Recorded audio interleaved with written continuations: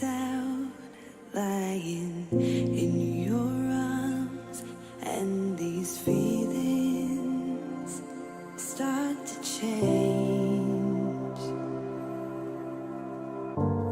One look into your eyes, and I'm floating far away. Yo, my name's Dan. You're here for another pre-game interview. I'm joined by my special guest, DV Viking. How you doing? I'm doing it. Do you want to introduce yourself a little bit? Give yourself a bit of a shout out to people who might not know you. I'm playing ADC, or my name is Viking. I play ADC for Deja main team. Currently playing Div 1, playing finals today. Yeah, so a bit of a wild ride for DV, isn't it? You know, first season you wasn't really expected to be OPN. Yeah. Then second season you wasn't really expected to get to finals. So, like, you know, you've been through a couple of different teammates at this point. Are you surprised to be here, or did you I should look back 2 splits ago and think this is where I'll be? No. To be completely honest, I think our goal was to win, of course, to win Div 2 Let's Play, but we didn't really expect us to be in finals, and definitely not to win. But I mean, we did it, and we proved ourselves to be better than them. And coming into Div 1, we just came with a mentality of we're just gonna do our best to see what we'll get, and we did not expect to get finals this time either. But we have proven ourselves to be able to make it to finals, so it feels great. Yeah, you've done, like I said, really well, especially the well, I mean, it's not a double promotion, but you know, winning one split and getting to the finals of the next split is as close as you're gonna get, really. Yeah. So you know, this season it didn't start off too well for DV. Really, it did look a bit sketchy at the start. Where do you think the turning point was? I mean, our previous jungler, Waller, wanted to drop out, so we were like the same team except the new jungler, and we just gone through a lot of changes, and we didn't have a lot of time to like prepare for the change or work with these new changes. And I'm not gonna say I don't know how to explain it really, but like over the time, we've been working on it and doing a lot of iterations within the team, and just working together to make a better team, I would say. It's worked out, hasn't it? Like you said. So you have got the new jungler. I say new. He's played a couple games now. One to blame, I think his name is, isn't it? Yeah, blame. Yeah, whichever one you want to go by. Do you think he's really changed things up, or do you think it's been more of just a gradual thing, and he's sort of coming at the right time to make it look like it's him? If you get me, because it's coincidentally got a lot better as he's joined. If you get me, so it's. Yeah, I think we just synchronized better as a team together with him. He just suited better. I wouldn't say he's better worse, but it just fitted better, I would say. The team and how we used to play, and I think he's an amazing guy, and he's really good at the game. So getting on to your opponents, of course you're familiar with them. You played them last week. Yeah. They of course had a different lineup. Do you think you just won, and no one can take that away from you? As much as you know, you can match fix all you want. It whether it happened or didn't happen, that's not our place to say. Do you think the lineup being changed from their side is going to make a difference, or do you still think you are going to be the better team in the day? I think it's really hard to say because at the end of the day, they have been playing with that roster quite a lot, and they have been winning games with the Fatman Gandhi top lane and Freezer mid lane, if I remember correctly. Yeah, that's right. Of course, this is like their primary lineup, so it's kind of hard. We have been scrimming against them before, and I think we have a decent shot to win against the primary lineup as well. Yeah, well, you can only beat what's in front of you, right? So, regardless of the plays, you're still within that chance. So, you're looking at their team, you're looking at your team. Maybe a bit of insight. Where do you think their weakest link is, and where do you think your weakest link is? If you've got to compare them, how is each team going to lose the game, if you like? The weakest link in their team would be Elven, I think. He's new to the roster, and it just doesn't feel like it feels like the rest of the team just perform better, I would say. Yeah.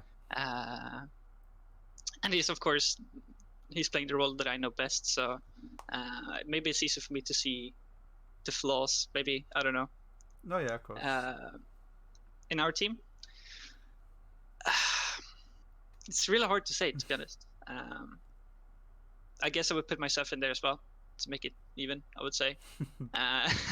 Maybe I'm getting a bit carried, I don't know. But it feels like that many times where maybe I am sometimes more me and stronger might not be the ones who perform as well as the rest of the team. But that is, of course, something we work on. And yeah. Yeah, well, it's a team game at the end of the day. So just going to wrap it up. Any predictions for the final? Ooh. Reverse sweep, maybe? 3-2? To who, though? Who are you saying? To Deja, of course. To DV, of course, yeah, okay. And anyone you want to give a shout out to, or anyone you want to give a bit of flame to before we end it off? Can I do both? Yeah, do both. I want to give a shout out to Blame. He's like actually like super smart and really good at the game, and just coming in the middle of season or like middle of a split and perform so well and adapting so well. Yeah, I just want to give that to him. Yeah, that's fair. And I would like to flame Elvin because he talks too much and he's too big of an ego, I would say. So, shout out to Blade for Flame for Elvin. So that's fair. So yeah, gonna shoot back over to the casters. They're gonna introduce you into your game, and then we'll go from there. Good luck in your finals. Thank you. See you later. See ya.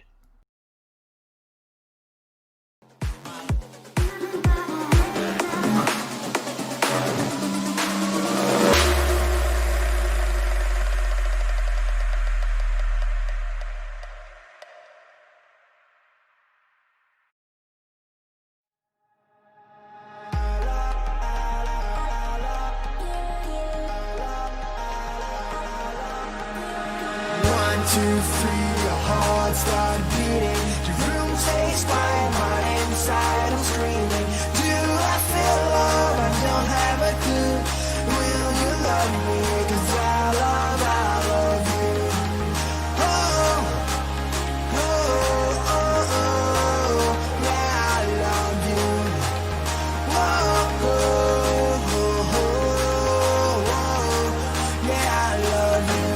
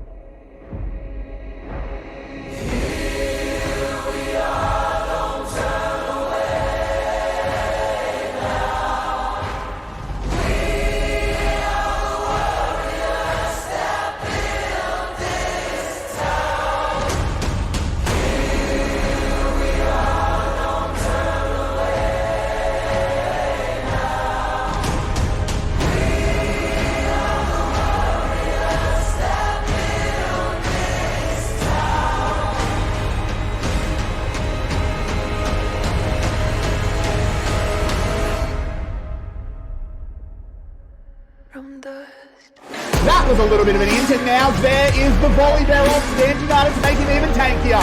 This is getting scary for the United. Myro, calm down, dude. You've got a big shutdown on your head. Don't throw this one away, but he's got an Oriana coming in from the inside. Coyote will instantly join the team. Forget it. He's playing too far forward. It's a double kill for Kindred. One for each of them. There's the triple kill. To make something happen, Pyro Top has been caught out. He should be going into that passive. First time that one's been utilised. Con gets the kill onto 9. He's charging on forward with his best bud, Elvin. And they're going to clean it up. It was a double kill.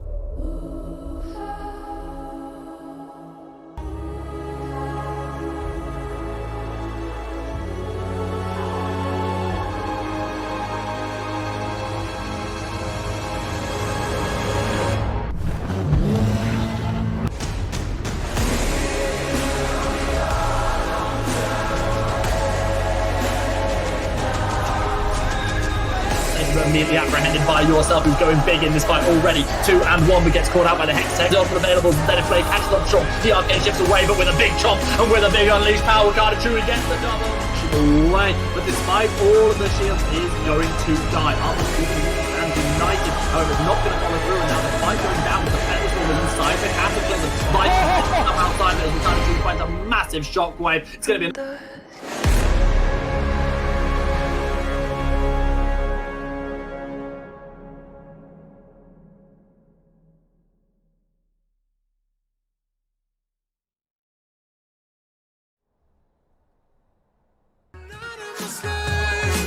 From within your home, you better hold me down.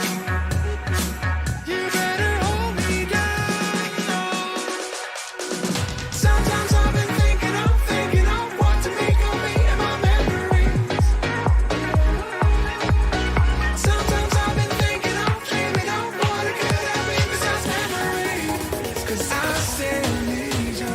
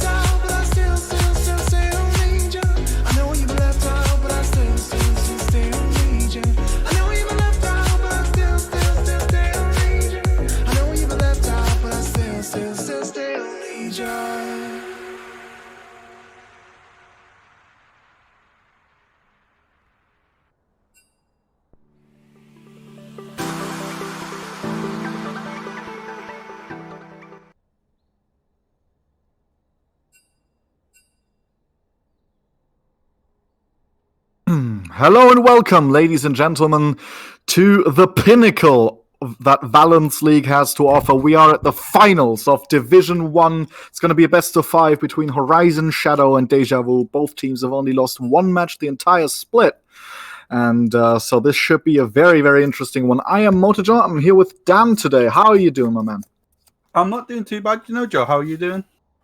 It's been a long day, but I'm prepared for it to go even longer because a lot of best of 5s in Valence League tend to go either 3-0 or 5 games, and recently we trended more towards the 5 games variety. So I'm hyped for that one. Yeah, it's going to be a interesting set of games today, especially Div 1 finals, and especially considering these two teams, granted, did have substitutions but did play last week, so definitely something to sort of watch out for, as DV won last week, but we'll see what happens today, eh? Yeah, with the substitutions, of course, we shouldn't rate that 2-0 too highly, but still gives some indication of what these teams want to do in the match, and we'll have to see what changes between last week and today, of course, with Spike and Likan being here this time. Could be a big one because all 4 of the solo laners of these teams have had exceptional splits, not taking away, of course, from the jungle and bot lane. But I think these solo laners are the ones that shine the most, especially Likaon and Arbush. Yeah. So do you think your two, as you're going to pick ban, who's your sort of matchup to watch? You calling it the Spike and Arbush show, or you think there's going to be a bit more action elsewhere? I think this one should have the most action because if there are top laners in VL that can be called the carry of their team, I think these are the 2 that we're looking at right here, as we see Alistar banned away as the first one. Yeah. So yeah, top lane should be very, very interesting. Mid lane, both players seem to prefer kind of control magey matchups, so I'm not sure how much action we're going to be seeing there, but of course with the jungle 2v2s, we never know, because both these junglers like to get involved a lot. Do you think we'll be seeing the Lilia ban? Arbush obviously being like sort of, looking at his account, plays a lot of a Lilia. Be interesting to see whether they ban that. If I should have mentioned, Horizon lost 3 of their first bans in the first game for a late roster submission, so they will only get the 2 bans at the end of the ban phase. That could enable the Lilia for the side of Deja Vu, definitely. Arbush and the Wayback have both played it, I think.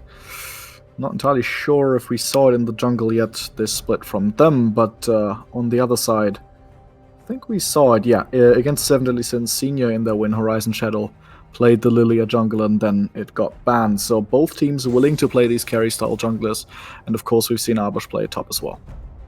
Yeah, I think it's quite a contested pick at the moment, Lilia. I think she does really good stuff into a lot of teams, especially with the sleep and the setup for a lot of dive potential, and the clear speed is usually, AoE jungle clear is probably one of the fastest in the game, so it'll be interesting to see whether either team go for it. What do you think we're going to see sort of a first pick? Do you think we're going to be focusing more on the bot lane?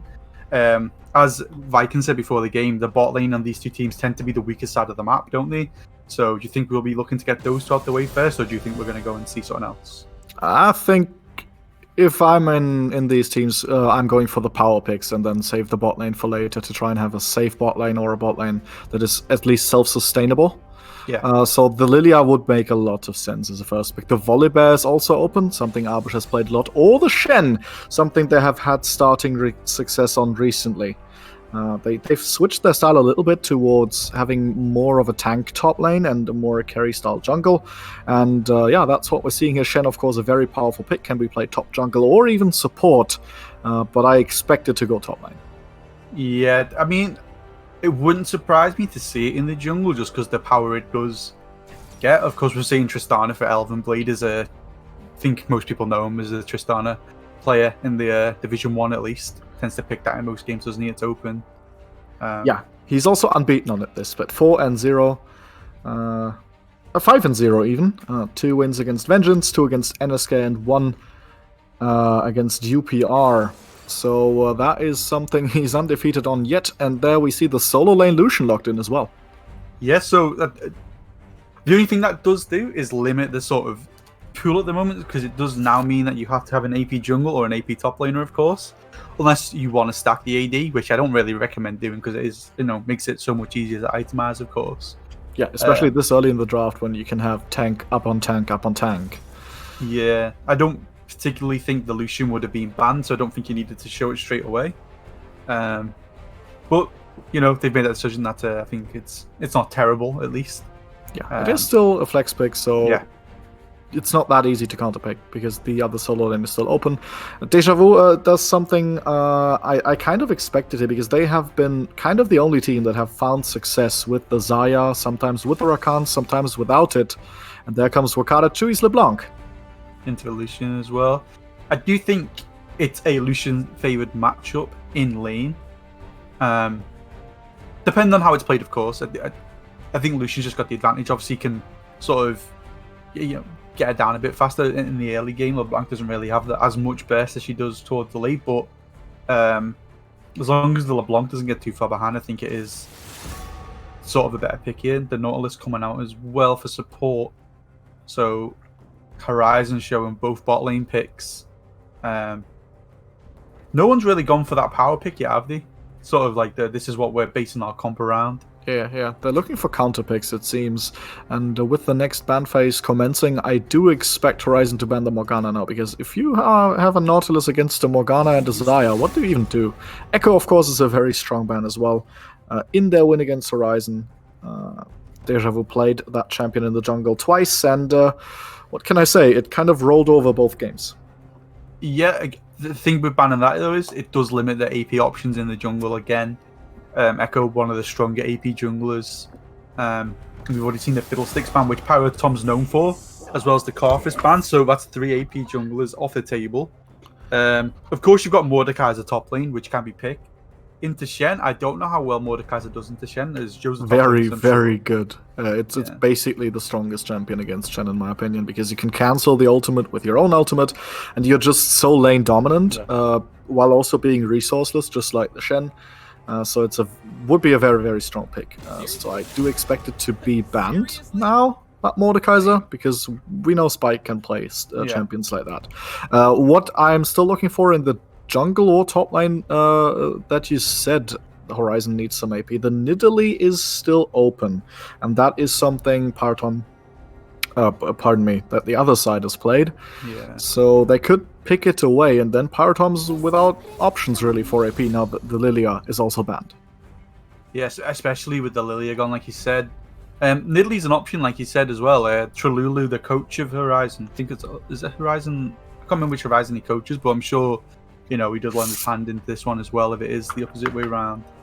Are we going to see a Shen a Lucian top lane, and then the Ahri mid lane potentially? Looks like so here.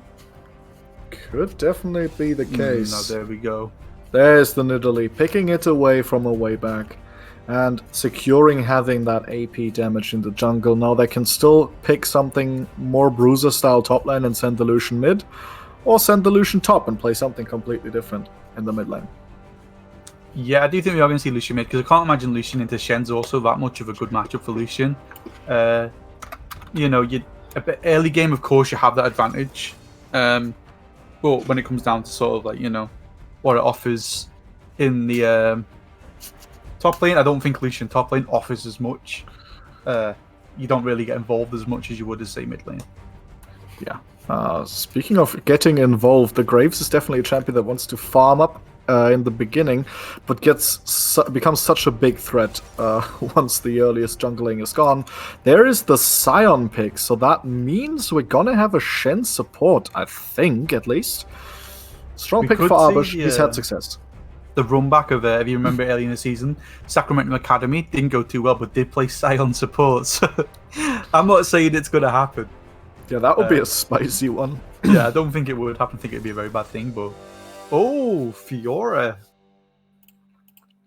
Well, that's what I call throwing down the gauntlet against Arbush. The Fiora, it's not a perfect matchup as tanks go against Sion, because Sion can just press the W for a big shield.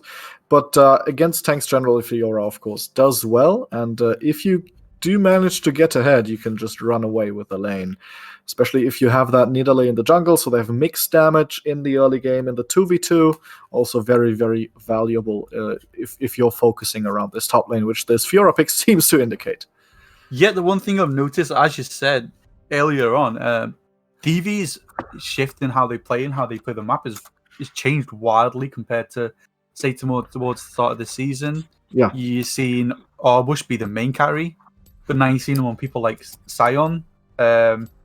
And you look at more at, like, you say, a way back, or Blame, which everyone likes to be called, and then obviously LeBlanc in the mid lane. The focus seems to be more towards Wakada Chewy and a way back now to be the carries. A way back's only played for, I think 2 games now for DV, so it's obviously not a massive enough pool. But compared to Leikon, do you think Wakada Chewy sort of matches him in terms of carry potential, or do you think it's more a mistake taking that away from Arbush and not letting Arbush be sort of the, as you've said, the best top lane carry? You could see this more than one way. I do like the direction they're going, because they know Arbush is going to do well no matter what. So put him on a carry, put him on a tank, he doesn't care. He'll still do well 90% of the time. Except against 7 Deadly Sins Senior, where he did not have the greatest game. But apart from that, it doesn't really matter if he has Jax, Volibear, Mordekaiser, or the Shen or the Scion. And in their last 2 series, against Vengeance and against Horizon Shadow, he's been playing these tanks, the Scion, the Shen, the Cho'Gath. And he's been doing especially well on the Scion and the Shen. So that enabled them to pick these carry-style junglers that can farm up and be a backline threat in the late game, which is a lot more difficult if you're a top laner. So if you're looking to play front to back, definitely the way to go to put your mid lane in the carry seat and your top lane in the enabling seat, so to speak. And also, of course, from mid lane, if you get your mid lane ahead, he has a lot more control over the rest of the map because of geographical situations here. Yeah, I think another sort of like definite focal point of this game, as I think a lot of the meta shifted towards now in terms of pro play and competitive play. Of course, not pro play, but still competitive in this sense. Vibes. Mid lane and jungle 2v2s, yeah, tend to set the tempo with the game, in my opinion, and how the game goes.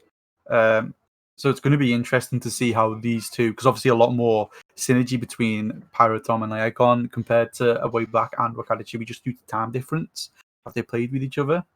And another one to watch, I think, is also the bot lane.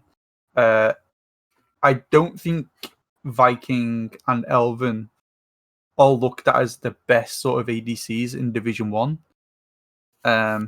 Or at least they're not standout best ADCs, right? They're both not seen in that sort of way. But they still have had solid performances throughout the series, and they've never been a liability to their teams as far as I see the recent results. And especially Elvenblade on this Tristana, unbeaten so far. I'm really interested to see how Deja Vu are going to try and put him down on this Tristana. Of course, the Xayah is a lot more lane dominant, but with a Shen support instead of a ranged auto attack support, it's going to be a little more difficult to keep this Tristana from farming up, especially since the Shen does want to ult away once level 6 rolls around. Yeah, I can see the Shen working quite well into the Tristana if played right, but it's not always as simple as sort of it's going to look this way, it's going to work this way. There's a lot that goes into these and sort of, how it goes. What both drafts indicate, I think, is a focus of the top side, because this Nidalee probably wants to get these solo lanes ahead, because Fiora and Lucian both are champions. If they do not get help, do not get ahead against these champions they're against, it's going to be a lot more difficult for these guys to have any impact in team fights or around the game, split pushing as the Fiora wants to do, whereas the Scion can just sit in the side lane and do whatever if he's left alone, right? But with the LeBlanc in the mid lane, you really want to get that ahead and snowball around the map with her, and the Shen seems to indicate they're looking for a lot of skirmishes around this mid game with the LeBlanc, with the Graves, and with the Scion who can ult across halfway across the map too. So yeah, more of a mid lane focused style from Deja Vu, more of a bit top lane, slightly mid lane focused style from Horizon. But what do you think is going to be the focus of where the winning side is going to be? So I think Horizon definitely snowball. If they get ahead, I don't think they're going to be able to stop them. Of course, Tristana, she snowballs insanely hard. Lucian, Nidalee, and Fiora all do the same thing. So I think that's going to be sort of where they're wanting to focus on what they're hoping to do, to be honest with you. We're going to go to a short video before we do our synced game start, so enjoy that.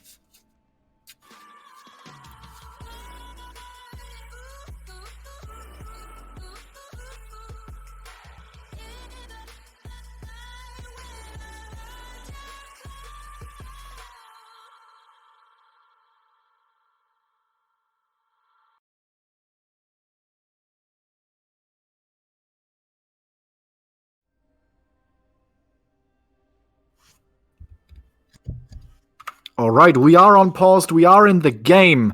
Game 1 of the finals of Division 1 of Valence League. For the first time in a while, it's not Plague versus Centurion.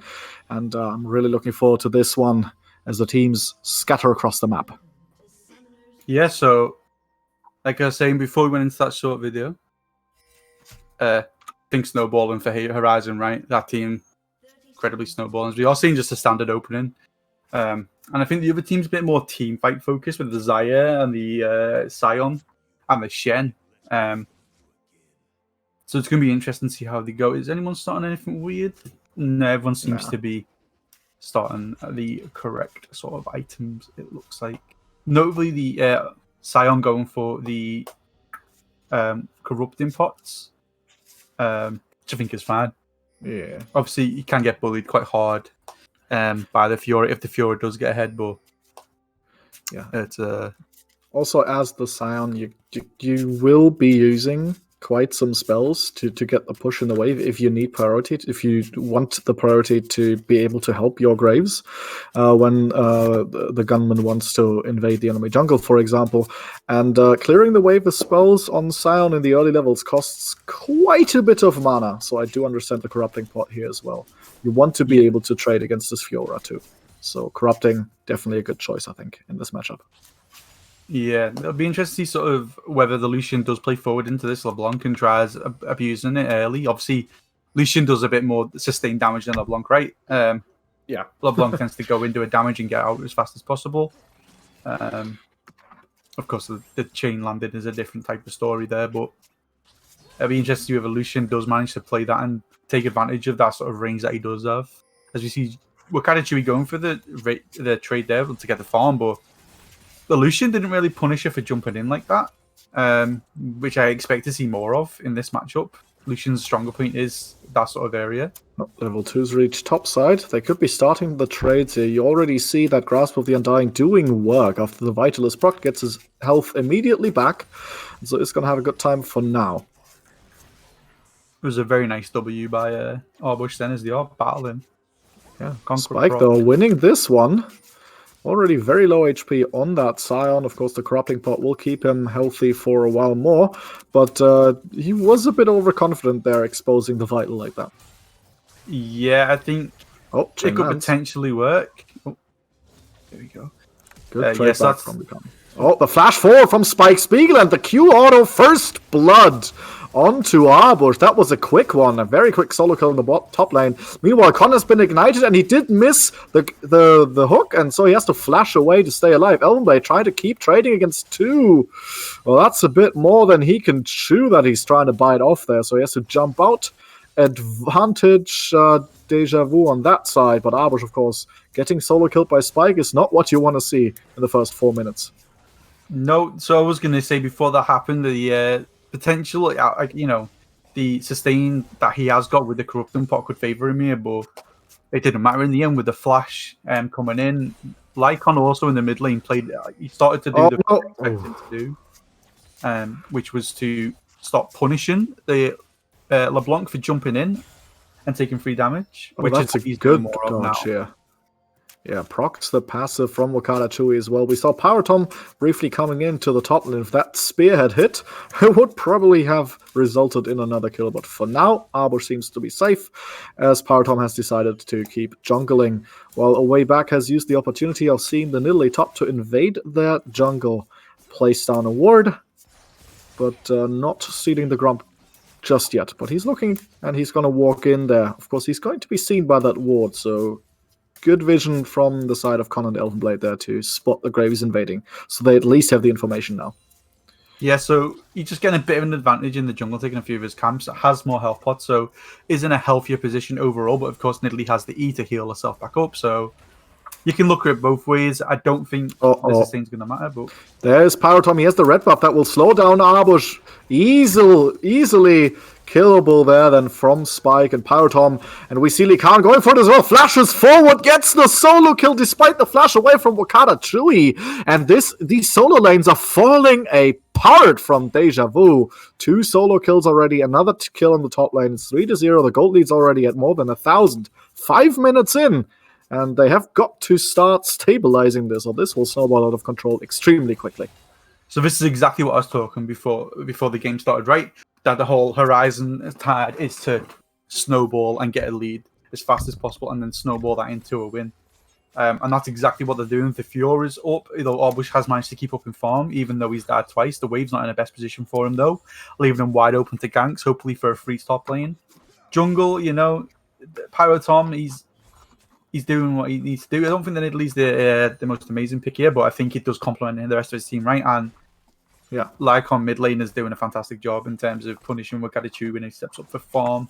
Bot lane's the only even lane at the moment. That's sort of looking like it could swing either way for DV and Horizon, but be interesting to see how the rest of it goes. Arbush now really needs to take a step back, take a breather maybe, and just chill. Because he doesn't need to really be dying in this lane situation. He can lose farm. Yeah, he will scale either way. He just has to not give Spike any more kills.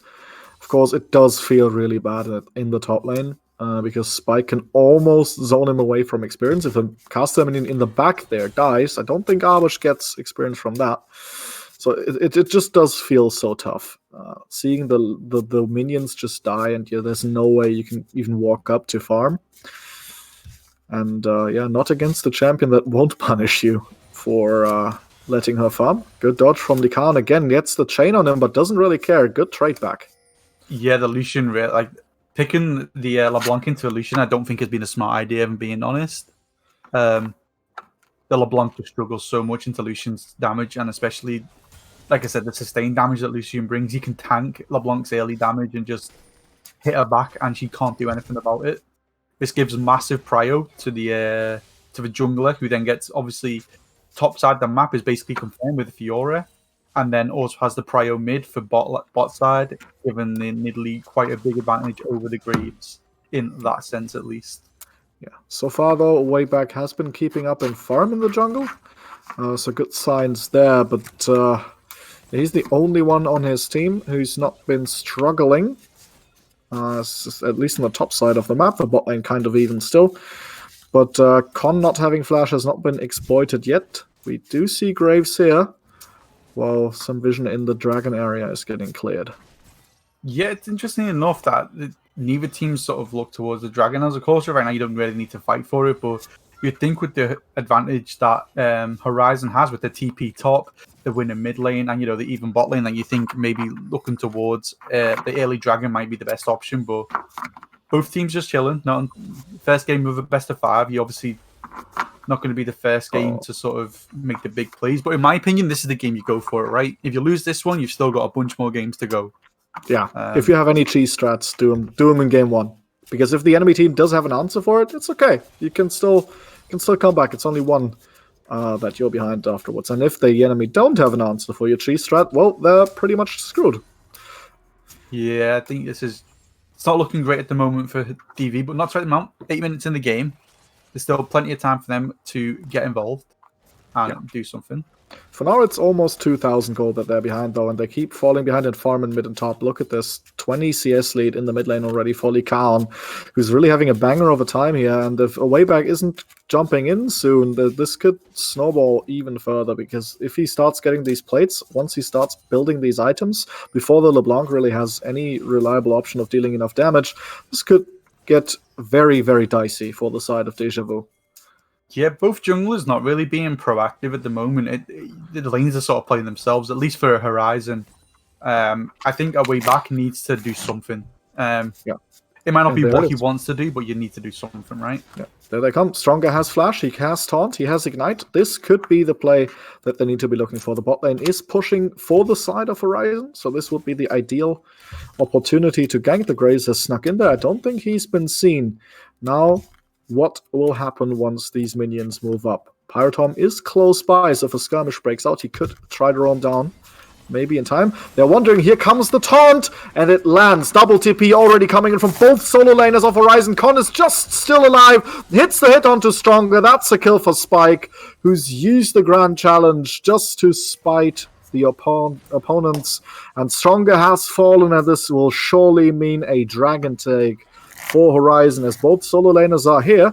That does mean farm falls into the hands of Wakada, Chewy, and Arbush, but this dragon is, of course, a greater price at the moment.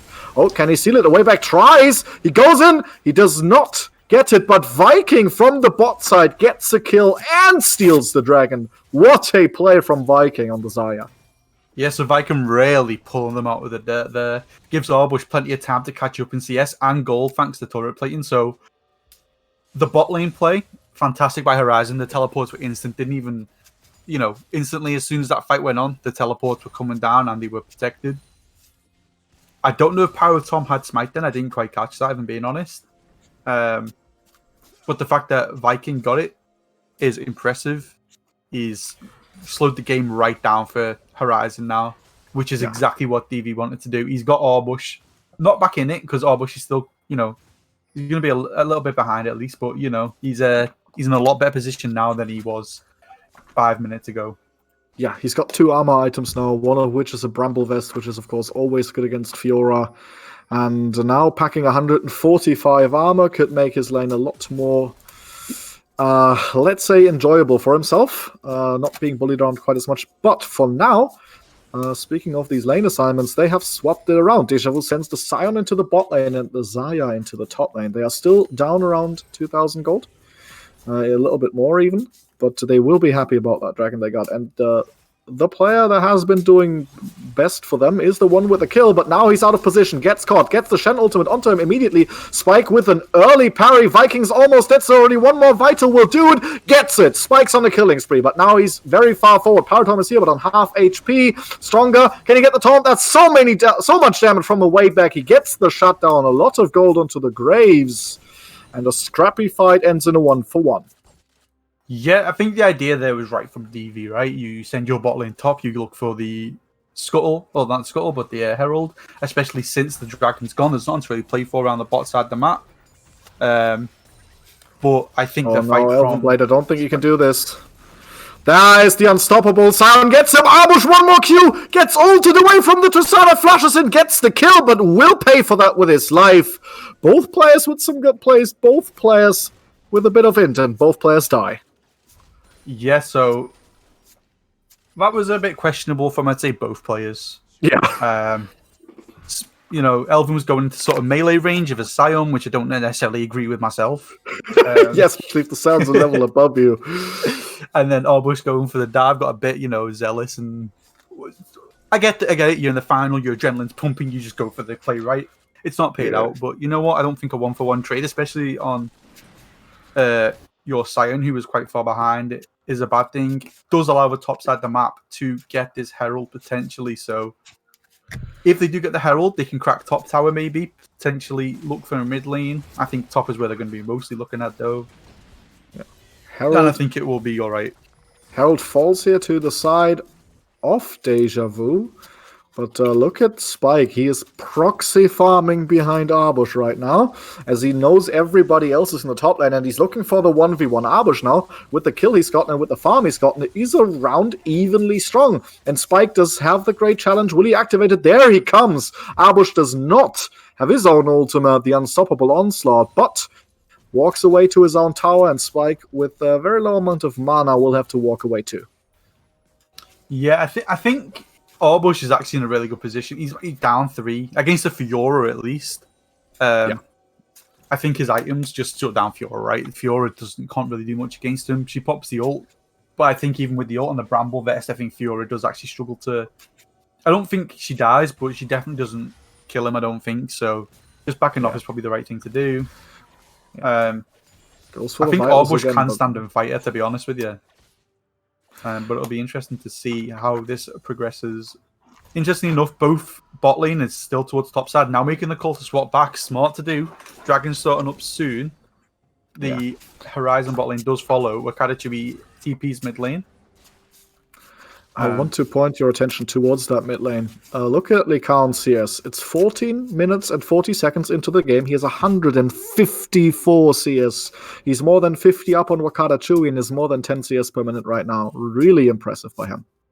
Yeah, he's really stepping up, isn't he? To be fair, Lucian is one of those champions, which is when you feel yourself on it, you do tend to sort of pop off and really take advantage of that. I think he's one of the most satisfying champions to actually go in with and play with, just because of the E reset on the passives and the double auto attack passive is it's just really fun to play with. And I think he's just showing why, as you said before the stream started, to me, you think he's being the normal split MVP, right? Yeah, I think if there was that award in VL, I think he'd definitely get it for Division 1. He's been impeccable whenever he's played. And there's a spear landing, but this could be turned around. Strong flash taunt on the two people, and look at the health bars. They're just exploding. Power Tom has been ignited and will take away. Shutdown goes to a way back. Here is Spike in the backline, but immediately exhausted once he goes in. Will not get the W off, and now he will have to run away from the rest of the team from Deja Vu. Here comes Arbush, not hitting the unstoppable onslaught, not hitting the slow. Spike is still running away, but he cannot run from so many enemies. Gets rooted up by Zaya. Viking picks up the kill himself too, and now the kills are even in the game, and they're only 1,000 gold behind, and the 2,000 will pick up another Drake for themselves. And the snowball started rolling in the other direction. So we agree that Strong has just been insane with that flash taunt, right? Yeah, that was the Shen player's wet dream right there. Get the flash taunt onto two squishy targets, then comes the Gravehold to blow them away. That was absolutely beautiful. And another thing to note, thanks to Viking Steel, 2 more dragons until we get Soul Point. Of course, it is Cloud, so it's not exactly the most insane Dragon Soul, but at the end of the day, you take it right in the likes of Viking, Shen, Graves, LeBlanc, anything that cools down the ultimate, you're happy to have. Even the Scion, to a degree, the ultimate really does help. So yeah, BV really within a chance now. I think Fiora's she's got the lead, but there's a reason why she's not really seen in pro play, and the sort of likes of that is I think it's hard to really do much with her, right? Yeah, especially if that sound starts getting even. If that sound starts being able to hold the Fiora in the sideline 1v1, what the hell do you do with Fiora? You can't really team fight because you're squishy as hell, and you have to really go into the enemy team to do any damage. So team fighting with Fiora is incredibly hard. But if you can't sidelane because the Scion is just unkillable, what do you even do there? They kind of threw away the lead by teleporting the Fiora down and getting the dragon stolen and giving the Scion so much farm. And Arbush is reaping the rewards of the macro play right here. Look at this. He doesn't care about the Fiora. He's even winning the trade. Yeah, I think the Herald was a bit of a waste there. I don't know if it was just thrown down because of time, but I think it was could have been used in a much better way. But these small mistakes do tend to add up, as we are seeing potentially Horizon paying for the mistake of the Dragon steal earlier on. Yeah. LeBlanc needs items at this point. She's not feeling too good right now, especially into Lucian. I don't think she does much at the moment. Not with 2 items at least. Need a couple more. It was a quiet game at the start from a way back, but he's really stepped up, hasn't he? He's really improved from what he started as, at least. Sort of being a bit AFK maybe, and getting involved a bit more, which is a fair play to him. He's farmed up well. Nidalee is further ahead. I'm not quite sure in jungles, to be honest with you, who's got a faster clear. I'm going to assume it's just Nidalee because Pyrotom's further ahead. But, But it is Pyrotom, and Spike is going to try this. He pops the Grand Challenge. That's a lot of damage onto Arbush. Grand Challenge has been activated through, and it's just not been enough to kill the Arbush. He put on the shield, but Spike is still chasing him, and if he gets one more vital, this could be fatal. Here comes the Unstoppable Onslaught together with the Sand United. Can Spike run away from this? Actually, meanwhile, in the mid lane, Viking has been engaged on. There's the exhaust from Elvenblade. It's a 1v1 of the AD carries, and they both die to the last auto attack. Exactly even in damage here. And meanwhile, in the bot lane, nobody has died, so it's just the AD carries handshaking a kill to each other. Yeah, so I think both these ADCs really want to prove themselves against each other. From the interview I had before with Viking, he said that he identified their ADC as the weak point, and he identified himself as the weak point at DV. So I think these ADCs really want to prove themselves. So both going for it. Small advantage going to Viking though, because he still has his flash, while Elvenblade did flash in that 1v1. Yeah, so thankfully Trist is alright for the most part without flash. Yeah. What I do like is the fact that neither ADC took heal. I was watching Monday's finals, and it was just heal over heal over heal, and it gets to 30 minutes into a game, and what is heal doing for you? So it's nice to see people paying attention to that sort of stuff. I mean, especially with these team compositions, you want the exhaust when the LeBlanc jumps into your backline. You want the exhaust when the Fiora wants to try and pop these vitals. So it definitely makes sense for these ADCs. We have to commend Horizon Shadow here a bit again, because the gold lead was close to 1,000 after this last Dragon skirmish, but just through farming and good lane assignments, they have grown their lead back to 2,000. Just before this next Dragon is spawning, the Herald has been summoned by the mid lane as well, getting the pressure they need, maybe, to finally get a Dragon of their own. Yeah, so cracking the mid turret with the Herald. Turret for Herald isn't bad. They really do need to sort of... I think they can give this, but you're obviously giving this, now put you in a position to potentially get soul pointed. Oh, Catching Chewy here. That's so much damage from the Lucian. He jumps away with the W. That mana makes him survive this. Away back is fairly low from this Dragon. Arbush has teleported in, but here comes Spike Spiegel. It's a full-on team fight. He pops the Grand Challenge, and the Wayback's already almost dead. Falls to Spike. The Dragon is still alive. Here comes a double taunt from Stronger. Dragon picked up by Pyroton, but the fight keeps going. Stronger will fall. Here comes Chewy. Tries to get something back. Double kill. Goes over to Spike. One has fallen on the side of Horizon, but it's only the support. And here come the resets for Elvenblade. Can he get the bomb to pop? No, he cannot. Gets another reset though through a kill onto Viking. And overall, it's a 3-for-2 for the side of Horizon Shadow, and they're running away with now a 3,000 gold lead. Are they even trying to go for the Baron? I don't think so. They don't have anything tanky. No, I don't think they have the damage really to do it. You need the Lucian at least to have Boar if you're going to go for it. Or even then, I think you'd be at a risk. Yeah, you'd need the Nautilus, definitely.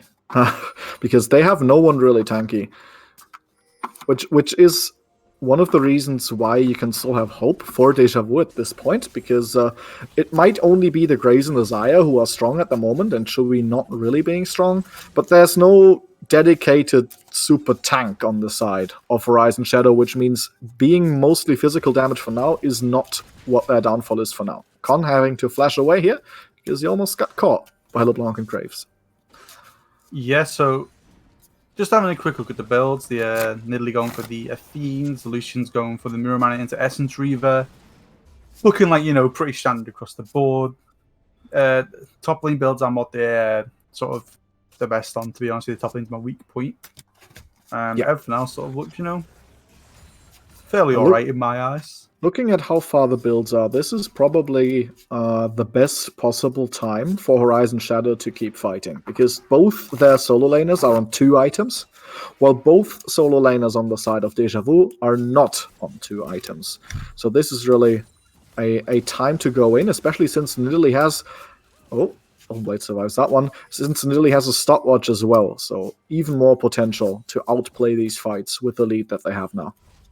Yeah, one thing that sucks for Wakada Chewy is that you have to go Zhongyu's right against that team. You'd be sort of instant if you don't go Zhongyu's, but it does slow down your damage spike.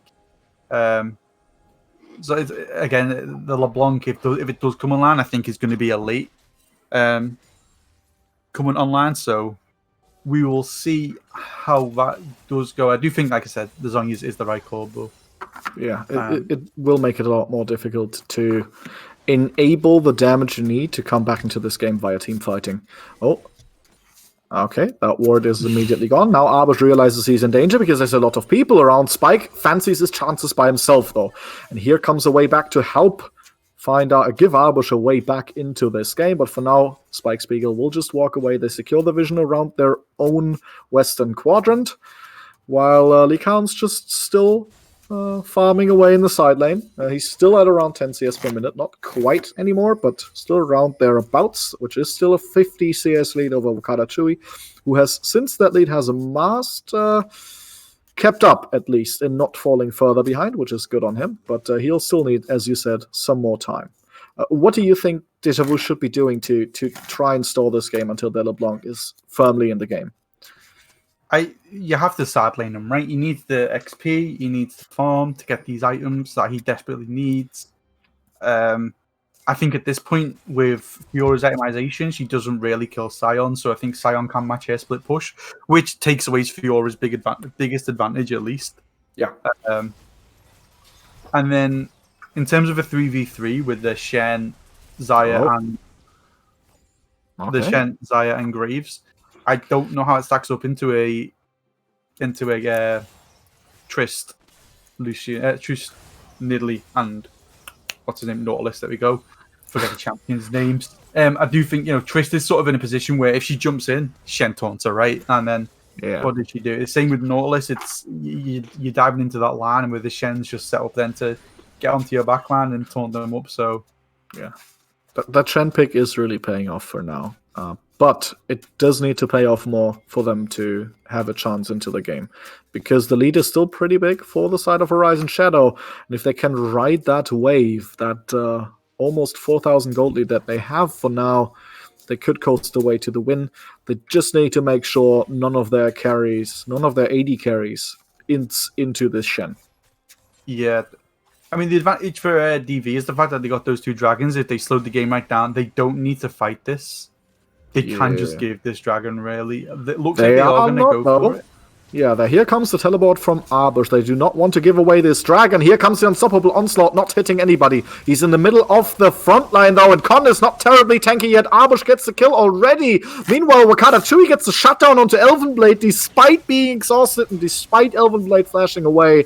And this will ensure the 3rd dragon for the side of Deja Vu, who out of nowhere easily win a team fight 2-0 through a great ult from Arbush and great side fighting in the backline, and they could be looking for the Baron, but for now it looks like they want to push up this mid lane. Yeah, I think they've really shot themselves in the foot, even whilst being ahead. The meta doesn't suit split push, in my opinion. It does just suit a better team fighting comp. And the fact that Arbush is always going to be more useful on this Sion than Spike, even with Spike's lead, is going to be, unless Spike literally just sits top lane. Yeah. I don't...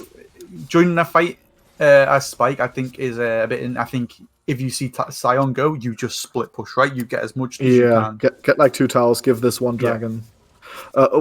Just draft wise, I think if they choose a champion that can sideline and can threaten split push, but also is able to do more than like trying to be an assassin in team fights, their comp would look infinitely better. That is gonna be a stun on Wakata Chu. He has to flash away. Here comes the ultimate from Con as well. They gets the stand united, but he's already solo HP. The taunt gets onto 1, but Chewie seems to be out for now, and Spike's in the middle of the backline. Can he get the kill? Yes, he can. Flashes out, dashes out. Vikings on the side, though, flashes right into his face. Shutdown goes to Arbush. The Khan has slain stronger, meanwhile, gets the culling out. Viking will ult away, but gets the double root. Dies to the hook now from Con. Now there's a golden Nidalee about to die to a wayback, but Paratom heals himself up, gets away for now. Arbush not getting the damage to kill Likan, and Con is still in the front line tanking. Here's another hook, a wayback, has the bomb on his head and dies. Now come the resets. Elvenblade trying to kill that Sion, but he's just so big, he's on a rampage! Double kill for Arbush! What are they doing? Here comes the return. Shutdown goes to Likan. But having 2 members die to a Sion 2v1 makes sure no Baron on the back end. So, just so we are aware, this is Division 1. This is the top division in VL. Sometimes you can get mistaken, seeing some of the plays. Both teams giving each other the win, but neither one wants to take it, it seems. They really want to fight. This is like a VL LPL version here. Everybody just wants to fight. If you're ahead, you want to secure your fight, so you're looking for a team fight. If you feel you're even, you think you're a bit ahead, you're looking for the team fight to grow the lead. If you think you're behind because you're even, you want to find a team fight to get back into the game. And if you're very behind, you're going to look for a team fight because what else can you do to come back? It makes it interesting watching it, at least. We have got that going for us. I think Wakata Chewy then just in a terrible position. Sort of baited his team into that with the... I don't know. Nothing's on the map, right? Yeah. So you killed the Fiora. Yeah. I don't see what you actually get from killing Fiora. Maybe a bit of side lane pressure, but you don't actually lose much because Fiora's not doing much at the moment. Instead, you've used Shenol. They should have just let him die, I guess. Yeah, the LeBlanc should have sit back, in my opinion, let the wave come into it and just farmed up. He didn't need to fight. especially with DV being the one to set the tempo at the moment. Because DV are 1 point off Dragon, right? 1 point off Soul. Yeah. They're the ones that realistically, not in terms of map control, but in terms of objective control, I'm not going to say the better team because I don't think any objective has been clean apart from the third Dragon that they got. Yeah. Something I do want to say, though, speaking of objectives and these junglers, it's extremely impressive to me how both junglers are keeping up with the AD carries in farm and with the top laners as well. They're not far behind the top laners when it comes to CS numbers. That's nothing hitting. But yeah, both junglers on 235, 40 CS after 31 minutes. For junglers, that is really good, of course. They aren't farming junglers, they are on carry junglers. Still, while we were flaming them for the decision-making, which didn't look Division 1 worthy, their farming, and especially the jungle farming and Likan's farming, are very much Division 1 worthy. Yeah, so just looking at Dragon Times, you've got 30 seconds until Dragon spawns. If the observer wants to press N, get the objective times in the bottom corner, just so they can have a stream can see that as well. But yeah, you can see 20 seconds till Drag spawns.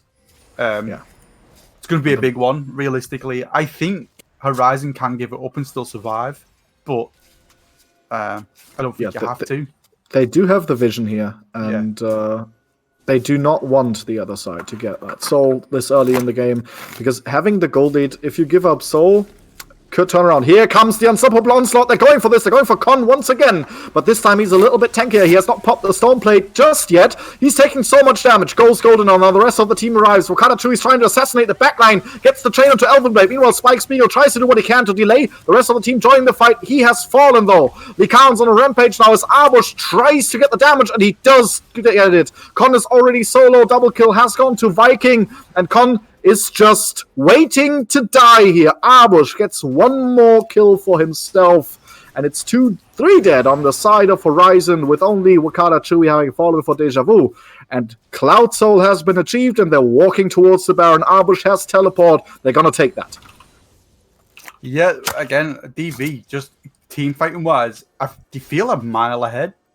I just game, don't understand. It doesn't feel close.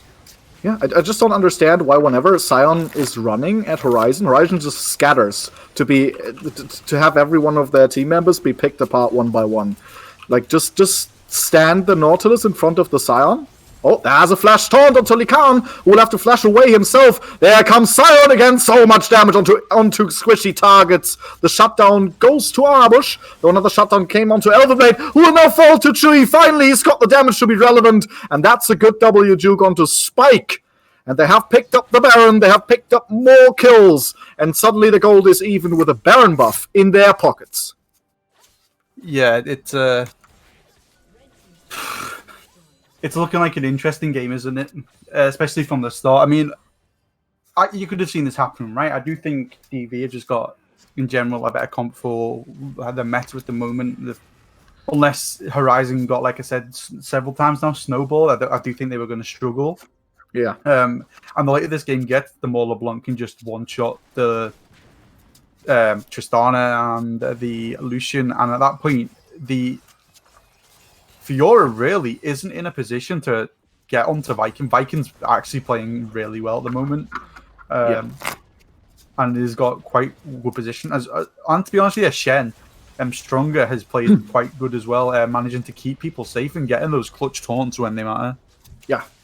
Do love me some Shen. Mid lane tower has fallen now for the first time in this game. Deja Vu are in the lead.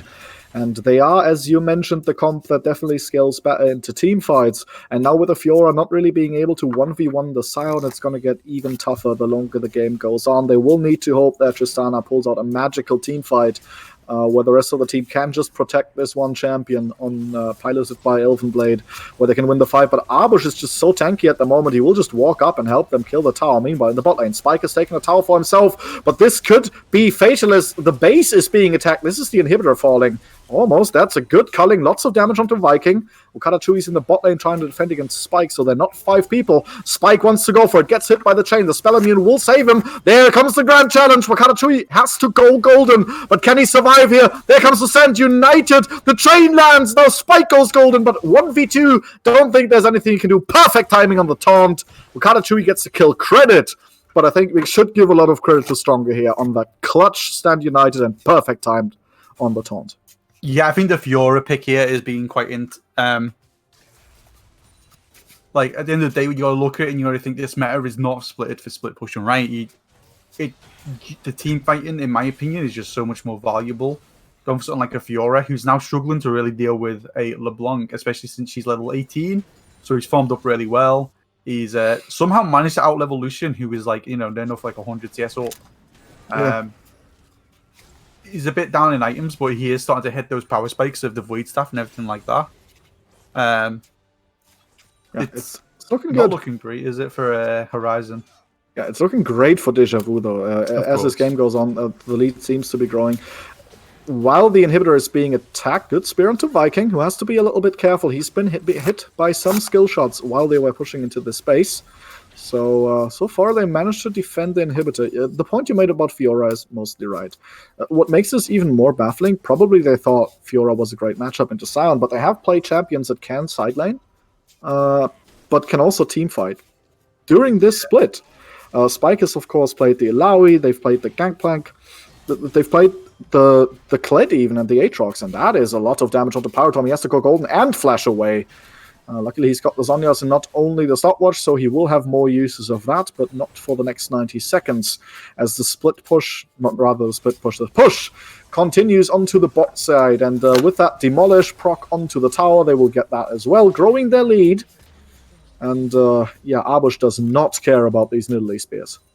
No, it's like we said, this could be experimental comp, right? We said in the first game, if you're going to pull something experimental out, game one is the best game to pull out in, because you don't really lose much just for one loss at the start, at least. So we could be potentially seeing it being that. Another thing I want to point out is the jungle warden difference. A way back is his vision score is so much higher than Pirate Tom's, and of course wards win games. It's one of the most basic things you learn when you do climbing, right? Ward, and you do tend to win more. We are seeing Elder Dragons spawn in 45 seconds, so the next objective they're going to be fighting over. What we're looking at, again, though, as I mentioned, Wards, Laycon, insane game from him so far. Even on a losing side at this point. Yeah. Spike fancies his chances onto Chewy once again. The chain lands. He gets immune with the W. Still means he can continue. Here comes the flash taunt again. He just does it every time. We can't see what's happening with that right now because of Wayback and Likaon are having a duel. But it's not a duel if there is a Vet Xayah right behind you. Double kill for a Wayback.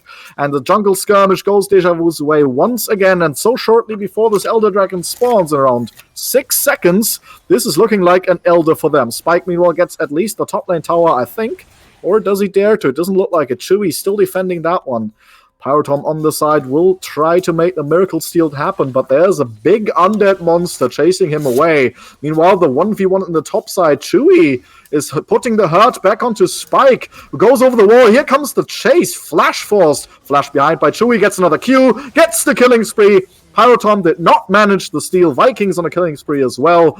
And with this Elder Dragon now in their pocket, and two members, dead for at least 45 more seconds as Likan is about to respawn. Now Elverblade in the 1v1. Chewy's on a rampage. Stop trying to 1v1 a LeBlanc, guys. You're not going to win. This game's all but over unless some kind of miracle throw happens from the side of Deja Vu. Yeah, it's been mad. So the way they wanted to play this, the Fiora split pushing,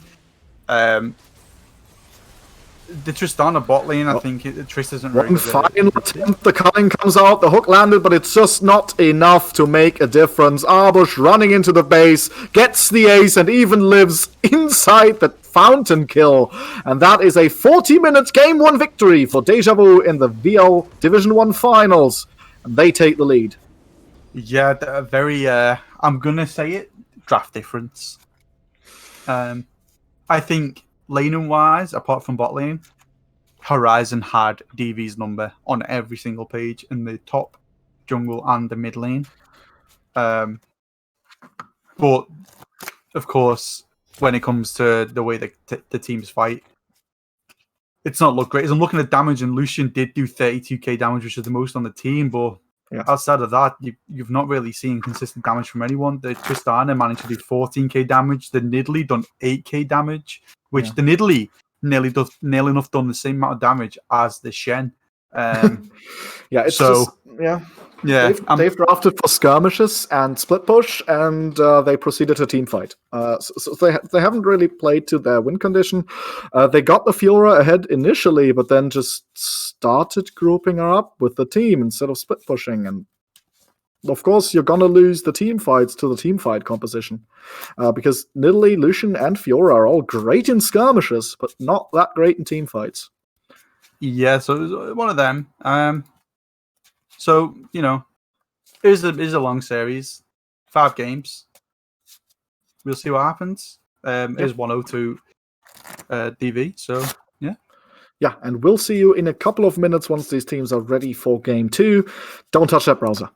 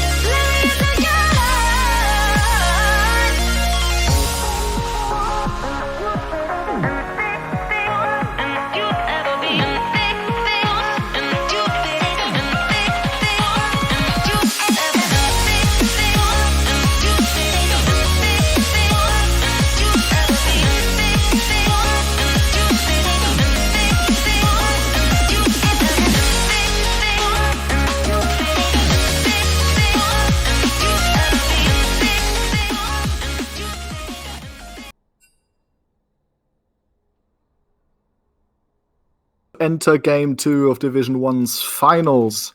And since the era of plague is over, it seems we're having a deja vu, because Deja Vu are 1-0 in the lead against Horizon Shadow after a win off the back of some team fighting, after they were down quite a bit of gold. Now, do you think the draft will change, Dan?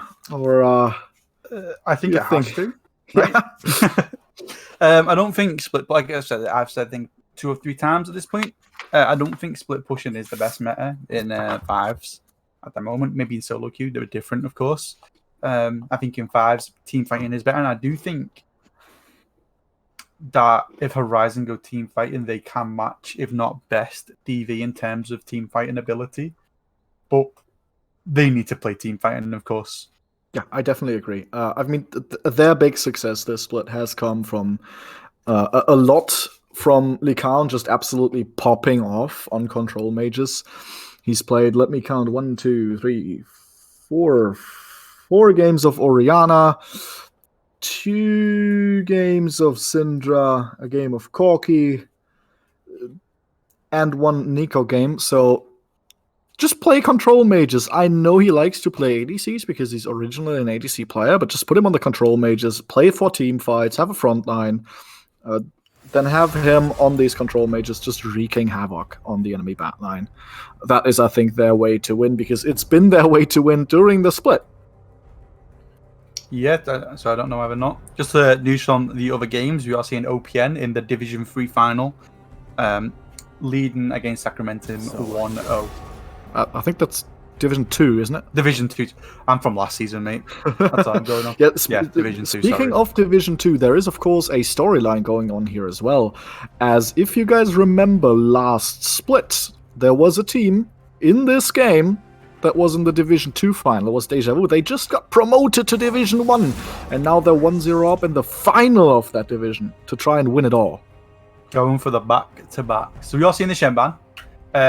Smart, to be honest. I think Stronger played insane last game with what he'd done on the Shen. I think it was quite underrated, to be honest with you. Because he wasn't sort of like, Shen's not a flashy player. It's a flashy champ, is he? But I think he done really well. And of course, it's double good as a ban, because Arbush has played the Shen this split as well, and he's popped off 12-2 and 15 in game 1 against that was Sion, pardon me. 3-2 and 16 in game 3, the deciding game 3 against Vengeance. Of course, in their match last week, he played the Shen in the first game, going 4-0 and 9. So yeah, doubly smart. Then Graves and Echo are gone as well, the favorite champions of a way back since he's joined. He's played exclusively Echo Graves and 1 Nidalee game since he joined, so definitely a smart move. Fiddlesticks, of course, banned away from Pyrotom as always, which I find interesting, because in the win of that Horizon Shadow had over 7 Deadly Sins Senior, it was not banned and not picked. So still a lot of respect towards Pyrotom's Fiddlesticks, though. The Lucian is gone too. I remember last season he played a lot of Fiddlesticks, last split, sorry. And he did pop off when he did play it. It's interesting to see both teams really respecting either side's jungle. You're seeing, multiple jungle bans coming out. Of course, the Lucian ban also coming out for Lycon. He played insane last game. Unfortunately, things didn't go his way, but he definitely, if you look at it from a vacuum in the mid lane, in lane at least deserved to win that. But Wakadachui, of course, to the end, done incredibly well as well. So both mid laners really showing up. Yeah. Here we go. There is the first Caitlyn of the finals, a champion that has been very, very strong in the meta for a couple of patches now, and will probably continue to be strong for a while. And it's been a staple ban on red side and a staple pick when it's not been banned. It's answered by the Sejuani, but there seems to have been a mistake of some sort, maybe, or a client bug or a disconnect, because we are back in the lobby and not in Champ Select for now. Yeah, so just confirm whether that Sejuani was a pick or not. It was not, it seems. Yeah, it seems like it wasn't a pick. Now, while the teams figure out what is going to happen now with the protocol among the rules, as I'm not someone overly familiar with the rules in cases like this, we're going to have to see what production and the admins decide on this one. While we get another time another bit of time for now, we can talk about what we think these drafts should be going for, except, of course, we think team fighting should be the focus of both teams in their draft. Yeah, well, this way you get the advantage of having one of the staff team cast in. In the rules, it says if a client bug happens, you leave straight away, remake the lobby. It is okay. Of course, it's hard to track those type of things. Or, you do tend to give the benefit of the doubt, right? Especially in the finals, you want to give the best sort of thing. And I don't think, especially because he left straight away, didn't carry on with the draft, I do think it looks like it more was a client bug than anything else. So we are going to go back in with the Caitlyn being picked, and we will go to the same bands. Sejuani is not picked, but Caitlyn is picked. Yeah, I do very much expect that Deja Vu will pick the Jhin against this Caitlyn, unless Horizon Shadow pack their team full of tanks, then it could be the Ashe, for example.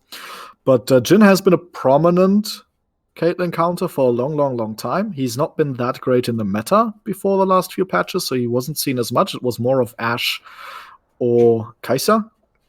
But now with the Jhin back in the meta, Horizon Shadow lost to the Jhin both games during their match last week, so I do expect with the Caitlyn first pick, the Jhin to be the answer for the side of Deja Vu.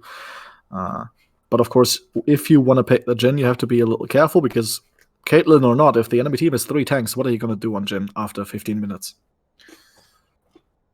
Yeah. So it's going to be interesting to see. I don't Jhin, to be honest with you, it's like it goes even with Caitlyn a lot of time. It didn't tend to win, but let's see what happens. Hopefully, it can come out all right. Yeah. By the way, the matchup last week was Caitlyn Jhin both games, red side and blue side respectively. So definitely something that would not be new to these teams while playing against each other. Last week, the Caitlyn has been paired with the likes of Thresh and Morgana. We'll have to see if they want to keep doing that, or because they play different players in their solo lanes this week, that they could favor other supports. Here's the Caitlyn, and we're back where we were. And as I said, as I expected, the Jhin is the immediate answer from the side of Deja Vu. Let's see what they pair this with. Yeah, so Joe's amazing game knowledge coming in there. If you don't, you'll be surprised at how much Joe actually puts into this. I've actually seen the papers and everything, and ramblings of a madman. I'm only joking. There's a lot of details that goes into it, so Joe does do it well. Yeah, I'm doing the mad professor. I'm just I'm looking at everything. I want to know what these teams want to do. Here is the Nidalee for the side of Deja Vu this time. I have heard that their jungler is a bit of a Nidalee player, and that's the reason why Pyrotom potentially picked it to take more as a takeaway as opposed to something he's super comfortable with. So it'll be interesting to see how a way back does compare to Pyrotom last game. Pyrotom. If I were Captain Flowers, I'd be extremely happy right now. It's the Skarner picked up together with the Orianna. That's a very potent combination, of course. I am hyped for this Nidalee from the side of a way back. The one time he's played it in VL so far was in Game 3 against Vengeance, our 2-time finalist organization, of even though they renamed from Centurion. And he went 11-2-10 and absolutely carried the crap out of that game. So I'm really looking forward to this one. There is the Syndra as well, a Wakada Chewy staple. He's been looking great on that most of the time as well. So this is looking like a very good backbone for a team composition. Now Deja Vu needs some beef in there, I think. Back to tradition, right? So we got the Mages mid lane, standard ADCs at the moment. I mean, Jhin less so, but still one of the more picked ones. The only sort of outstand one at the moment is Skarner's not really played that much. But I don't think he's bad, so it'll be interesting to see how he does in this game. Morgana being banned away from Con. I think that's also a good ban for Skarner, though. Yeah, Skarner, very interesting champion pickup here as well, because they have not played it yet this split, and there's a bunch of champions they like to play still open, like the Volibear that has been played a lot by both teams, or the Trundle that both teams have liked as well. But for now, the Scion is going to be gone from Arbush. He has been looking exceptional on this champion since he started playing it in VL. He went 12-2 and 15 against Vengeance a couple of weeks ago, last week. He's played it in Game 2 against Horizon, and of course, in the first game of this series, he's played it as well. He's undefeated on it, so good ban, especially since what we've seen from Deja Vu so far is not a lot of tankiness. We all seen the Scion band. Arbush last game, what can you say about that? Yeah. Oh, there's the Kled. So would be a champion Arbush has shown he can play, but not played recently. But Lilia is also open. Yeah. Lilia and Volibear both still open. Nautilus is being hovered as of now. I'm looking over what champions these teams have been playing kind of recently. The Pantheon is open. The Leona is open, I was about to say, and there it is locked in with the Jhin. They played it last week too. And Jhin and Leona has a long CC chain if you want. So can definitely enable the Jhin to do a lot of damage. Now let's see what the answer is going to be. The last two picks for this comp from Horizon who need a win on their board. They have picked up a control match for Likan as we suggested they should. And here comes the Ornn. Infinite scaling almost, and good tankiness makes this a very safe pick in most regards, especially if you're blind picking top, which they have been forced to do. Yeah, Arbush allowing himself to get a count pick here, see who he's playing into. Of course, you don't want to blind pick the Lilia and then obviously just get walked over. The only thing Orion is sort of missing here is sort of a ball delivery system, right? How the Orion is not got the best way of getting there. Of course, Skarner can be fast, but I would have expected them to go for a bit more of an engaged type support. Yeah. But of course, Janna can speed up the Skarner or the Ornn to deliver the ball as well. It's not ideal as far as champion picks go for me, but it is a good one. Now, against Skarner Orianna, a champion I really, really love is this Poppy that Arbush has been drafted, been getting drafted here. Poppy sees the Skarner running up, smacks it away with the ultimate, and then engages the fight. Really, really great pickup, in my opinion, for Arbush. And for me, that does swing the draft in the favor of Deja Vu. Yeah, I think looking at Horizon's comp, it's not looking...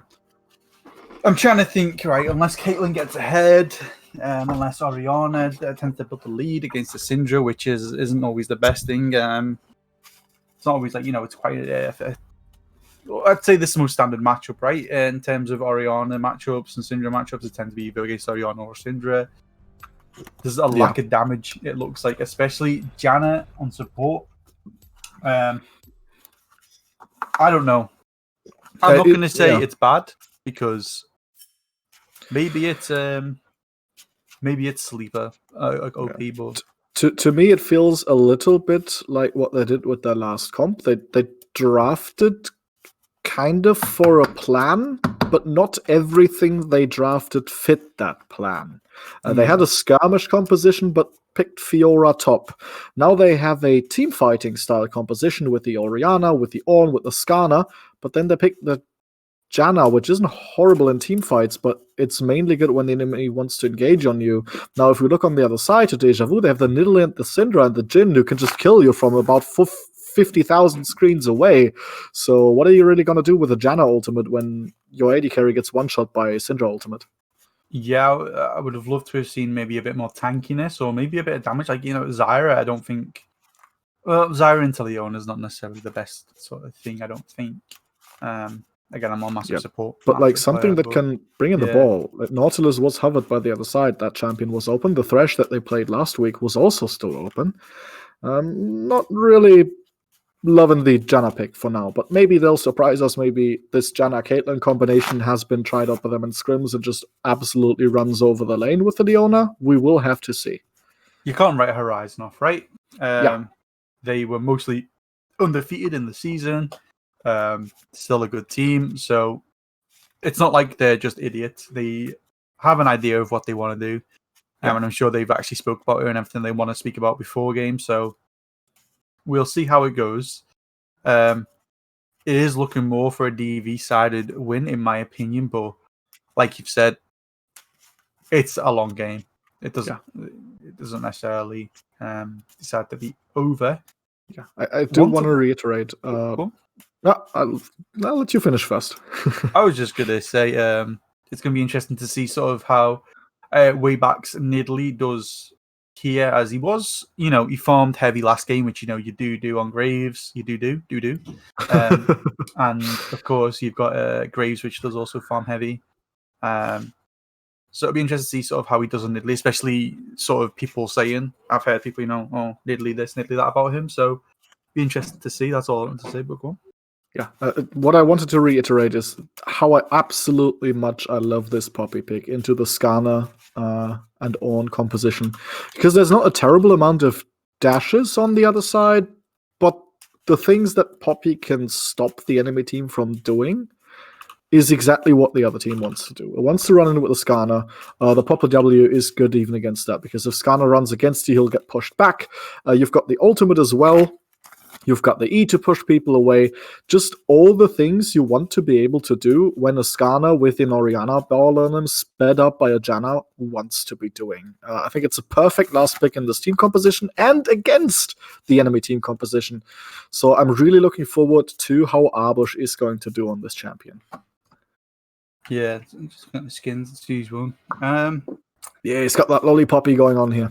Yeah, I do like DV skins more, if I'm being honest. That's the one I'm going to be... I mean, they win automatically with the Frenchman in Italy. So, interesting to note, last game, Pyrotom went Conqueror in Italy. Yeah. And this time, Away Back has gone... with the Dark Harvest. Yeah, Dark Harvest. So, an interesting tactic. Right, since we probably will have to, we'll have a video again, we're going to be greeting you back once the game has been synced.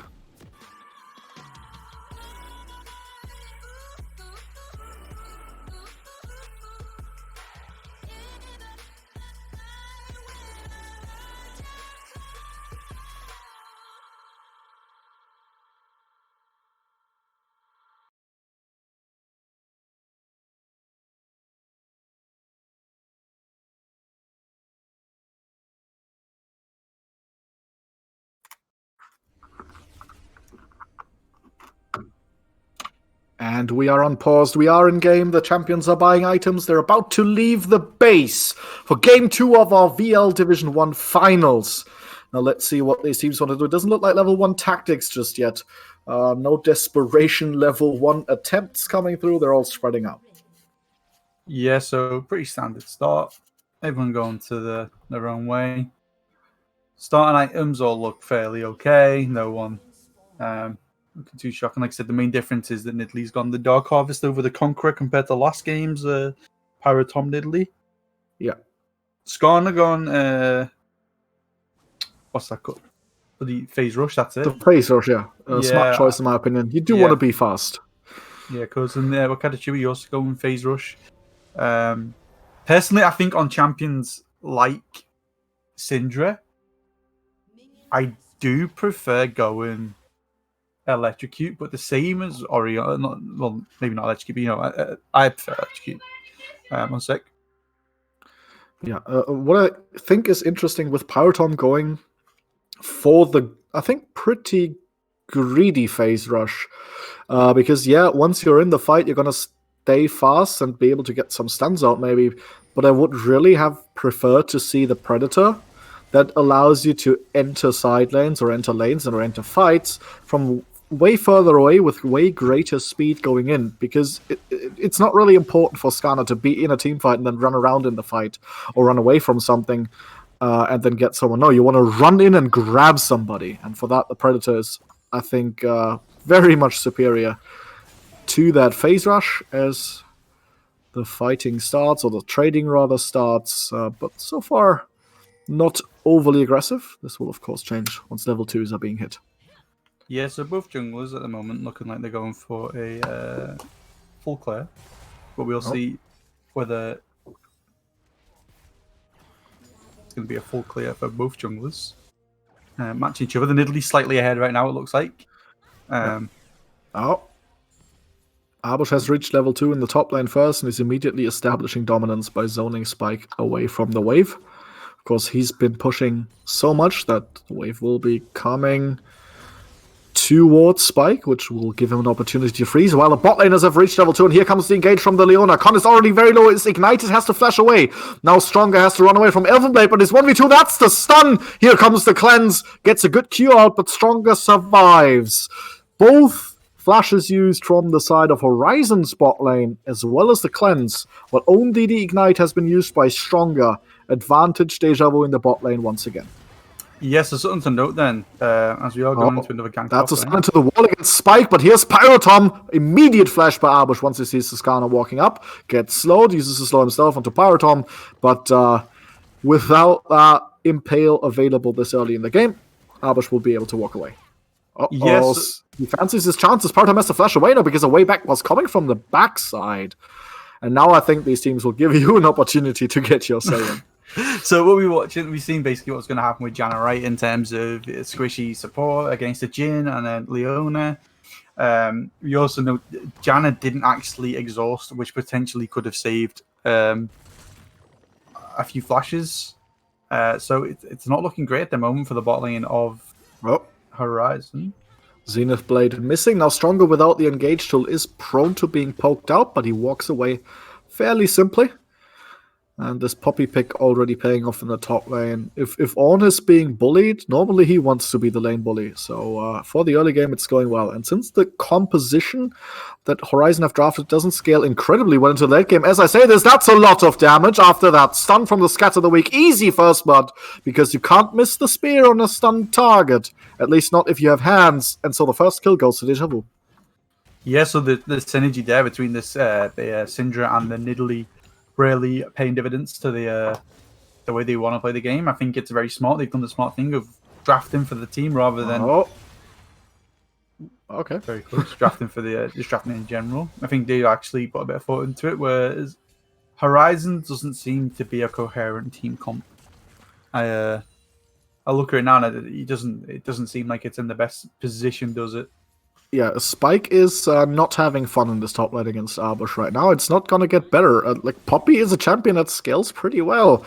Similarly to the Ornn. Of course, Ornn has these so-called ornaments, but still, he's not going to be able to suddenly solo kill the Poppy once Poppy gets items just like him. So no, it's a bit of a role reversal, isn't it, from last game with Arbush, not having the best time in top lane, but the difference is in this game is that Arbush's champion scales with his pressure that he's got now, so he's in a lot better position. Yeah, and contrary to Fiora, Poppy is good at team fighting, believe it or not. Here comes Pyrotom, though. They want the kill onto Arbush, pushes him away to get some extra distance from the Ornn, but flash forward from Spike ensures that the brittle proc will make him kill the Poppy. That's a very much needed gank in the top lane, well executed. Here comes Nidalee to salvage something, but it will just be some CS probably, because Spike is not going to put himself in a position to be hit by that spear. So very smart play from Pyrotom there. Came top lane before, got the flash out of Arbush, and makes the repeat gank knowing that his flash isn't up. So very smart play from Pyrotom. Away back should be looking mid lane. Round about now is Lakon. He's out of summoner spells. He's struggling. He's also got the bot lanes. He's down on summoner spells. So yeah, that is a Scepter of the Week. Just hitting. Here comes the Zenith Blade over the wall. Perfectly timed gank. Shockwave. Can it make Lacan survive? Yes, it can, because the teleport from Spike Spiegel comes in to save his mid laner. And they survive the gank, despite Orianna not having summoners, just by using the Shockwave and Spike's teleport. Oh, he could be in trouble. There's a way back once the 1v1, but he's only level 5. Spike is level 6. What are you doing? That's the honor. That's the solo kill for Spike.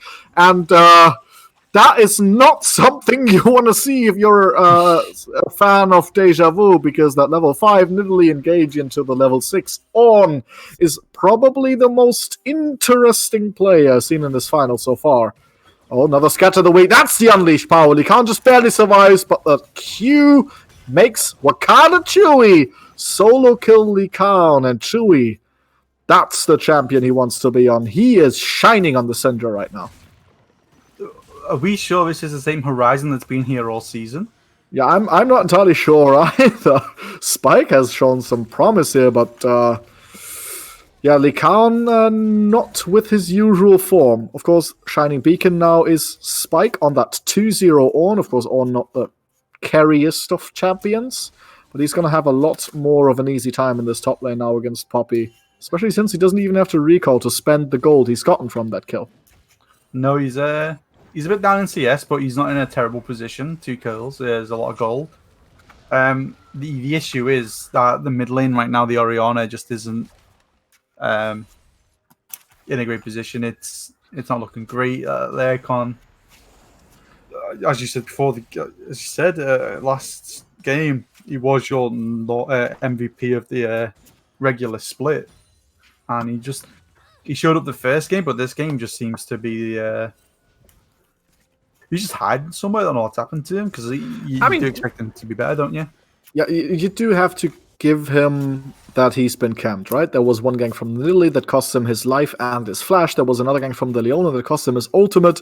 And without an ultimate and a level down, the Syndra will be a tough opponent. And if Chewie keeps hitting these Scatter the Weeks, which of course could be more dodgeable, it's going to be difficult for Likan. We'll have to see how he fares in team fights. I do think, though, that with the Orianna not ahead, they have not drafted ideally for the champion, because, of course, they can speed up Skarner a lot with the Orianna W, with the Janna speed up, and with Skarner himself on his Spires, they have nothing that can jump in to the fight with a ball, like, for example, a Shen or a Sion, or an Alistar could do. And here comes another engage from Abish. Well, the dragon has been picked up by Deja Vu, and there is another reason why Poppy is so good.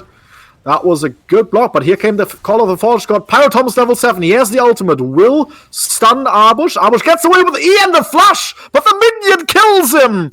And that means Arbush wasted his flash on this gank, only to die. Here's another Scatter the Week. These teams are not giving me time to breathe for now. I will be able to, but that was another kill in the top lane. Oh no! They don't stop fighting. Zenith Blade into the ultimate, and that's a dead Janna. Con is dead. Elven Blade now in the 1v2 stronger. Will dodge out the Q to survive, and another kill in the bot lane for Deja Vu. 3-3 in kills, gold around even. These teams, are we VL or LPL? So I was just, you were watching then, and I was going to say I didn't get a chance because the fighting just did not stop. I've changed a little bit, but the wards on the bot side are really showing how big the ward control is compared to Horizons on DV at least. DV just have a bit more ward pressure. Horizon really struggling just to keep up with the tempo of DV at the moment. The bot lane, Caitlyn even in CS, but definitely does not have the pressure. The Janna pick doesn't seem to be doing much, if anything at all. An interesting pick, especially at the moment, considering those type of supports just aren't really played a lot. Yeah. Oh, walks right into being stunned by Arbush, but he knows Power Tom's right behind him. Arbush has a lot of minions, but what are you going to do 1v2 against 2 tanky people that still do damage? Here comes the ultimate, but he was suppressed by Skarner and gets striked with him! I've never seen this interaction before, but Arbush is going to regret using that ultimate now as it's being chased down, and the kill credit goes to Pyrotom. So, Arbush going on a bit of an adventure there.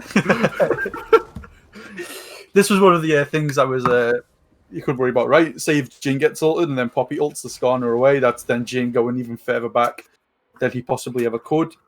I didn't know that was the interaction, but good on them. The 2 carry plays for either of these teams not showing up today. It seems to be the other members of the team being the ones that are sort of pulling up the socks and getting on with it a little bit, doesn't it? Arbush being 0-3, Lycon being 0-2. Not looking great for either of those 2 right now, but as we seen last game, Arbush was also 0-2, and then came back to do some great stuff. So I do love I do love Pyroton this game, though. He's been doing very good on these ganks, and that was the absolute perfect timing on the Impale, because you have to hit the Poppy right at the perfect moment when the ultimate is being let go of. Of course, Poppy can channel that and let go at any time she wants, so difficult to pull off that interaction, but Pyroton managed to do it, and with that secured another kill onto Arbush, who is now already 800 gold behind Spike.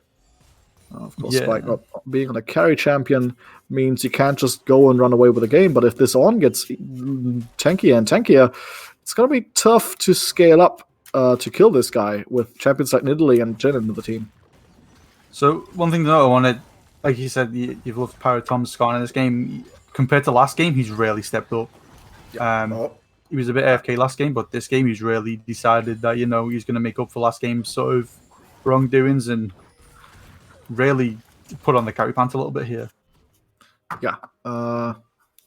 As this game is slowing down a little bit, the teams are less than 1,000 gold apart. The small lead is on the side of Deja Vu, who have gotten that dragon. And there's another stun, there's another unleashed power, but Lycan survives just barely this time. And, I don't want to say... Chewy bullying him. I'm just going to say, if you had electrocute, that'd be the kill. Yeah. Oh, here comes the ultimate from On. Oh no, knocks him up. Pyrotom is here as well. Gets the stun. Easy kill. That was Wakada Chewy stepping up too far with the top laner missing and the jungler in the area. Now they need to convert this into an objective, whether it's Herald, Towers, Dragon. They need to do something with that kill rather than it just be a kill. Otherwise, you don't really achieve much. 2 plates. It's still worth, but for a TP and the time you get Poppy top lane. Although Arbush somewhat going blind. Oh no, he pushed up way too far. If Pyrotom uses the Impale, he's gonna be able to kill him together with Spike. Arbush for now is running away, gets that Q off, and now Pyrotom's out of range for the Impale. They choose not to try and do this. Lycan, meanwhile, is trying to 1v1 a way back, and that could be another death for Nidalee. Lycan is wanting this. Misses the W over the wall, has to use the flash because of that misplay. Does manage to survive. But he's not going to want to watch that back. We are seeing also in the bot lane, the Jin now has IE. Swapping over to the far side, obviously to get the blue wood in there. Yeah, it's not looking great. How... the DV are just... The top side of DV is really struggling at the moment. Outside of Wakada Chewy, I think Skarner and Ornn are doing a fantastic job of just controlling the map. Yeah, that was a Infernal Dragon pickup for the side of Horizon. And, as you said, the top side may be struggling, but we have to commend Wakada Chewy. He's hitting every single scat of the week so far. They pair the dragon with a Rift Herald as well. Pyrotom is really popping off. Flashes over the wall, gets the Impale onto way back. The Shockwave to follow. Lycan picks up his first kill of the game. And that's the plays we're used to be seeing from Pyrotom. Of course, he was in the final last split with Centurion, just barely lost back then, but today he does not want to lose again. Yeah, again, this game seems to be a bit more different in the jungle, right? At this point, at least not to say that a way back is written off, but it's then a bit more like Pyrotom has a bit more control of the map than Nidalee does at the moment. Oh, Arbush looking for the 1v1. He is down a level and a lot of gold, but he's 20 CS up. So the gold is closer than it could be, but he's still winning the 1v1 trades for now, as both players are on around the same amount of items. Just Ruby Crystal more for Spike for now. So well done on Arbush for now. And the gold is still just about even, just a slight lead still for the side of Deja Vu, but Horizon have Pyrotom in best form. So if they can ride this into the mid game, if they can get a lead in the next 5 to 10 minutes, they do have a chance at being strong enough before the scaling favors the other side. Yeah, something to note they have improved on is the wards coming out from Horizon are actually just doing a very good job at the moment, giving them a lot of information. They did have 2 deep wards in the right side jungle, but they have died since. Leona and Syndra and Nidalee looking to catch the Janna out. The Janna managed to get away in time. She flashed away from the looks of it, from the pings at least. Can confirm that on the summoner cooldown as well. As directed cam doesn't want to show us that apparently. Yeah, much rather directed camera shows us that wet noodle fight in the top lane. These spaghettis have been cooked. They can slap against each other a long time before anything happens, as we just saw. Of course, both with the grasp of the Undying and a lot of tankiness. Both players have shields in their kit. So, yeah, not much happening here. Pyrotom is here to try and maybe get a kill onto Arbush, because he does seem to realize that Arbush loves trading in this top lane. For now, he's just standing in the bush and lets a way back clear of the vision. Yeah, Pyrotom's sacrificing a lot of map pressure in terms of wards and vision just to sort of stand in the top lane. I feel like he could have been spending his time on much better. But you know what? His choice. He's not lost too much, just a couple of wards. The Nidalee is quite far behind, so doesn't really have a chance to catch up properly.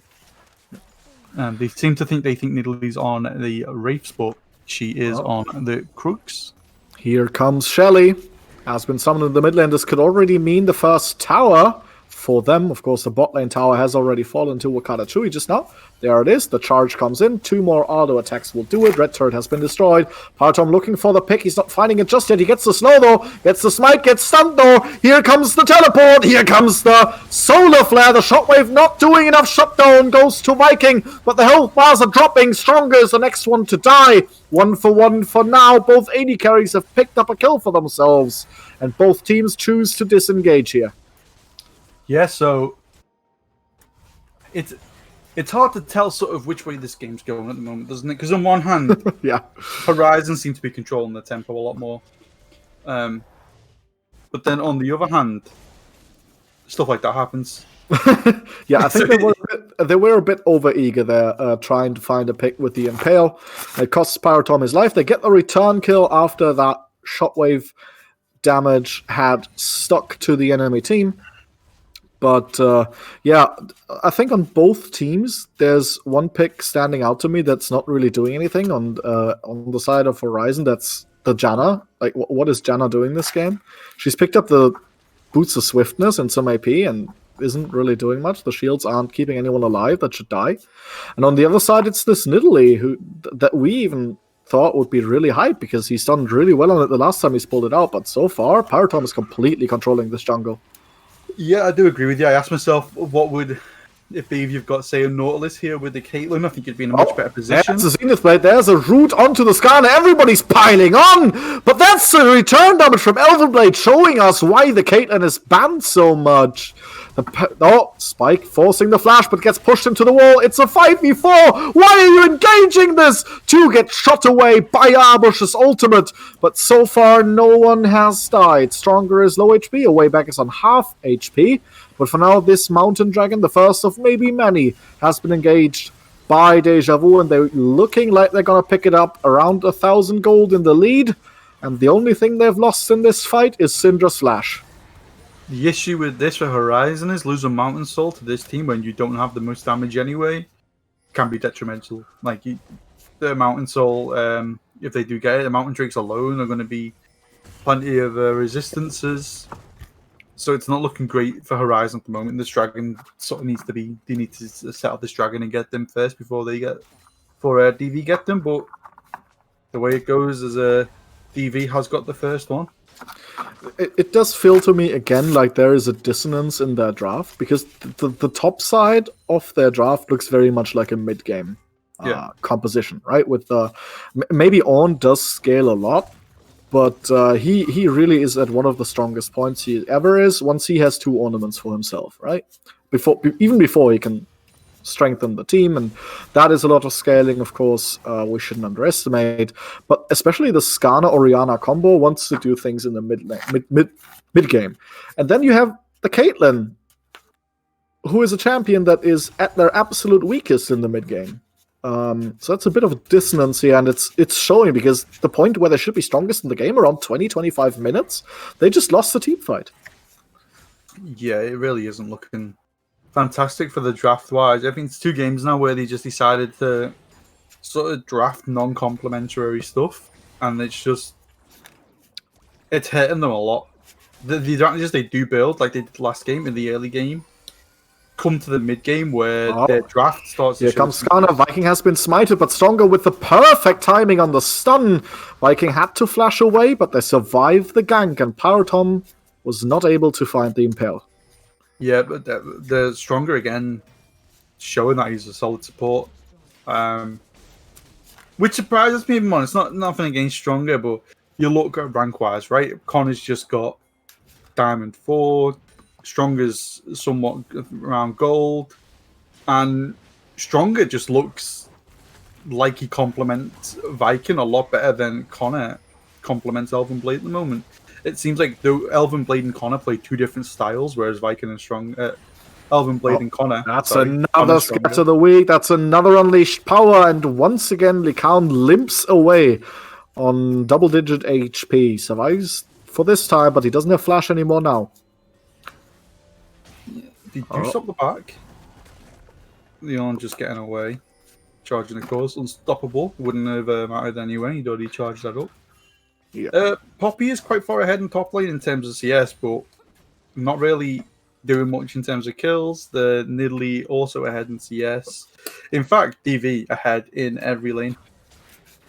Yeah, and that is one of the bigger parts of their gold lead. A 25 CS lead in the bot lane, a 20 CS lead in the top lane, 15 CS in the jungle, just barely in the mid lane.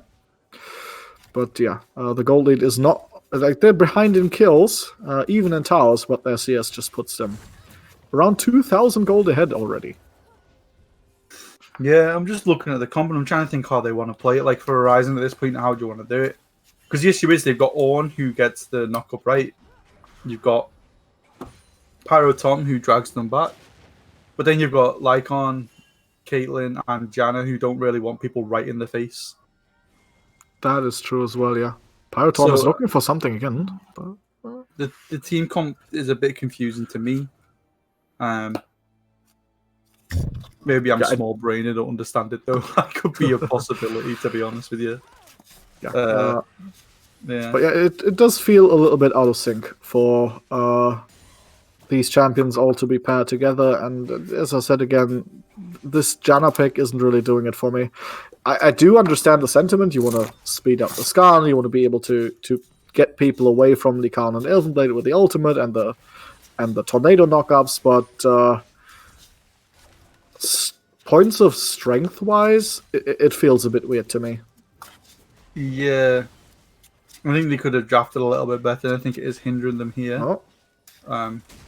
In addition, the Skarner wants to run at people. The Ornn wants to engage onto people. Here comes Powderton with the Impale. He's found Viking! He gets the shot and goes to Kondo. Not ideal, but the kill is a kill. And here comes the rest of the fight. They engage onto Stronger, who is in the middle of everybody. There's no chance he gets away. And he does so anyway. Flashes over the wall. But the fight is still on. Arbo's trying to tank what he can. Everybody's coming in. Stronger now gets killed by Elven Blade under the tower. Oh, that's a spear onto the AD carry, but he walks away, and it's 2 kills for nothing for the side of Horizon. But the Nidalee spear poke is still annoying to them. Can they pick up the dragon is going to be the question, as the way back is looking for the poke. But now Ornn is starting to tank. The dragon has been picked up. And finally, Horizon Shadow have found something that they wanted to do. They found the AD carry with a Skarner. Yeah, so Viking QSS'd before the ult had landed. Oh no!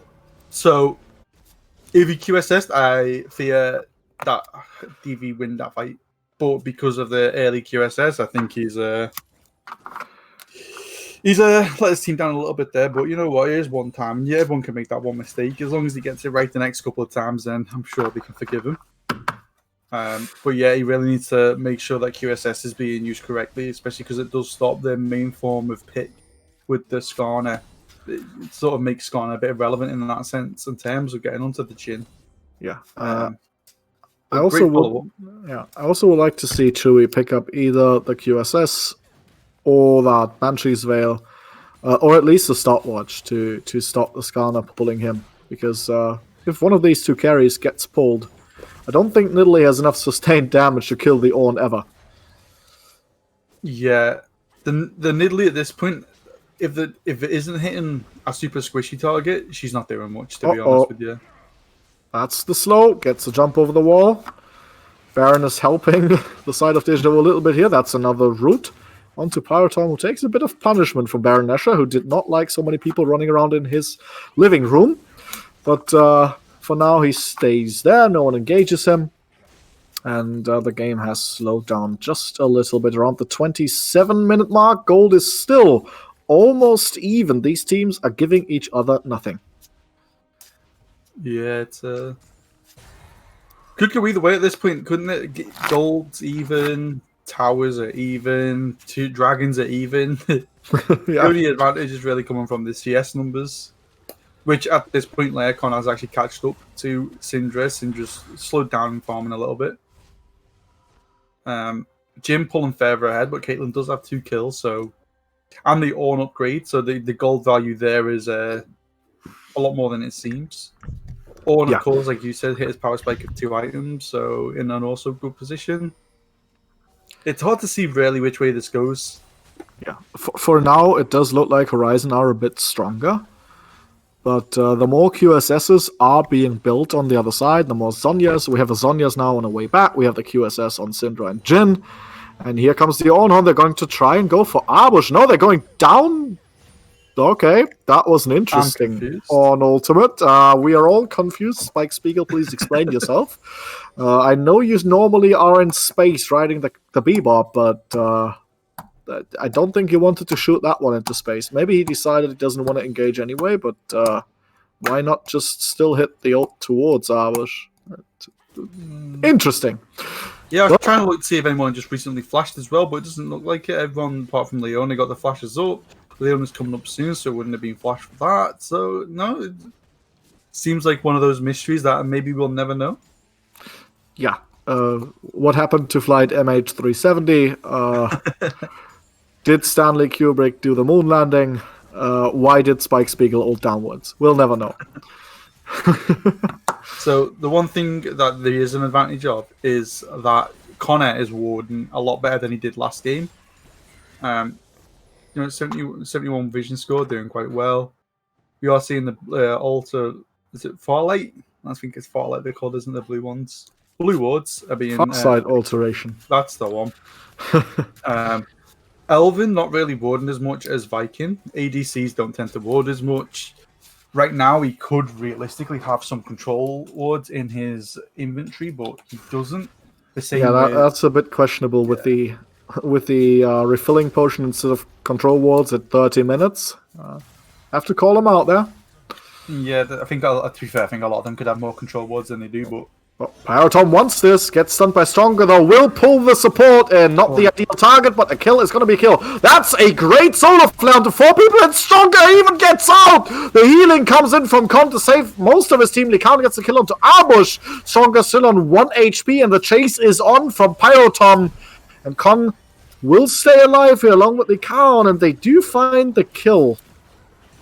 But what does it cost? This dragon is spawning in 15 seconds. Can Deja Vu find some revenge for their top laner here? And oh no! He's stuck in a trap! And there comes the Skarner. Look at the Wayback's HP. He can be golden as long as he wants. Now he's dead. White and black is his screen now for the next time. Wayback lived, thankfully. He somehow lived. Yeah, Con died on the side. Okada Chewy managed to get a QE over the wall. Stronger recalled there because he was on like 100 HP.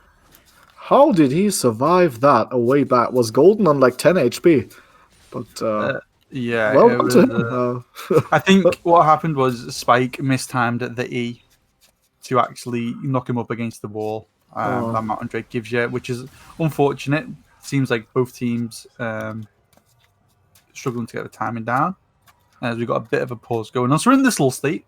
Not much is happening. We are seeing Horizon looking like the stronger team, right?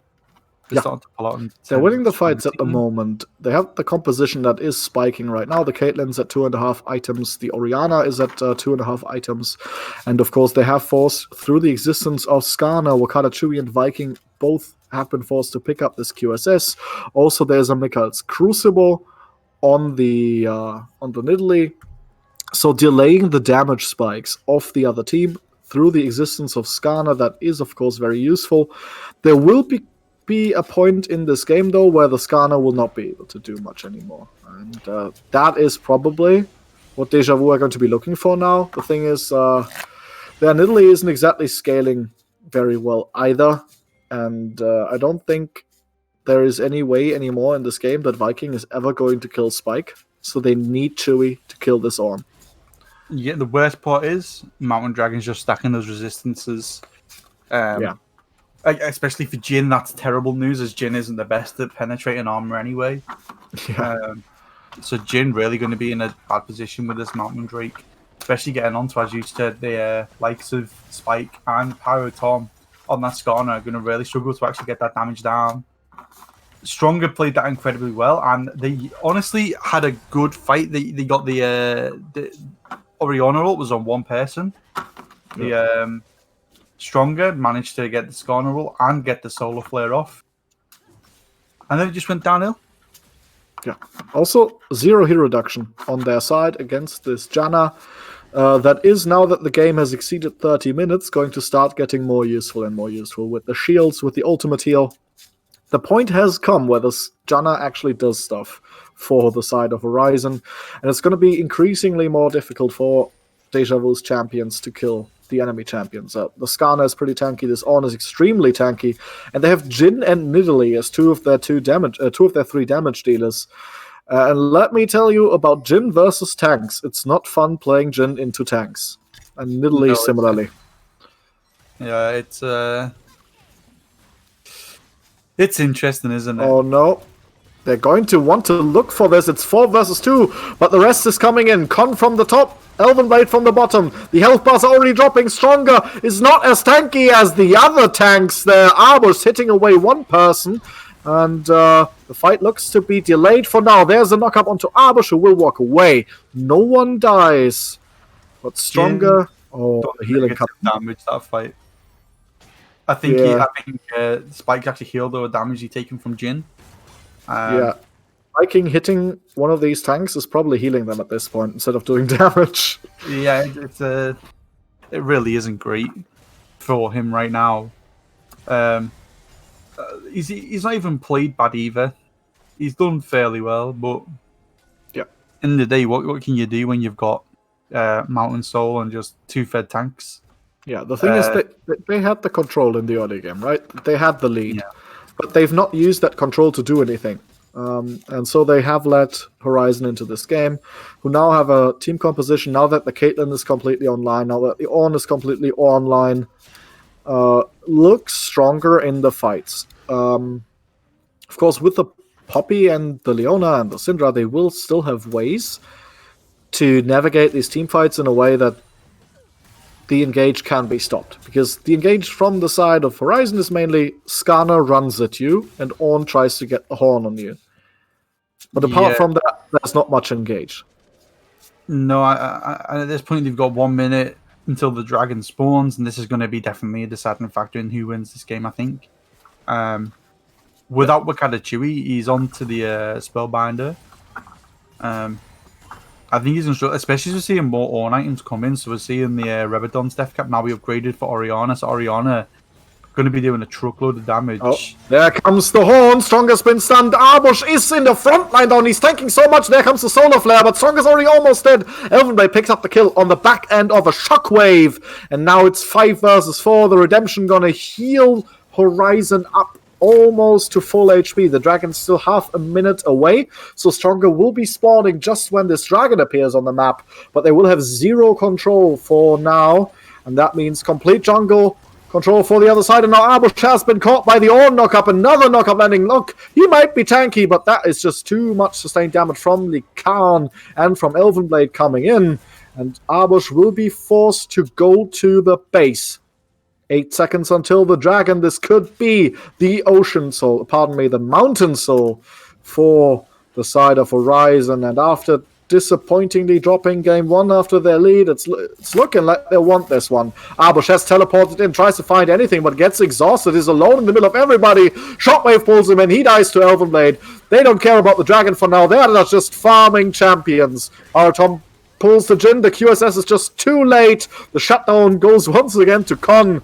And only Wakata, Chewy, and Stronger limp away from the fight. It was a 3-0. And after this Mountain Soul, Baron is the next call. And by now, Deja Vu need a miracle to come back into this one, even though the gold is still fairly even. Yeah, I think this is just top side difference, this game. I don't think there's anything Horizon TV can actually do to get back into this game at this point. Oh, Spike flatters over the wall to stop the steal. Wakata Chewy gets that. Stun onto him. Here comes Stronger. But meanwhile, the rest of the team is killing the Baron, and it's not like they're going to kill Spike any day soon. He is just too tanky. Baron picked up by Pyrotom, and now it's around 3,000 gold in the lead. Their composition has proven to be scaling much, much better. There's just no way to kill this Ornn and Skarner anymore. And I'm not really sure what Deja Vu can even still do to come back into this one. Yeah, Nidalee cannot do absolutely anything. Arbush doesn't do anything either because he cannot get onto that backline ever. Sindred is the best hope, but again, struggles to really get near the backline without the Ornn and Skarner just stepping in their face. Jin does no damage. Pyrotom might be stunned, but he's just pulling this Leona in again. There comes the shockwave onto nothing. He sombreroed that one. Stronger is still going to die. And look, their health bars are completely intact. They're not taking any damage. They just use so much to kill the support, but it doesn't matter how much they use. They have the Baron buff, they're 5v4, and they can't ever be killed. No, they can't even break the shields, to be honest with you, which is disgusting. And Nidalee not even being able to break the shield at this point is it seems like why pick the Nidalee, right? The Nidalee's rarely worked out bad for both teams when it's being picked. I don't think it's as highly as contested as either team thinks, to be honest with you. Okay, they're going to get the inhibitor here. Already Spike in the bot lane pulling up more tower kills, pushing up these waves. They're going to look for double inhib before this Baron buff expires. And look, Viking is trying to kill Lee Khan, dodges the shockwave, very well done, gets one more auto, but it just is not enough against this Mountain Soul. The fight has started, meanwhile the curtain has been opened, but Pyrotom just stands in front of the Orianna and does not care. Meanwhile, Arbush is not tanky enough against this full team. The Solar Flare does nothing. Viking has died. Double kill goes to Spike. Dominating for Elvenblade, who is really playing this Caitlyn to most of its potential. And that is 4 dead members on the side of Deja Vu. And we're not going to have a Deja Vu of game 1 because Horizon Shadow take game 2. And that is evening out the series. Ladies and gentlemen, game 2 goes to Horizon Shadow. Yeah, interesting. That's all I've got for that one. In the early game, on paper, it looked like the draft of Deja Vu could work, right? They had all the tools to snowball.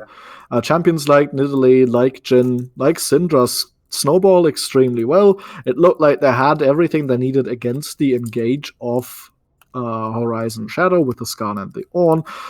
But they had a lead, at least on paper, but they never did anything with it. And at some point, the Ornn had 2 items, and they only had champions, apart from the Syndra, that don't do any damage against tanks.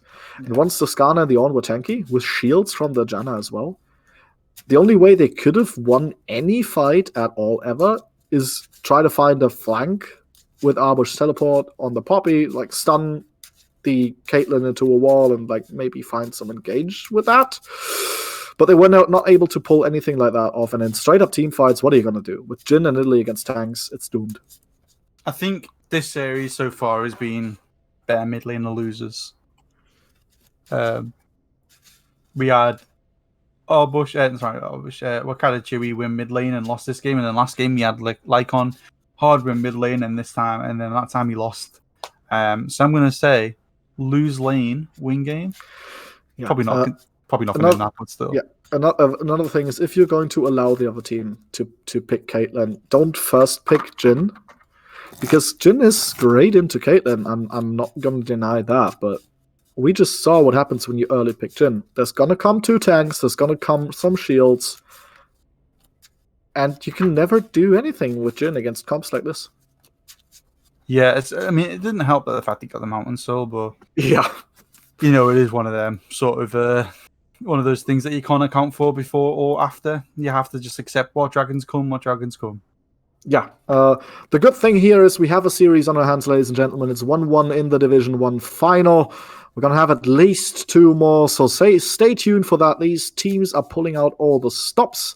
Let's see what they have in store for us in Game 3 in around 5 minutes.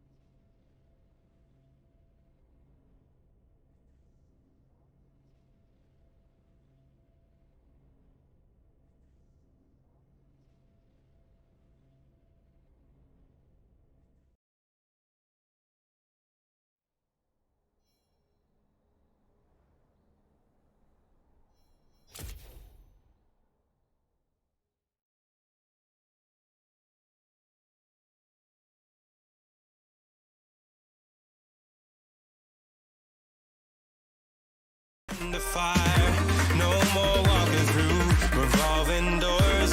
I've gone around once, and I don't need to go around anymore.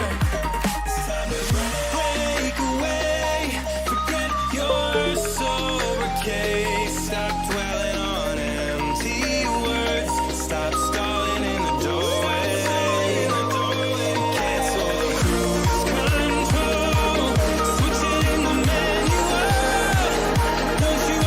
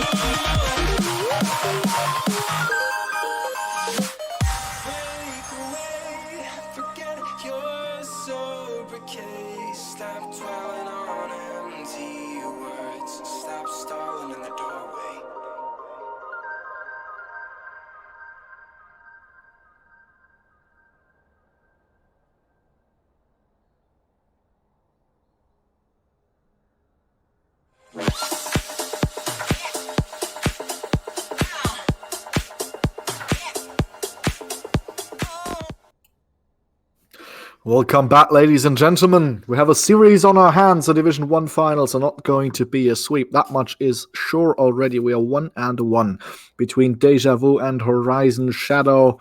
Both games went to around 40 minutes. These teams want to keep fighting, and they're not going to give each other any inches they have left. I am Multijoe, and I'm with Dan again for Game 3 of this series. Yeah, we've seen an interesting game then. I say interesting. It was a bit resident sleeper for a little bit. There wasn't too much going on. It was mostly just two teams sort of headbutting a wall and seeing who wins. Of course, Horizon was the stronger wall, so managed to withheld the headbutts of DV. Going into Game 3, it looks like DV are choosing blue side. Of course, in this league, the loser picks side selection, so DV have the advantage there to choose which side they want to go, so we are going to see a red side Horizon. Hopefully. One thing I don't want to see is Nidalee. What about you? What are you thinking? Yeah, Nidalee has not worked whatsoever.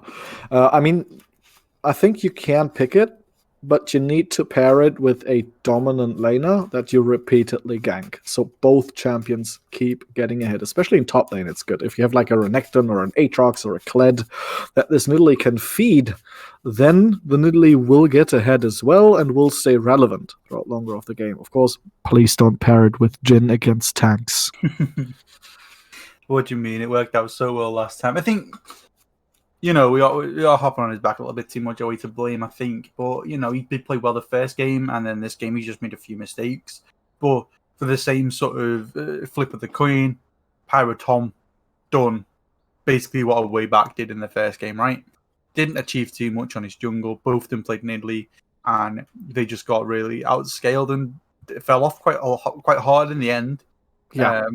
So I'm hoping that both junglers just say, all right, look, I'm going to go back to doing what I do best and play for the team. I don't really... Yeah. Trundle was open both games. Olaf was open both games. Volibear was open both games. We haven't seen Elise. We have not seen the kindred from Pyrotom that he's been known for either. The Lilia has been banned in Phase 2, I think, both games, so that is also still an option. Please stop picking Nidalee for this series. It's not working today. Maybe the 17th of September has some kind of hidden patch notes. Nidalee sucks this patch today.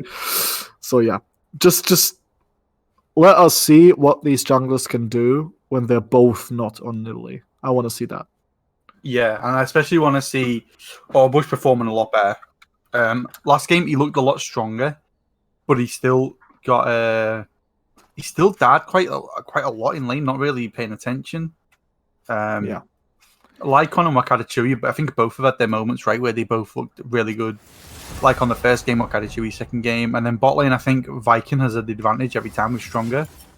But it's not what you call it. It's not guaranteed that they're going to be the better overall consistently. Elvin then towards the end of the game on that Caitlyn. Yeah, that was huge. Quite a lot, didn't he? So yeah. Gotta say though, what I liked about Arbush's performances in both games, in the team fights, he was there. He did what he needed to do. But in game 2 now, it didn't mean anything that the Poppy was doing well on team fights, because at some point the Caitlyn just treads her, while her carries didn't have any, or rather his carries, he didn't have any way to kill the enemy tanks. So of course it does look bad then. But he really does need to improve his laning. He's been caught out in positions too far forward in the first 10 minutes. I think a little bit too much this series so far. So we'll have to see how that develops if he starts playing a little more cautiously in these lanes, while we know these junglers love ganking top lane. Yeah, I think top lane is definitely the focus for these two teams. It seems both games have been top lane focused, so it'll be interesting to see whether that trend continues. We are seeing the Caitlyn ban, so Elvin's Caitlyn's just showing a bit too much. The Shen being banned against Stronger and Arbush. Yeah, definitely both smart bans. It's interesting that they banned Caitlyn on the blue side, Deja Vu. Does look like they don't want to first pick it, or they have a plan for some specific thing that they want to first pick, so the Caitlyn has to go from their point of view. Yeah, it could just be the fact that Viking's not too comfortable on it either. It prefers the if there's other champions, which is fair. Fiddlesticks being also banned. Every game so far, there's been a Fiddlesticks ban. I'm assuming we're going to see a Hecarim ban now against Arbush. What's usually shown up? Oh, we got There's the Graves. That stays banned against the way back, it seems. He did do very well on it the first game. Farmed a lot and then just still did all of the damage in the team fights. Now let's see what the final ban from Deja Vu for this first phase is going to be. They banned Lucian last time, so it'll be interesting to see whether they go with the Lucian again. Yeah, I mean, Lycan looked very oppressive in lane with Illusion, but he wasn't able to do much after lane, so I do like other bans a lot more. The Skarner is an interesting one. Definitely something Power Tom has looked excessively good on last game, but I think that was also due to circumstances. And you can definitely draft against a Skarner, but they just don't want to pay the Silver Sash tax. Yeah, if you're not ready for it, then I think the best thing to do is get rid of it, right? It's not wrong to admit there's a weakness there. There's the Hecarim ban I was talking about. Came in again, so another one, more games. So, Lilia is open, Volibear is open, Orianna is open, of course. That was played to great success by Lycan last game. Now let's see what Deja Vu want to pick up. Yeah, I wanted to see Arbush on a carry. Well, I guess we're not getting that, but I would to see it. He did carry the team fights in game 1 with this Scion. He done remember very that double kill he did 1v2? That was a big one. Scion is of course a champion that almost scales infinitely with that W health stacking. And in the late game, he just does so much damage to squishy targets while being incredibly tanky himself. Ashe is a great pick into Scion, though, I have to admit. Yeah, so we are seeing the Caitlyn bans, so obviously the Ashe being picked there. Senna's still open. Senna's not a bad pick here, really. Whether Viking plays that or not, I am not 100% certain on it. We might see another Jhin, as I know he is fond of a Jhin game. But of course, picking Jhin this early on does just invite the team to then pick tanks. Yeah. Trundle being picked. Yeah, also great against the Scion, because you already know you have a great target for that Trundle ultimate. We'll have to see if that's a support pick or a jungle pick. It's very likely going to Pyrotom in the jungle, but of course Trundle is a pick that can be played on support. And Deja Vu here once again with the Xayah. As I said earlier, they're one of the very few teams who have been able to pull off wins with Xayah. So it does seem like Viking is extremely comfortable on that one. Not a horrible pick into Ashe, but also not something that will absolutely demolish the champion. No, I'm thinking we might see another Ornn top lane, to be honest with you. Trundle Ornn into the Scion. The Xayah Rakan is a solid pick as well. Yeah, they have been playing this a little bit. They 2-0'd UPR on these picks. They have played the Xayah together with the Thresh against Vengeance. And they've played Xayah Rakan against 7 Deadly Sins Senior to great success in game 2. But lost on it game 3. So a bit of a mixed bag. They have been looking good on it compared to what Xayah has been doing in the rest of VL. So we'll have to see about that. Alistar is, I think, pretty interesting into that. Yeah, I don't think I'm a big fan of the Alistar pick here. I think Morgana or Leona, especially into a Rakan, would have been so much better. Yeah. Also terrible, but I just think there's better picks than it potentially. It also already shows that Trundle's in the jungle and not support, so it kind of disables your own flexing there. Of course, even if they already knew the Trundle was going jungle, not picking support here would, I think, have been a bit better. You could have counterpicked top lane already because you do know the Scion is top, so just pick top here. Interesting choice, but we'll have to see if they follow a plan with that. Echo gone now from a way back as well. Syndra gone from Chewy. He did look extremely good on it last game, even though they lost. Yeah, I think it's an alright ban. It doesn't hurt them take it off. I'm trying to think who. Maybe banning the Ornn here wouldn't be too bad. So they're going for the Cassiopeia. I guess it's hard to ban out Spike, right? He does play quite a bit. I think Horizon have bought themselves a bit of an advantage in this draft now by picking support early. Because now they can just counter pick top and hide their mid pick. Yeah, definitely. I think they're in a good position to win this draft. Again, there's the Ornn that I was expecting to see. It went well last game. He done really well, and I don't see a reason why to not pick it again, especially with the benefits, as you said before, the ornaments give the amount of gold. Please, not another Nidalee. Look at how tanky the composition from Horizon is. Yeah. If Nidalee doesn't win the game in 20 minutes, it's not gonna win the game at all. But, okay, I was gonna say, Orianna is a great pick. Together with the Rakan and the Scion. I really like it, because it does make sure you will have access to the Ashe, right? With the Rakan jumping in with the quickness, with a ball on his back, will almost always have a chance to get to the Ashe and get that shockwave off. I really like the Orianna here. Yeah, it's a solid pickup. Okay, the Olaf for a way back. Doesn't scare. Has the opportunity to control the jungle in the early game, and does great into the trundle in the 1v1, I think. Yeah, it's not bad with Orianna either. I think they've got a very solid team fighting comp. Xayah can shred tanks, thankfully. Interesting enough, I do also think that Horizon have got a good team fighting comp. So it's going to be interesting to see. This is the first time we see both teams definitely going for team fights, and no one going for skirmishes or poke or split push. Both teams want to fight. One team has the Orianna, wants to run in, shoot up, shotwave out, and just smash the fight. While on the other side, we have the Ashe and the Corki who want to sit in the backline and fire away, while 3 beefy dudes stand in front of them and prevent them from dying. The damage profile is a little bit mixed with the Corki, but prone to being a bit too much AD. Still, against Sion and Olaf, I think it is enough to work, because there's not a tank support. Are they not going to swap the Sion and the Olaf? I guess we're getting Sion jungle. Okay, that is... You said you wanted to see Arbush on a carry. There we go.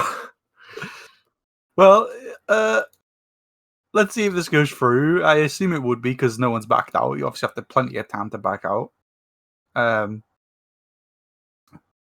Interesting, for sure. I still don't like the Alistar pick, though. I do think you could have gone a better pick here. Like I said, I think Leona does suit it a lot better. But, fair enough. I think these two are much better drafts from each team. Well, I say that right now. That was with the Sion top lane. Now thinking, now Sion's not top lane. I mean, maybe Arbush goes jungle here? Who knows? Maybe just, Yeah, that's potentially. I'm just checking VL on the ticket system to see if they mention anything about tickets, but I'll be honest with you, I'm looking and there's no tickets coming through from them concerning. Well, once we are in loading screen and see the summoner spells, we will know who goes where. But I think Olaf top is a very interesting pick, because even more than the jungle Olaf, this just puts you on a timer, because with the resources an Olaf top would get, you need to make it count. On the jungle Olaf, you are, of course, also on a timer, but you can build things like the Locket of the Iron Solari that can still help your team in the late game. But maybe Olaf will go jungle on Arbush. Who knows? But it'll be weird for Arbush to go jungle after all this practice of them being a new jungler coming in. Olaf going Arbush going then from top lane into jungle. A role I'm pretty sure Arbush doesn't like, from what I remember playing with Arbush. You want to get out of jungle as pretty fast as possible, but for the finals it could be one of those situations where it's like, get me out. It's very weird. Well, not that weird is the comp from Horizon, who do look like they have a disadvantage in bot lane. the comp itself looks okay. 3 tanky dudes and 2 AD carries behind that. So there's a clear game plan this time, definitely. What I find weird is why pick the Alistar into the Xayah Rakan? Because that's 2 ranged champions that can stand apart and that have enough disengage to make sure the Alistar isn't like automatically doing everything. Comfort is probably the reason here, but yeah, bit of a question mark for me, that Alistar. Time to find out what's happening with these picks. Let's see. Yeah, loading screen about to go in here. It's taking a while to load. Oh, there we go. So we do have Olaf top lane. Yeah, he with has to Fleet teleport. Footwork, Sion jungle. Okay, I'm not sure if that one was intentional, but they are stuck with it now for this game 3. We see Xayah, of course, rocking the cleanse against the Ashe. Definitely makes a lot of sense. It won't help against the Alistar, because a knock-up you cannot cleanse. This is cursed. I'm sorry, this is just cursed, isn't it? Yeah. I'm like looking at it, and I'm just thinking to myself, like, Alistair's got Phase Rush, which I don't know how that goes in him, but I just feel like Aftershock. Yeah. Well, fair enough. I guess you want to go for that, you go for that. Fleet Footwork, Sion in the jungle. That is very cursed. Especially against Trundle, who will just steal your stats level 6. Why? If her DV somehow win this, it's a miracle. Yeah, I mean, I would have really liked their comp with Sion top and Olaf jungle. Like, really liked it, but He doesn't even have mastery on Olaf. I'm a lot less sure about this one now, as we're about to be synced after loading into this one. Production will tell us when to start. Give me a second here. Did bug for me a little bit, so I'll have to wait a little longer to get it back to 10 seconds. All right, I'd be ready now. Yeah, I'm good, mate. And we're in this one. Which team can take the lead again in this series and be 1 game away from winning Division 1? Will it be Horizon Shadow? Will it be Deja Vu? Horizon on red side, Deja Vu on blue side. And both teams again fanning out no level 1 invade strategies just yet. Yeah, so you've all joined us recently. 1-1 in a best of 5 series. We're seeing a Fleet Footwork Sion with no mastery score in the jungle. So we're a little bit confused on that. We assume it's issues swapping champions, right? I don't think this is something that way back plays consistently. Well, plays consistently, you'd think at least mastery 4.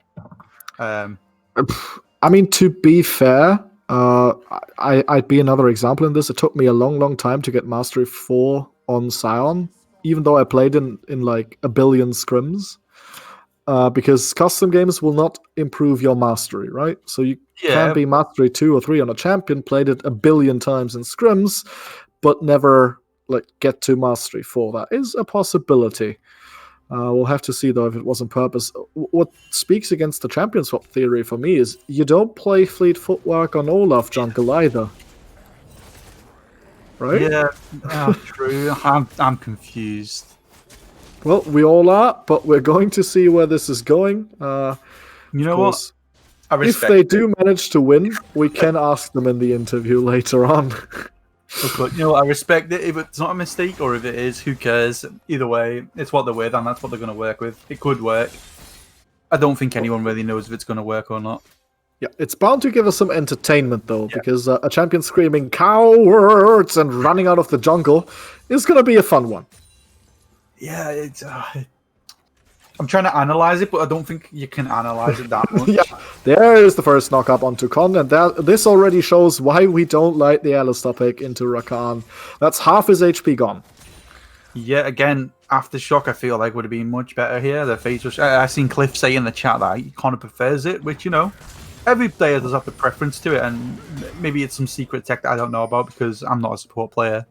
It just does. In theory, it doesn't sound great. Another knock up onto Elvenblade, but Pyrotom is here to turn this around. It's a 3v2. The ground is on. Viking trying to run away towards the top side. Cleanse already used. He dies first, but is donated to Elvenblade. Meanwhile, the top laners are still trading. Arbush missing an axe, and he's about to run out of mana. And he's getting a lot of damage from Spike, despite having way more minions here. So far, early game not going Deja Vu's way. Viking with the weirdest flash I've ever seen. Yeah. Never flash towards you, like downwards. You'd flash towards the jungler. The knockup lands. See if he gets the W onto Arbush. This could be a kill, but the turnaround damage. Olaf on low HP has a lot of attack speed. Oh. Does he have to charge? He has a lot of mana, contrary to Arbush, but so far not trying it because he's still pretty low on HP himself. But here's Pyrotom. He was there in the bot lane when it counted, and again Arbush has been caught way too far up. Good flash from him into the brush, but the pillar will slow him down. The way back is here to try and save him, but does not manage though. Pyrotom with a flash auto attack. Arbush dies to the jungler once again. Yes, the DV, I'm in the pants pulled down a little bit here. Caught napping.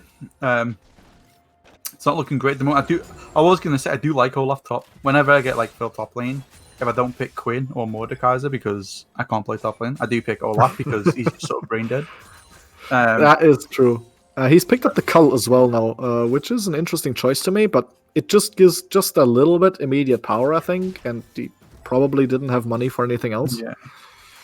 I'd assume the same, but yeah, Olaf can be good top lane, of course. It's a bit different in solo queue to 5s, especially with, we know for the past 2 games, they've been very top focused in terms of jungle pressure. Yeah. They've ganked mid lane a couple times, but it's been, I'd say, 90% top lane from both junglers. Bot lane's not even been touched from jungle. Yeah, very rarely. Yeah, I mean, we did have that gank then. I literally just said about him flashing away from the and yeah. But usually it's not the jungle towards bot side. Pyrotom's coming bot again. He's clearing the Scott little crab, I think. Has been spotted by the bot lane from Deja Vu, so nothing more happening here, while the mid lane has tried a bit. Chui has the shield on and gets a good trade onto Likan here. Yeah, so one thing to note, Spike, because of the kill top, managed to just walk back to lane rather than TP, whereas Arbush TP'd. Yeah, but look at the CS. Yeah, that's the one thing. This early in the game, I think you just use the TP. Especially when you know your lane opponent used it, you're in a pretty safe position. You don't want to miss too much CS. That's a good brittle look at Arbush's HP. He's been knocked up, but Spike tries to walk away. He could have just gotten 2 autos on him in that time, but not daring the trade against that low HP Olaf with the Conqueror. Being so much CS down may be understandable, but I would have liked him to go for the aggressive trade here. Yeah, it's the good news for the bot lane at least is the fact that this massive wave is pushing into them, so they're going to be safe from any jungle ganks, although they have plenty of vision to see. I would like to see them move the vision up a little bit. I see them do this a lot where the vision tends to be in a line, which is okay, but you don't really see much from there.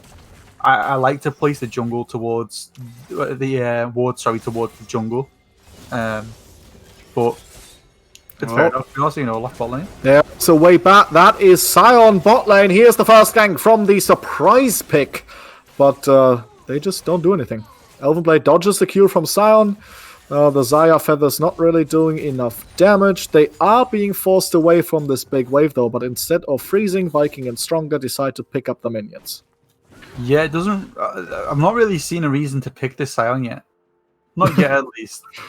Well, maybe we'll find out sometime soon. Pyrotom, meanwhile, is using the knowledge of the Sion just having been bot to steal away the Gromp camp. Spike now pushing up. This could be the moment Arbush was waiting for. If he has a long lane to run an enemy champion down, this is where Olaf wants to be as a top laner. I myself like playing this in solo queue too sometimes. Here comes the unstoppable. The Ragnarok has been popped. One more auto will kill. Ragnarok makes sure the tower gets that kill. Tragic death for Arbush. He mostly did everything right. Of course, he would have died even if he had gotten the kill, because he did seem to underestimate the tower damage here. Meanwhile, the knockup lands onto Viking. Now the Alistar seems to be paying off. The slows from Elvenblade make sure Stronger has no way out. The pillar just to get the assist. Double kill for Elvenblade, and it's all going wrong for Deja Vu right now. I think at this point it's okay to say GG go next, right? It's a bit early. Early, but yeah, Olaf, so too. the Olaf top is 0-2. The Orn has the Bramble Vest now. So Olaf is not even gonna significantly heal up from his W in longer trades. The Mountain Dragon as well picked up. The gold leads at 2,008 minutes.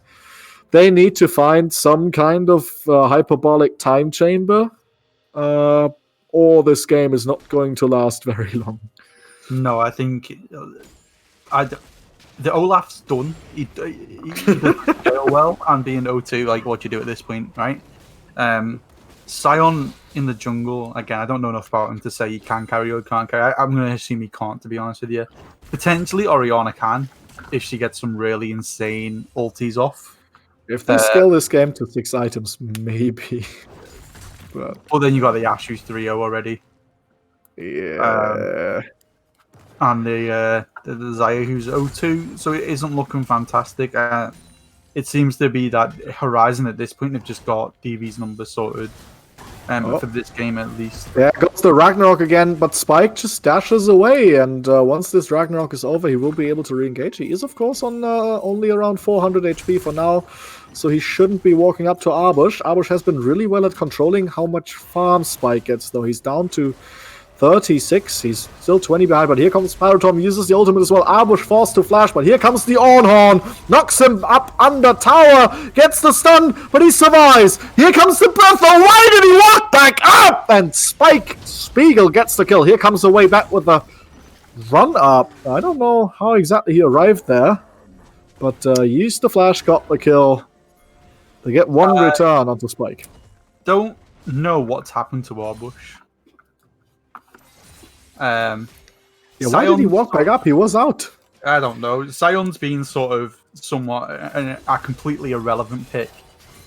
I'm not going to say it's bad because it hasn't done anything, but it also hasn't done anything. So the thing is, Arbush looked so good from the mid game onward in game 1 on the Sion. Why?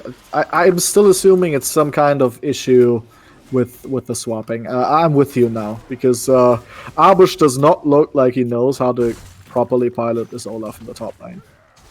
It seems to be the clear speed for Olaf. It looks like it's. I mean, the clearing from Olaf to Pathin at least looks to be alright. He has managed to keep up in CS with a Trundle, but I mean, realistically, I think it's a single target champion. So Trundle, you don't really get. There's not too much difference between them in terms of damage output, apart from Olaf's actually. What's his name? Sion is going to have more AoE clear with the Q. Party in the top lane again. They know where to put their resources. If this Olaf stays behind, he's going to be not a champion, but rather a melee minion. And look at this. He's being run down despite the Ragnarok. Flash forward from Likan. Kill goes to Pyrotom. Easy 3-for-1 kill, while the rest of the map is reset for the side of Deja Vu. So not even any danger of return kills elsewhere. And the Dragon's not alive, so that's not possible either. They're just having their number, as you said, for now. And this is looking like a stellar performance from Horizon Shadow. Yeah, I think they've identified the way you do beat DV at this point is to just completely shut Arbush down. I mean, it's not helped that Arbush has picked something that is, to go 0-4 down on a champion who falls off after 20 minutes. Last pick, too. Yeah, it's not looking great, is it? Yeah. I mean, the potential is you do just you keep playing this game, obviously, but maybe you just you say to your team, mentally reset. Yeah, this game's going to be done, so we accept it this game, and we just do what we can now, and then we focus on next game. I mean, it is still only 2,000. The lead has not grown in gold, despite all that happened. But still, it does look not easily surmountable with this Olaf being this far behind. By now, Spike is not 20 CS down anymore. It's only 10. He's catching up. He's got the Ninja Tabi along with that Bramble Vest, and Olaf still only has a longsword for damage. So, what's he realistically going to do from this point onward? It's just going to get worse. That's my issue. I think, if it was any other top lane and he was 0-4 down, you could say there's a way back, right? But it's Olaf. What's Olaf going to do at 04, 12 minutes into the game with going Black Cleaver? From what I can tell, at least, even on my builds, right? Kindle Gem with a Probably, Fake. Top lane again, I'm not too smart on the builds, but going the Black Cleaver first time 04, what you going to do? I don't think there's much, if anything. Yeah. I do understand the cleaver into the Ornn. You don't want to build more lifesteal against the Bramblevest for now. Of course. You want to shred the armor, but you're so far bad at this, but that's an Asher onto the AD carry, but the immediate cleanse away. Viking gets jumped on by Con, but Con misses his combo, and now Elven Blade's just sitting in the backline auto-attacking. The Scion's already dead. He's trying to get some damage onto Lycaon, but he does not get stronger with a double knock-up. Getting the feathers, but Lycaon is still alive. Shockwave gets damage onto Elven Blade and Con, but it's just not enough. There comes the chase down. Pyrotom will fall, and Con is in the middle of everybody now. Arbush has finally got an assist, and it's another shutdown and another kill for Chewy, only costing them strongest life on the back end of this. Overall, both junglers and both supports have died, but finally it's something positive for Deja Vu. But now Spike is here. He was not in the fight earlier. It was a 4v5, and here comes the Ornn. Knock up onto Arbush. Brittle kills him. Flash forward. Chewy gets hit by the Brittle proc, but no more chasing coming down here. Spike was all on his own. That was a bit too ambitious here, but they have killed Arbush. Another advantage Horizon. The Scion pick really showing why you probably shouldn't pick Scion jungle at this point. So, Spike forces the flash from Chewy, but now he could be in trouble himself. Chewy with the outplay. Shut down onto Spike. Flash for a kill. Chewy's gonna say worth it. So you know what? You gotta give it to him, right? Usually it's Arbush who's the carry of his team, but with Arbush sort of not playing his best, Wakada Chewy has actually stepped up. Yeah, he's 2-0 and 2 on the Ori. He's not even at a full item yet, even though he has quite a bit of gold in his pocket, over 2,000 actually. So that is going to be the first item. But yeah, he's been playing really, really well in that last fight, hitting the shockwave onto the ADC as well. Thing is, said ADC is 4-0 and 1, and that's not good. Yeah, this is the issue. There's the arrow again hitting a primary target. Stronger has no cleansed. He is dead. Pyrotom gets the credit for this one. And these enchanted crystal arrows doing work, always hitting at the moment. Yeah, I think it's... If it wasn't for the fact that everyone was so behind, the DV would have a chance, obviously. But at this point, it's 4v5 with Olaf. And then Scion is also sort of running it down. Yeah, he's been forced to flash here because he jumped into the pit with a blast cone. The dragon has still been picked up by the side of Horizon. The oceans bring life, so Ocean Soul is going to be what's on the cards. A lot more bushes and flowers. It's going to be what's on the map. And the lead is still, quote-unquote, only around 2,500. For how this game has been going, it feels like the lead is a lot bigger than it is, but of course, Arbush is playing a melee minion right now, so yeah. Yeah, I mean, if you have a quick look at the actual goal between the champions, ADC is 1,000 gold up, Jack is 800 gold up, Wakatachibi, sorry, 1,000 gold up in the top lane, and then about 1,000 gold in the jungle, so a lot of it's coming from just the lane difference at the moment in terms of the kills. If you look where the kills are, there's only really Wakatachibi that's up on the Orianna, which of course Orianna being up is always good, but yeah, it's sort of like putting a bandage on a knife wound, right? You've been stabbed wide open and you're just putting a bandage on it, a plaster on it, sorry. Yeah, it ain't gonna do much. It's just a flesh wound, Deja Vu says, while the arm is missing. Yeah, the left arm is not really here. The Ragnarok has been popped by Arbush, but here comes the Ornn. Knock-up not landing. Here comes the Scion. Can they get the knock-up? Arbush is pretty low HP, and Spike could fall, you know. Pyrotom is just in time for the bazillionth time this series that he's just there where he needs to be. And they get the kill onto Arbush. Pyrotom just in time. Is like an anchor. I don't know if it's the pick, but nothing is going the way of it. Yeah, like, the Olaf is worse, though. Yeah, the Olaf is definitely worse. these champions could have been so good if the Sion was top lane and the Olaf was jungle. That's what I'm confused about the most. It's like, yeah, I don't know. At least, Olaf could then just, get his farm up, get his items and stuff. But at this point, every time he goes to lane, he dies. The Olaf tries and saves. The Sion tries and saves him, but he always seems to be a second behind at this point. Like, he always seems to be a second behind what's actually happening, or the tempo it needs to be at. Yeah. And of course, you've got Pyro, Tom, and Spike who are playing insanely well. Definitely, yeah. But it does seem to be a bit more of the way of Olaf and Sion are running it down a bit more.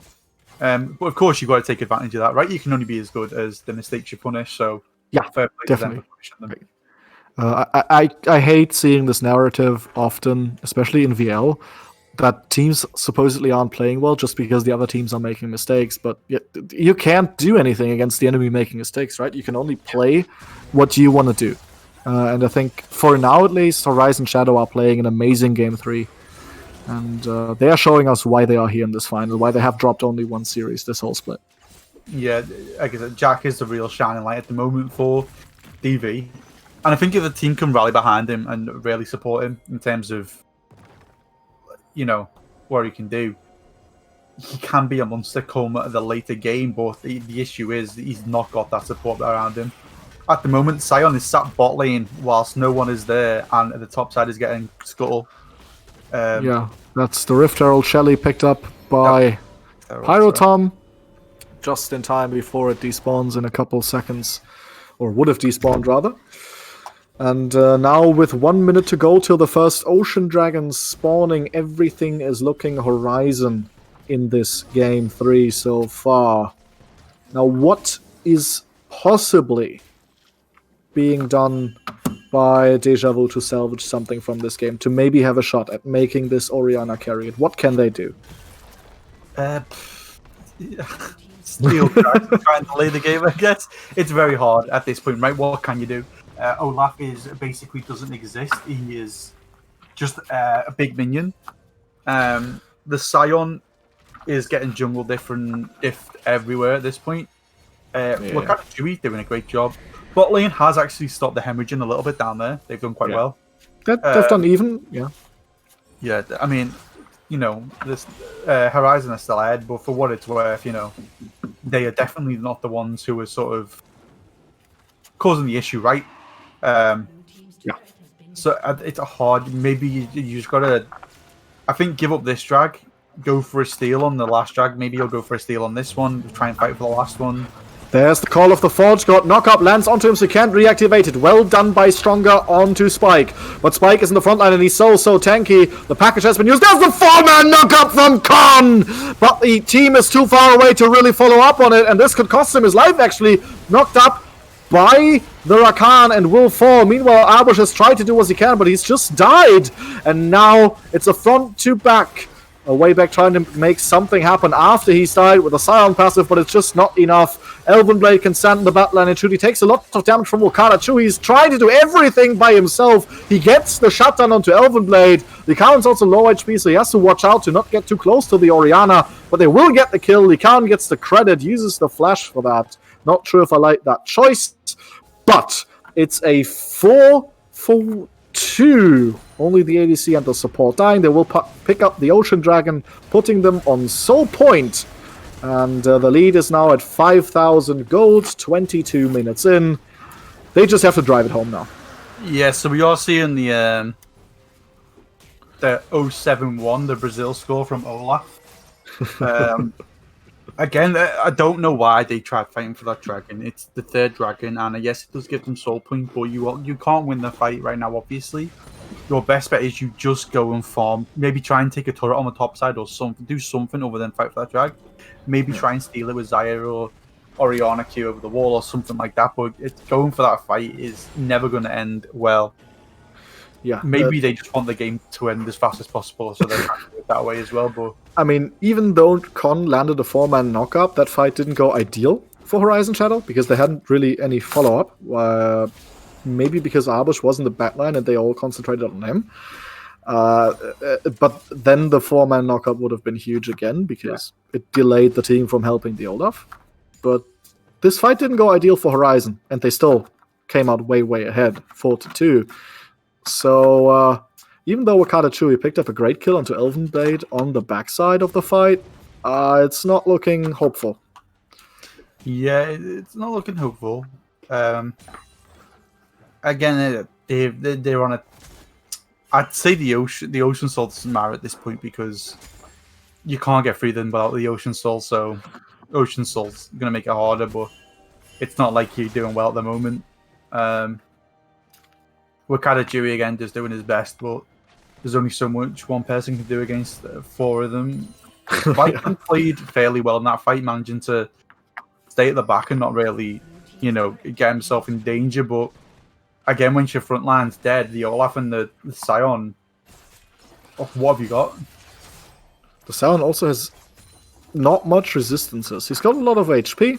He's got these Ninja Tabi, and he's gonna get the buff from the Ceres Gauge. He goes unstoppable. They want to go for the Ash, but the knockup has been missed by the Rakan. He gets the charm, but now the knockup didn't come in from the Scion. Con just barely manages to survive. Here comes the Ornn and Likan from the side. This will cost the Scion his life. Double kill already for Likan. They're chasing down Viking. That's a lot of return damage. Triple kill though for Likan on the Corki. 3 dead means Baron. Yeah, again, I think this game is... Why go next? I think you tested something. You've learned your lesson. Olaf top with Scion jungle. Yeah, don't do it, guys. Yeah. It's okay. Yeah, this is going to be the Baron. That means the lead. Unless Arbush manages a miracle. Or Chui, actually. Doing a lot of damage to Con, but now gets knocked up. Here comes the Blast Cone. Arbush flashes in, but he's got no smite. He's not a jungler trying to do a little bit of damage, but will just die. Likan is godlike. Again, deathless on the Corki. The one game he's played at this split already, he also went deathless and absolutely popped off. And he's doing so again. 20-6 in kills, 3-0 in dragons, 3-0 in towers. The Baron in their pocket, Horizon Shadow, are about to win game 3. Yeah, ever since that first game, the difference in the top side of the map for Horizon versus DV has been insane. I think Pyroton, at every step of the game, these past 2 games has had the read on a way back, and Arbush, I don't know whether to tilt or to whatever, is not playing his usual self at the moment. Yeah. I think Spike and Pyro have just absolutely ran away with it. And it sort of distracts from the fact that Elven at the moment is 4-1 and doing very well, consistent damage. And the fact that, like you said, Lycon's 7-0. It's hard to see where DV go from this, right? What you pick next game? It's your last game, potentially. Yeah, don't pick Olaf top. That's the first advice. There comes the arrow onto a way back. He might be tanky with the shield. He flashes over the wall. This could actually be something. Stronger gets out as well. Here comes the Ornn, though. This could knock up a couple of people. Knocks up only the Olaf, though. So for now, everybody survives. They managed to escape this one. But still, Baron buff is on, and the push is on as well. It's incredible how they've got a Baron buff without even destroying the outer mid turret. Yeah, and they're not really doing much with the Baron either. They take one tower, and in 20 seconds the next Ocean spawns. They want this soul. They want to make sure they have the vision for the soul, so it's understandable. All outer towers are gone now as well. So yeah, they want this dragon. They want no chance of Deja Vu killing it or stealing it. So they make sure they're there first. Smart choice. Arbush is on the flank. They could try to look for something, but the package is on Likan as well. I think they're going to just look for the fight first and take the dragon next. Yeah, it just isn't looking great, is it? There they go. Pyroton goes in. Stronger tries to do something with the quickness, but he just charms a couple of people that don't take damage. Con with another triple knockup. Likan's already legendary. The shockwave does negative damage, and that is already 2 dead, and now the dragon cannot be contested anymore. Yeah, it's I don't know. This is Chewie is absolutely trying his absolute best to 1v9 this, but now the Ocean Soul has been picked up, and it does very much look like all hope is lost. 8,500 gold 28 minutes in. The Baron buff is still on. They're going to get another tower with it. They have the Ocean Soul. This is GG go next. Yeah, I think you can just accept a loss, right? You don't have Baron buff has expired though. win everything, I guess. You can accept the losses when they're the losses. They have to probably mentally get away from this game, because the longer this game goes, the more tilted they might get, because it does feel horrible to be in a losing game and try to engage fights, and it just doesn't matter what you do. They have to make sure this doesn't affect their mental for the next game. Yeah, I mean, at this point, like, they get there, you're already sort of going down a path, aren't you? You should have accepted at this point that the game's lost and just move on to the next game, and that's okay. It doesn't have to be. I don't think it has to be discussed that much. Like, we lost. That's it. Move on to the next game. There's still potentially 2 more games in this series, so it's okay to lose one. They are emoting, so there's just signs of having a laugh at each other. So yeah, hopefully they can just come back from it. Yeah, especially Chewie needs to make sure his mental stays the same it was this game, because he's been absolutely popping off. Now, if they pick the correct champions for their roles next game, they might just have a shot. What is irritating me a little bit is that Horizon are not doing anything right now. They take so long to sync up waves or whatever they're doing. The next Baron is still more than a minute away. Guys, you're 10,000 gold ahead, just win the damn game. There comes finally a teleport engage, maybe something. Spike is very deep in, he gets a 4-man knockup with the Call of the Forge God. Arbush is already deadly, counts, legendary. Shockwave onto 4 people, that was pretty huge from Chewie, but the lead is just too big, or is it? The Xayah Feathers are trying to do anything, but Elvenblade now has joined the fight, and he's absolutely destroying everybody on Deja Vu. I think this is the last fight of the game, ladies and gentlemen. The chase comes in between the Nexus towers. Chewie will fall, the ace comes through, Elvenblade's 8-1 now. This is the clean ace even for the side of Horizon, and it's going to be 2-1 to them. Well, fair play to them. I think they've...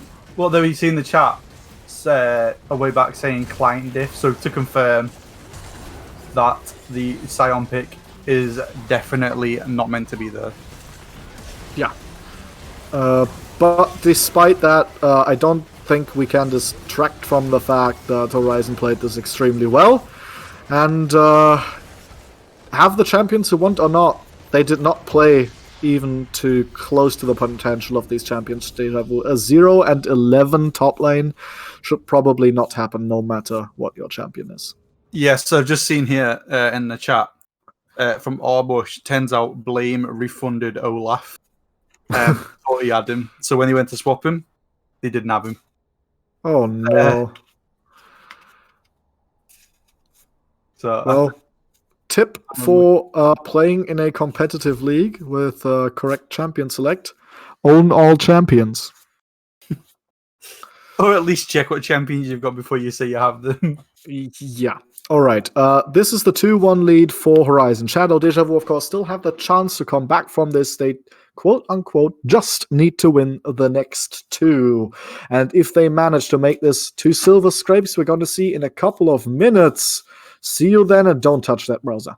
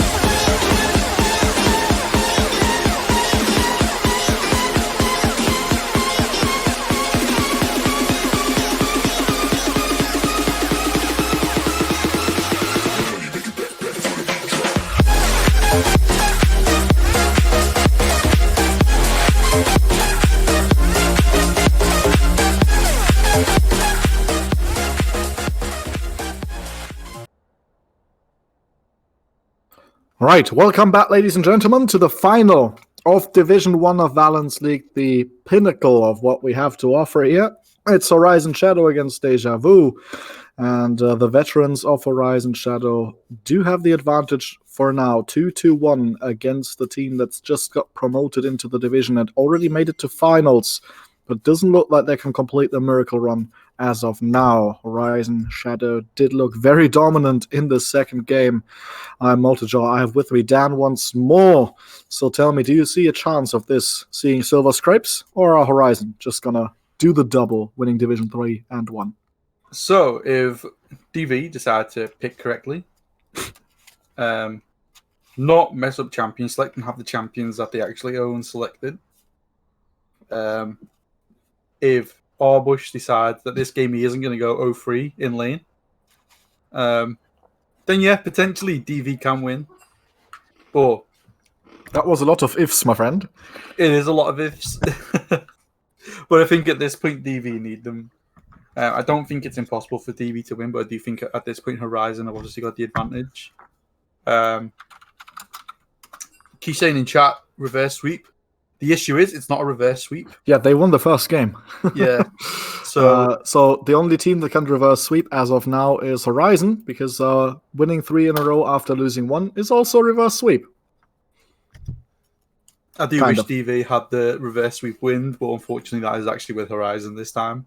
Yeah. Well, last split was the time of reverse sweeps. At this split, we already saw in Division 4 that 7 Deadly Sins did not get reverse swept, despite losing games 3 and 4. So the omens are not on Deja Vu's side for now. No, but of course, there's always potential. We did see our first 3-0 of finals, Sacramento and OPN. OPN will be in Division 1 next season. That's going to be an exciting one. Yeah, especially because when you look back at it, although DV did beat OPN in finals, throughout the split, OPN did manage to take the wins from DV on a lot of occasions. Sam saying first 3-0. I thought Horizon won 3-1, I'll be honest with you. If they won 3-0, fair play to you boys. I could be wrong, to be fair. I can't remember. It was Monday. A lot's happened since Monday. Well, I played, so I don't have it.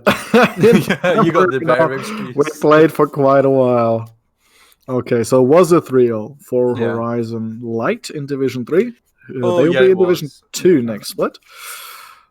But for now, they'll be up against Sacramento again, won't they? Well, could be, yeah.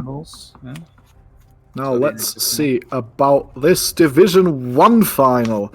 The era of Plague is over. They have disbanded, and Centurion has renamed to Vengeance, but has not made it to the final. These two teams here have.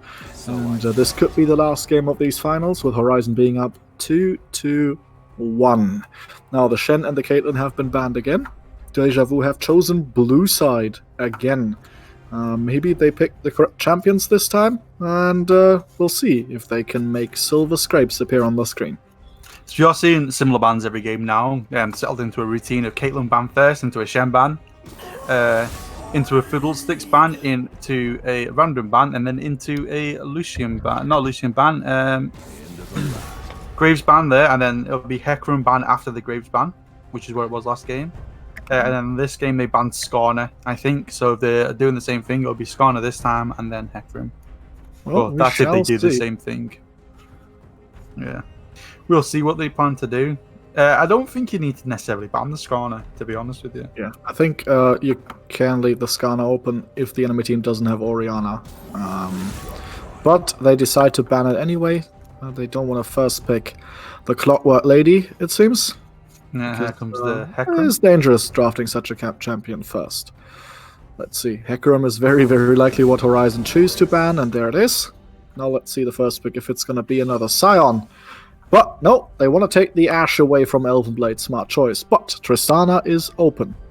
They went for a Prio pick, which is the first time that DV have actually done this. So fair play to them. They've actually done something that they should have been doing from the start. Better late than never. Now, hopefully, the rest of the draft follows that sort of suit of realizing they've made mistakes and making up for them. Ooh, not the Tristana, but the Misfortune is what they choose to send against the Ashe. It is a very potent champion that can enable some wombo combo shenanigans. I'm looking for the Leona here. Braum is an interesting one. I guess Braum does take it away from them, which then could be used against them. True. But I do like Leona MF. But, you know, the Braum's not a bad pick necessarily to deny it from. I'm interested if Pyroton plays Jarvan in the jungle, because Jarvan Misfortune is a very dangerous combo. Could be seeing a wombo combo comp. If that's the case, we could see an Orianna also come out. We are seeing a Thresh for the first time stronger on something other than sort of just a tanky, get in the way, lock him down type of thing. We are seeing a bit more of a mechanical champion coming out now, which is always nice to see, a bit more mechanics. DV draft already, dare I say, looking better than it has been doing, but it is only 2 champions, so yeah. We'll have to see what else they pick. One more before the next ban phase from them. It's the Scion again. I assume it's going to go to Arbush in the top lane. He did look good on it game 1. After some hiccups in the laning phase, he did play extremely well in the team fights. So, yeah, probably going top here with the Scion. Let's see what the answer is from Horizon. We have one more pick to take before the next band's coming out. Yeah, I think this will decide what sort of comp they're going for. Yeah. Yes, we are seeing the Orianna. So as you said, I think we might see the Jarvan if the DV don't ban it, of course.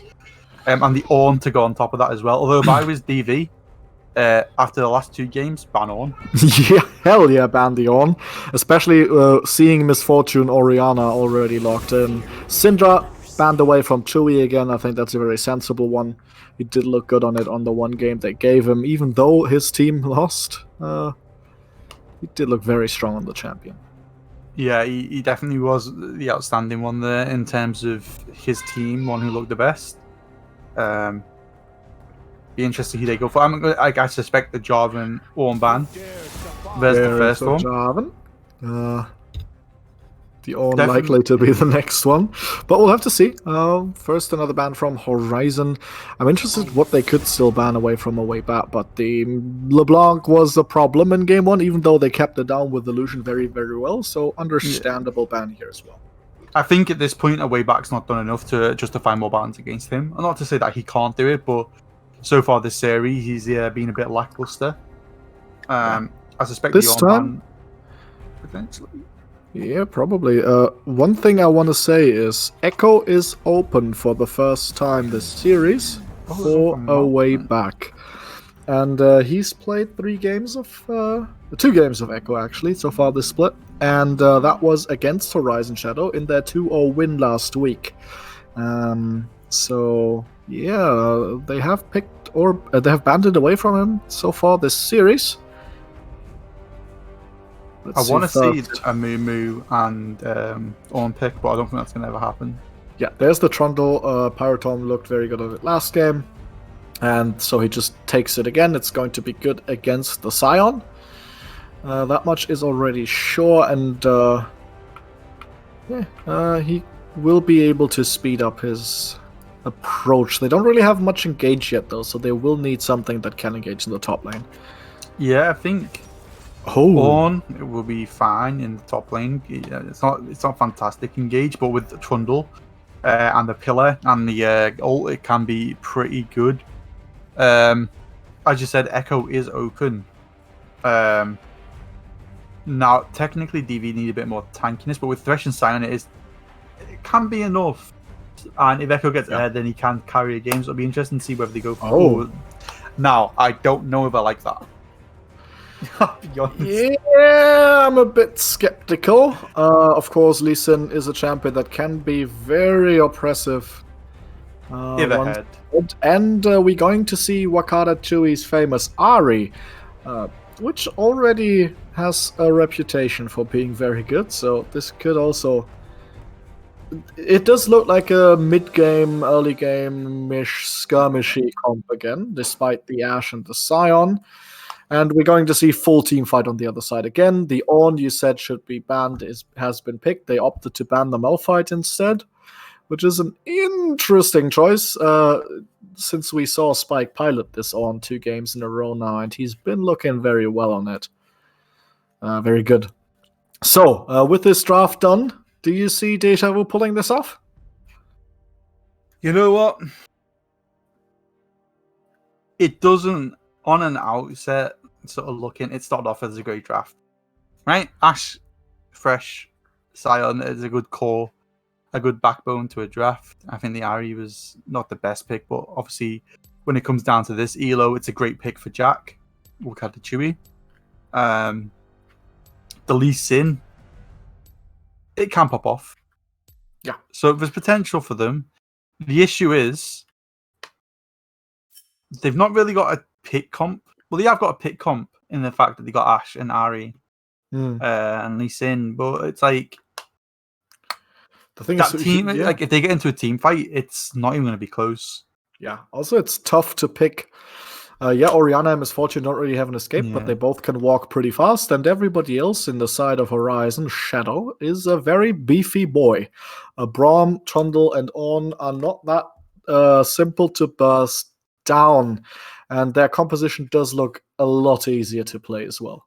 Yeah, it's very much more of a straightforward comp, and it's very much more reliable. Even if they get behind, there's definitely there's channels of win conditions, right? Even say if top gets behind, they've got bot. If bot gets behind, they got top. Whereas Horizon is sort of like, let's try not to win this time, and then you got Lee Sin, which I don't really like. I don't know. It can work, but Yeah, it can work, but it's difficult to pull off, and it's definitely not scaling pretty well into the other team. Yeah. Now, scaling is, of course, always never a binary thing. Scaling is always dependent on what the enemy team wants to do and what you want to do. But come late game team fights, the Ornn can hold the side lane versus the Sion pretty much forever, and this Lee Sin isn't going to do much in team fights in the late game. So you need to find a lead before that phase of the game starts. But what lane are you going to attack? Are you going to try and gank this bot lane? You have a lot of CC there that the Lee Sin could attack. But the Braum can block the Ash Arrow, and the Misfortune can walk pretty fast, and there's always the danger of the Trundle hanging around the corner, protecting his bot lane bridge like the troll he is. So it's going to be difficult for Deja Vu because they need to make things happen. Horizon can just sit back and scale. I think Lee Sin has to go for the bot lane, mid lane. The top lane is going to be camped anyway. It's where Trundle's been the entire other games. Has basically just been the top side.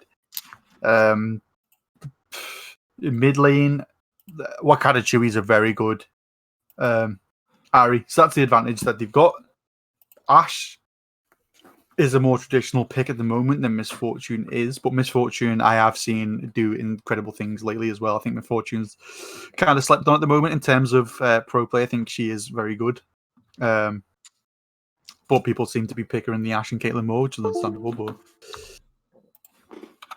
But it's going to be hard. I think if you can't get the lead, it's fine. But in a straight up 5v5, which DV should never do, but I think DV will do. Horizon definitely do win. It's a lot easier to play their comp than it is the other comp. They can never really do 5v5s. They need to find a pick and then engage on the other four. That needs to be their game plan if the game goes long enough for these big team fights to be the decider of it. But chat has already also remarked, if they don't have a significant lead by like 20-25 minutes, it's going to be extremely tough. Looking at summoners and runes, anything you want to remark that falls to your eye immediately? Well, we did see like what's his name? A Blame or a way back was a 175,000 mastery point Lee Sin, so it's not like he's just picking it up and playing it, Yeah. But at least it's something. Okay, we have a pause here. Somebody needs to reconnect to the game. So I think we will be synced kind of automatically. Question to production. All right, that is the good news. For now, we'll have to wait for... it seems to be Elven Blade, who needs to be reconnecting. So we can look at these champions again and look at the plan these teams will have. Where do you think the early game focus will go from both these teams? Well, from what we've seen in previous games, top side, but I do think bot side is... I think if they can get Ash ahead, it's sound. I think Wakada Chewy's got enough bottom on the Ari to do it, get ahead himself. So we'll see.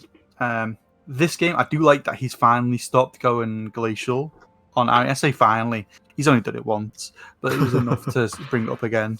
He went glacial last time, it just didn't do enough. Glacial Ari is such a noob trap where it's like, okay, you slow them, but what damage do you have? Yeah. You do lose a lot of damage, I think, on Glacial Ari. Orbush needs to ward better, or at least ask his jungle for more pressure top lane then, or ward better top lane to stop dying to these ganks over and over, because he does win in the two. He wins in the 1v1 quite a lot, but the issue is he doesn't have, it's either lack of map awareness or just he doesn't place enough wards. Potentially both. So I think he needs to sort that out, and they can potentially win through top side as well, but they definitely need to stop those getting a lead, because as soon as Ornn Trundle get a lead against the Lee Sin's sort of in danger. Yeah. Obviously, the 5v5 is pretty good for Horizon, so... Right, the game is unpausing. Let's see if now that we're at game point in this final of Division 1, we're going to finally see some invade strategies or tactics, because Braum is a champion that's very good at invading, and Thresh will want to look for something probably as well. Everybody on Deja Vu is Mastery 7 on their champion. Thank you guys for showing us that. But now let's see what they want to do with it. They have grouped up and they're walking in through bot side.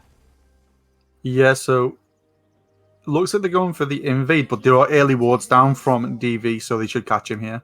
Yeah, very well done by them. Yep, already There see they them. And they're backing out. Be interesting. No, they're not even getting deep wards, so they've got one ward on. Oh no, they got two. You can see them because champions are them. So they got 2 wards, but that obviously gives Horizon plenty of time to go into their top side and get wards, which is more valuable in my opinion. Well, let's say that Trundle looks like he's going to start top side.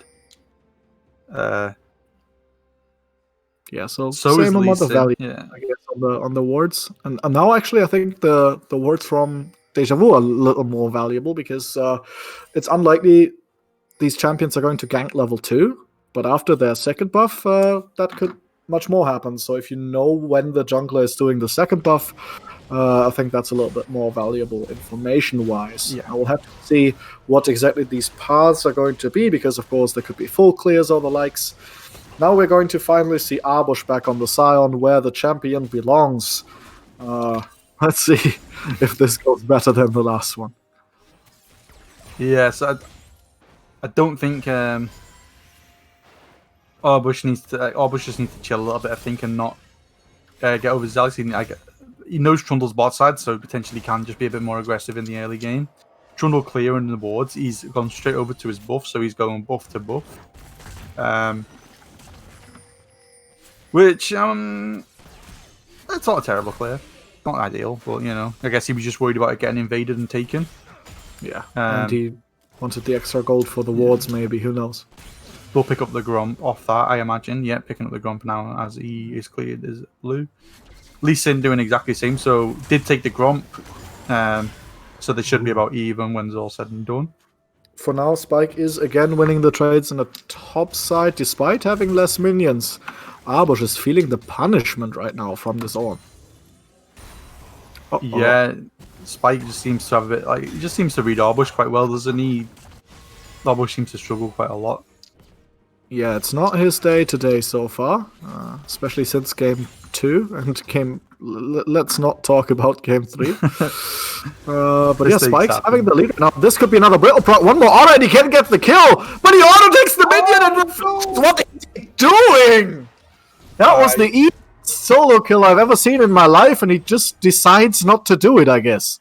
So I think what happened was Spike, seeing how bad Arbush has been having, like how much of a bad time he's been having, and decided that he's going to mess up. Yeah.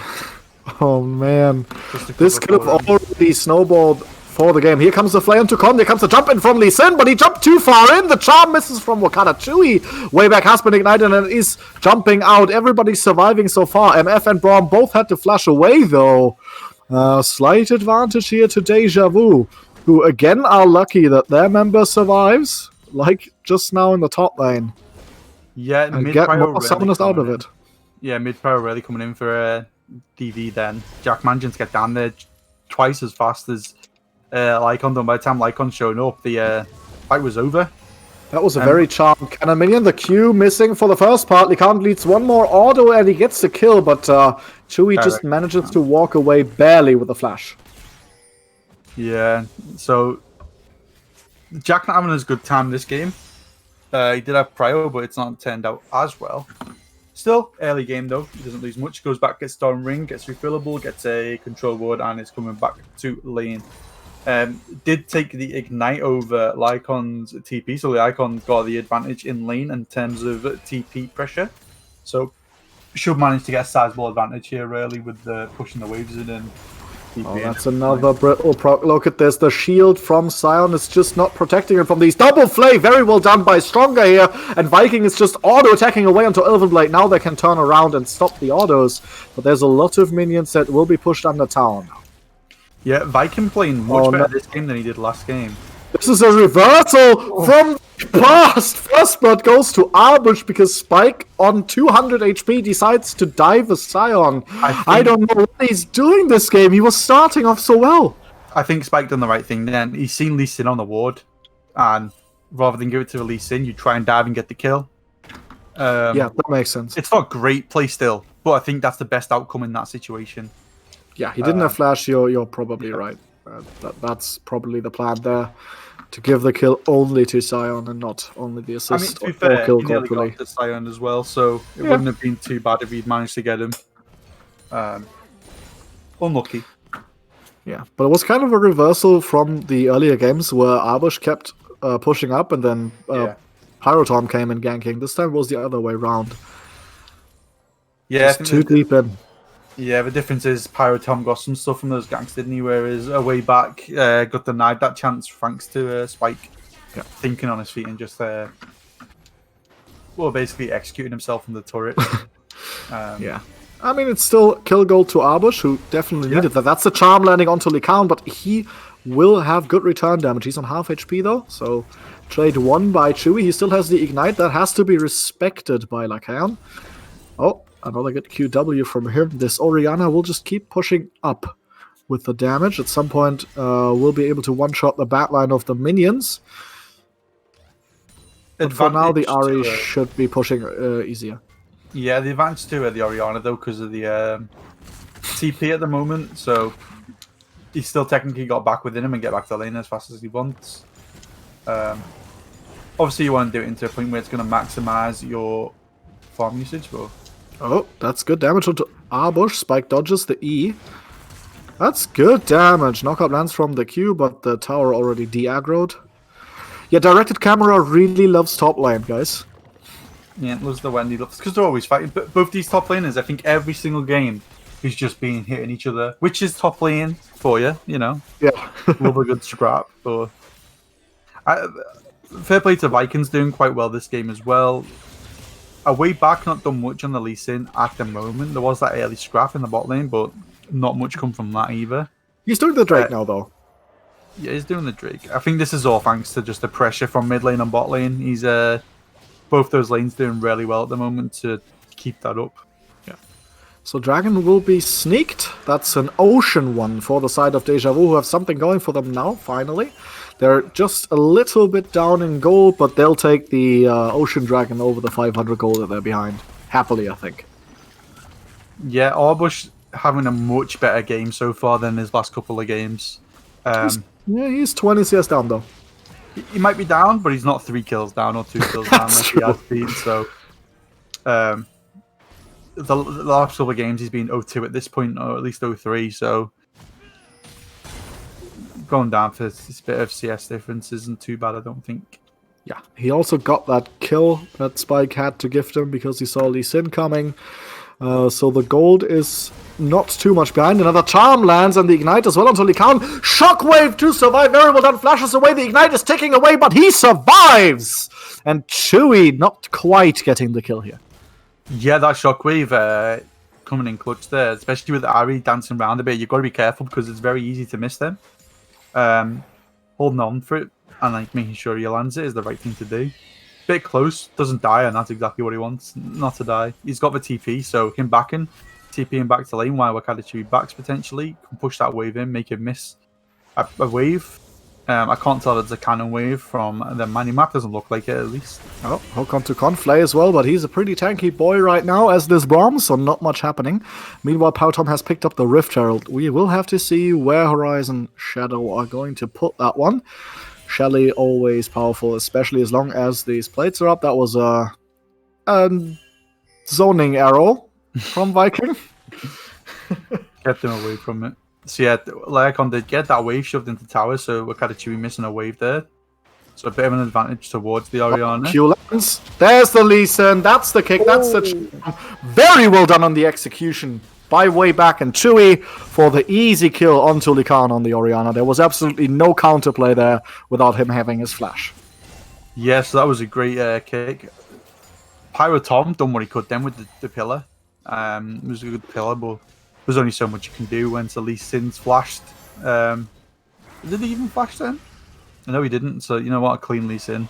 Yeah, Manages that to was get a on wall top. top. Yeah. Very well done. Nice and clean. Nicely showing why he's got 175,000 mastery points. So fair play to him. Looks like he has. The whole DV team have settled down, which I think's been the biggest issue so far. Right? They've lost a couple of early kills, and they've lost their head a little bit. Well, flash from Spike. Interesting choice there. Wayback is coming in. He uses the on, but gets knocked up, so he can't proc it again. Here comes the return damage. Wayback is doing a lot of damage to him. Knock-up coming in from Arbush. Pyrotom's too late for the first time in quite a while. And that's a kill for Wayback in the top lane. And now it's 3-0 in kills, and Deja Vu are in the lead. Yeah, DV definitely settled into the game a lot better than Horizon have so far. Which I think, like I said, was the biggest issue. As Honest has said in the chat, though, they do need to speed up a little bit because the team of Horizon does tend to be a bit better with more items, so it's going to be hard the later the game goes, I feel, for DV. Oh no, the charm lands. He doesn't have Ignite yet, though. But the shockwave lands from Likan. Here comes Con to save his mid laner. But that was a lot of damage. The arrow going nowhere once again. He's not been as spot on with them as he has been last game, Viking. But fair play for trying. One thing I see Ashes do, which annoys me. Flash charm kill. Wakanda 2 with the solo kill. Well done. Now you can go on. Yeah. Wakanda Chewy's Ari, proving why he's I think like 300th best Ari in EUS or something. Great jump by Con. Yeah, that's the bullet time from Elvenblade as well, and Stronger. That was a death sentence for him, not for the enemy. Great kill in the bot lane for Elvenblade. Yeah. The one thing I don't like about Ashe, as well, I was going to say, some Ashe players, they tend to arrow and try and aim for the furthest one, like just to get the longest stun duration. But it's so much better to just save it for a guaranteed hit half the time. Like these long map arrows don't tend to hit. Yeah. And if they do, most of the time nothing comes from them. So yeah, that's my little pet peeve about some Ashe players sometimes. Yeah. As we wait for this dragon to be spawning in 3 seconds. Some more noodle fighting in the top lane. The Rift Herald has been summoned. Shelly wants these plates. Likan gets the gold from them. Meanwhile, in the top lane, Arbush is putting the hurt onto Spike a little bit for now. Here comes the gank, but the hook misses from Stronger. And so Elvenblade and Con can walk away. The dragon is alive. Looking across the board, only Lee Sin and Pyrotom as well as Arbush and Spike have their ultimates available. The shockwave is just coming up now, though, so ultimate advantage on the red side. Here comes the hook landing, but the death sentence could be for the other side. Pyrotom is running in as fast as he can. Here comes another teleport, but the on, he just misses it! And so the play is over for now. But everybody's here now. They will want to keep fighting because this dragon is what they want. Chewy going forward now, has the ultimate back available. They're going to be looking for the pick. They send Q in, but that's the on. You don't want to kick the on into your team. They shouldn't fight this. Horizon, that is, they don't need to get this dragon. They've got a timer, which is like, Lee Sin falling off. Yeah, they do have the double knock up here from Spike, but he maybe has gone too far forward. Shockwave hits only Arbush, and there is the fight. Bullet time cancelled after about 2 shots. Arbush still almost there. There's the kill for Likan to Stronger, but 2 kills have come back from the other side. Chewy's absolutely huge. He's on a killing spree, and they don't stop falling. Another charm triple kill for Wakanda Chewy. 5 for 1. The ace for Deja Vu, and the Cloud Dragon is their prize. I don't know why Horizon decided to fight for second dragon, which is Cloud Dragon, rather than just give it to them and fight when they've got a bit more power. Right now they are behind, and they need to recognize that and not take objective fights that mean nothing in the end game. This is a very poor decision to try and fight that by Horizon. Whoever the shot caller there messed up. But still a long game. Wakanda Chewy really doing well here. Yeah, he is absolutely popping off on the Ari. He has 2,000 gold in his pocket right now, so he's gonna... Yep, there it is. There is the Luden's Echo already completed together with the Tier 2 boots. And he is going to put his stamp on this match, it seems. Yeah, Horizon need to slow this game right down. They need to take a step back and just breathe and stop going for objectives that don't matter. Spike clearing wards, he doesn't know where anyone is. It's not the best move to do. He should get away. The Lee Sin gets the slow. Can they get the death sentence to land? No, they cannot. He would have been unstoppable anyway. So for now, Spike can walk away. We'll waste a pink ward here as it's immediately being cleared. Yeah, like I said, it's sort of reverse, isn't it, from game 2 and game 3, where DV were the ones sort of making the same mistakes that Horizon are making now. Fighting unnecessary times. Elvin, I don't know why he's chasing the Scion. I think he saw the Trundle and the Braum coming in from behind. This could actually be the play they were looking for, baiting Arbush in with the promise of an MF here, and that is so much to see onto Arbush. I don't think he has any way out, and he will fall to Elven Blade. Donated to the MF the kill, and they baited him in there, knowing Trundle and Braum were coming. Rifthold has been summoned. That's another charm onto Lycaon. A little more damage will do it. The shockwave has been wasted as well. Not hitting anything. Rifthold takes top tower. The lead keeps growing. 3,000 for the side of Deja Vu, even though Arbush died in the bot lane. Yeah, you can tell the pressure's now getting towards Horizon, can't you? And you can see the mistakes are starting to happen, and they're starting to slip a little bit. Yeah, like I said, they just need to slow the game down, but I don't think they can slow it down enough at this point. There's the arrow, this time on the Spike, kick away. This should be death for the Forge God. Viking gets the kill. They have killed also 3 towers in the span of a minute, and now the lead is already over 4,000 gold big, and they're knocking on the inhibitor doors. Yeah, so I think it was Honest saying in the Twitch chat that DV need to have a 6k gold lead. They don't have quite 6k yet, but they charm to Pyrotom, but he gets out for now. Strongest, quite low HP. Will walk away as well, though. So no deaths for now. It's really not looking good for Horizon at the moment. I'm trying to think of ways they can slow this game down, but there's not a lot of them. Don't get hit by charms would be a good start. But Wakanda Chewy has absolutely heat-seeking charms this game so far. Yeah, definitely, again, showing why he is one of the better Aries. In the US, especially in the league, I think he's probably the best Ari. If Nymero was watching this, he'd be loving it. Great Ari performance so far. Lycon doesn't look himself, does he? Not in this game, sure. Not giving respect at all to the Ari. Lee Sin's showing up quite big when he needs to. Arbush has had a fantastic game so far in terms of what he has been having. Yeah, Vikings sort of been under the radar, but doing really well as well.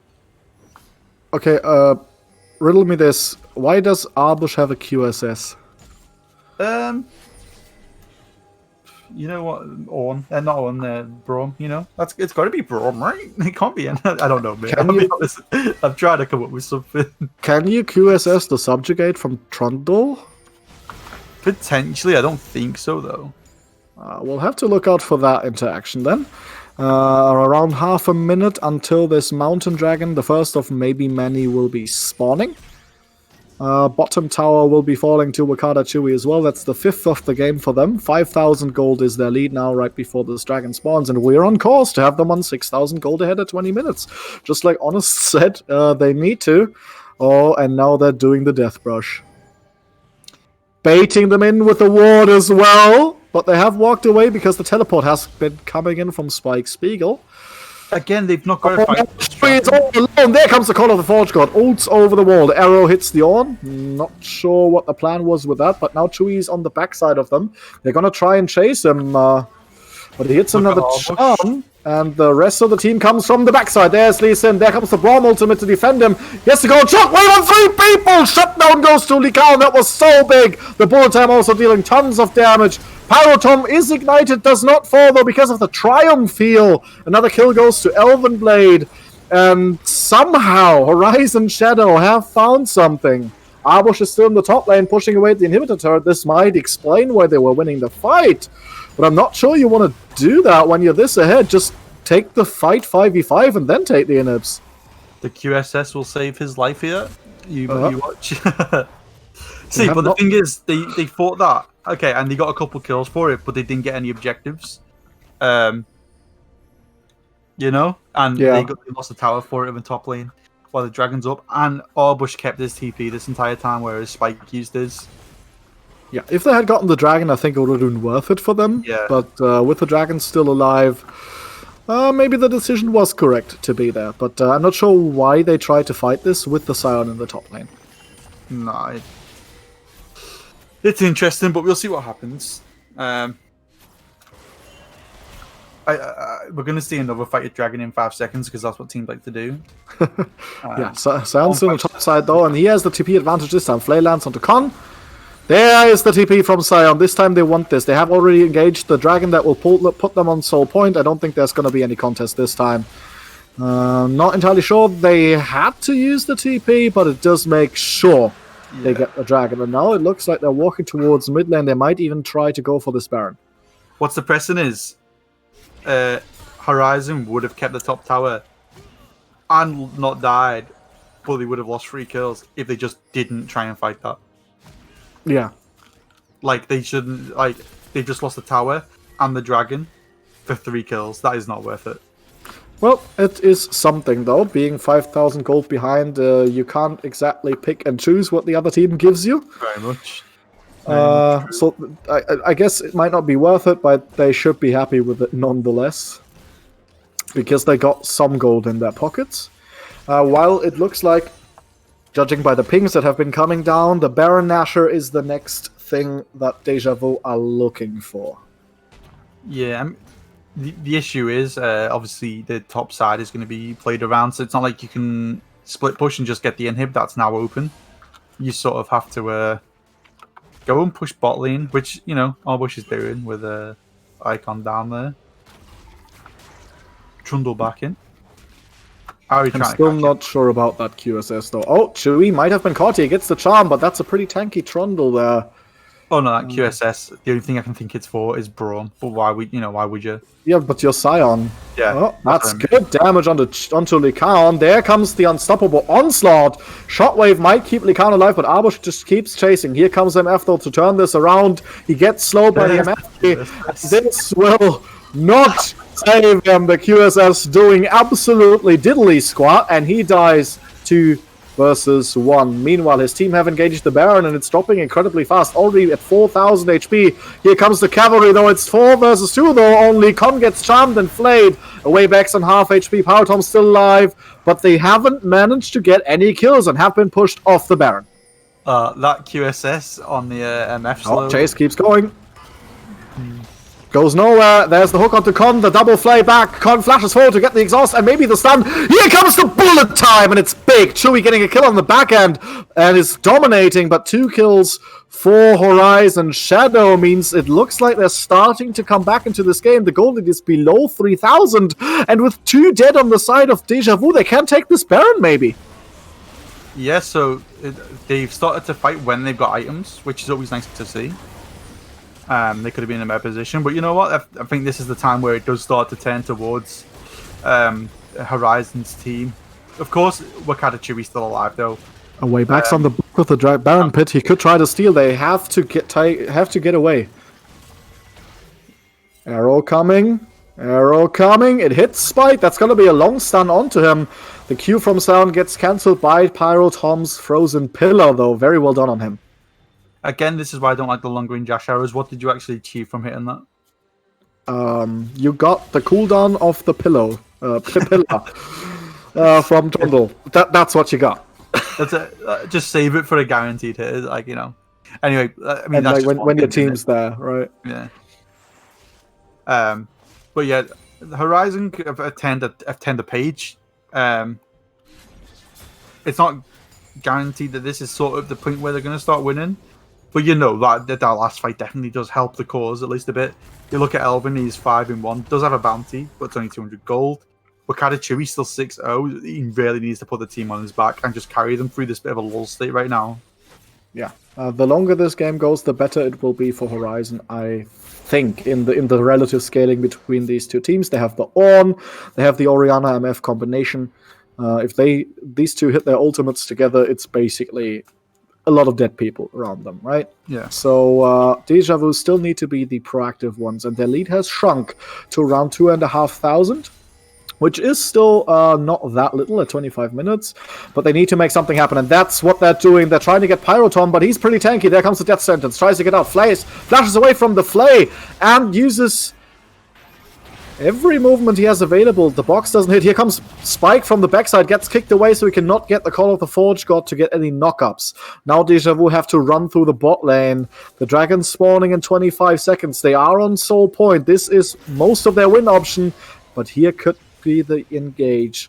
The good news is Arbush is on the backside. They're going to walk towards him, but I'm not sure if they know exactly where he is. If he uses his ultimate appropriately, now they have them in the scissor. Flash from Spike for absolutely no reason. There's the backside on. There is a dead Pyrotom. Viking gets that kill. Arbush is in the front line, just absolutely tanking everything. The bullet time is big, but not big enough. Here comes the re-engage. Wayback goes in and just dies, though. Elvenblade's unstoppable. They can't get to the Connors lane. Stronger as well. Spike gets hit by Okada Chewy, but Arbush is already so low HP, they have to get away. It's an even fight for now, and it looked like a winning fight for Deja Vu in the beginning, but they just didn't manage to get into the backline. Now, Chewy's behind them, Lican goes forward, Viking has to flash away, he's against 3 people, the shockwave misses though! Elvenblade's dominating anyway. There came in the recall from Arbush, and now it's only Chewy. Here comes the teleport though. Arbush wants this, doesn't have the unstoppable onslaught, so this will probably be just a walk away for Horizon. With the Dragons still alive, the dance continues. Yeah, Elven was just untouched that entire fight. They're now going for the dragon. They really need, like, DV really need to get this, I think, to just stop it, because Horizon are hitting that point now where they are starting to outscale. Elven's massive. Chewy has ultimate. This could be the smite fight. Blue team has taken it. That's the fall through Arbush. And now Con is dead. Elvenblade is dead. They have squandered away what they had in trying to get back into this game. The Baron is alive too, so they might just go for this. The lead is back to 4,000 with the Baron. It will keep growing again. They had the comeback and they threw it away. So, they was going to outscale. And they still do outscale, but it's slowed down so much. Yeah, this soul is going to be so big. It's the decision making from both of these teams makes you feel like it's Division 4 and not Division 1. I mean, it is high pressure, right? This could be the last game. You don't want to make any mistakes, and they are forced. It's not like they're making errors by themselves. They're forcing errors on each other. The Baron's still not dead. Here comes the Call of the Forge God. 1,500 HP on the Baron, they're staying on it. The fight has already started, though. Pyrotom's almost dead, though, and here comes Chewy. He's gonna get him. One more auto attack will do it. There it is. Wakanda Chewy's legendary, but now he's in the front line, has to flash away. The Baron is still alive. Arbush is trying to kill it. Now they get the kill on it. Con falls as well. Here comes the hook onto Elvenblade. Maximum range from Stronger. And that's 3 dead people on the side of Horizon. This is probably the one that pushes us to Game 5. Well, it looks like we are getting silver scrapes. Yeah, 7,000 ahead. They have the Baron buff. 3 people are still dead. They Fair play to could DV just insist on this push. They should. Fair play to DV for keeping the head. It was very easy for them to just put their heads down and lose the game, to be honest with the way it was going, but they picked themselves up. They got a lucky steal from Arbush, granted, but sometimes that's all you need, a little bit of luck. You create your own luck, and they made it for themselves, so fair play to them. That was a desperate attempt to stop this Baron. I'm not sure it was the right call to try and fight there, because now you've given Deja Vu so much gold on top of the Baron itself. I mean, the benefit is the wave's pushed into them, right? They wave now pushed in, so they can farm a bit easier. Yeah. Which is what they need to do. But with the Baron minions and DV being, Wakanda Chewy basically having free reign of the map, because I don't think anyone can really stop him at this point. Yeah, he's 9-0-6 on this Ari, absolutely popping off. It's kind of hard for them to really do much, isn't it? Yeah. Go anywhere near a bush, you might just be one-shot by a fox lady. Yeah. Sort of a dangerous area, isn't it? I'm just trying to look at. I still think that QSS is completely in by Arbush, but you know what? He's going to potentially win with QSS Scion. So who are we to judge? Yeah. I've only seen him use it twice so far. But you know what? Fair play to him. Yeah. All right. So I assume we're going to see 4 people top, 1 person bot. Would make the most sense. Yeah. If they go near the mid lane, what are they doing? Yeah. They will have to wait for a way back to make his way to the rest of the team, though, as they're pushing the 2 side lanes with the Baron buff, ensuring the enemy team is a bit spread and can't just use their 5v5. Smart choice by them, of course. The normal play to do when you have the Baron buff. But still, I like seeing them be diligent in their play. Do the correct things to close out this game, to ensure you will go to that game 5. Because if they slip up and get aced, it might still just not happen. Yeah, there's a very clear path, isn't there, for how DV win this now. And as long as they play to that, they can win. Like Jack, they're playing it correctly right now. You just let the super minions destroy this in here, be like Arbush, push bot lane. Oriana's going to have to come up and help, because she's the only one that's got the range to clear those minions without getting caught from stepping up. Yeah. Arbush clearing that outer turret, so was always going to fall at some point, especially with Baron. Looks like they're going to try and engage on the bot side and just give up top side, although Ornn is making his way top. Bot, sorry. Yeah. So far they're holding on to the other 2 inhibitors, but the minions are going to start creeping in there. Sion, of course, not having the Baron buff. So these minions aren't going to be as strong. For now, it seems to me as the Baron buff has timed out completely. So, with the map state as it is, 8,000 gold and the Mountain Soul, it would take some kind of miracle, despite the comp not scaling quite as well, for Deja Vu to still throw this game. They still need to play it correctly, though, because the Wombo combo is always a threat, in almost no matter how behind you are. Of course, yeah. Like, it doesn't take a lot for Horizon to come back in terms of, the team fighting potential. But I think if this fight, Nick basically confirms it. If Horizon get Elder, they can still enough to get back into this game. If DV get it, I think the game is just done. Yeah, definitely. Locket of the Iron Solari has now been picked up by Arbush. We see the Guardian Angel on a way back. We got a Chewie on 3.5 items working towards that death cap too.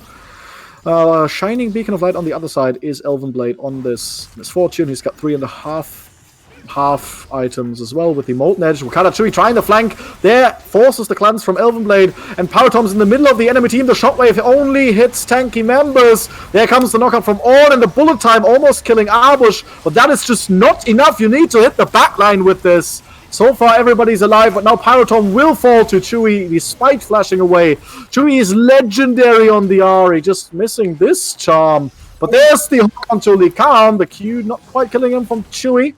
But I think this dissuades any attempt at sealing this Elder Dragon. And look at the base. The super minions are hitting away at the Nexus towers. They will have to give up the Elder. And then Deja Vu will just waltz into the base. Yeah, I think this one is going to be game. And it is going to go down to the 5-5.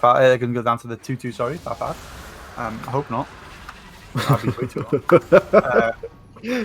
So yeah, we're going to get a Silver Scrapes, it looks like. Well... Don't jinx them. Yeah, they could lose still, I guess. So don't jinx the custom. But the lead is now 9,000 gold, 34 minutes into this game.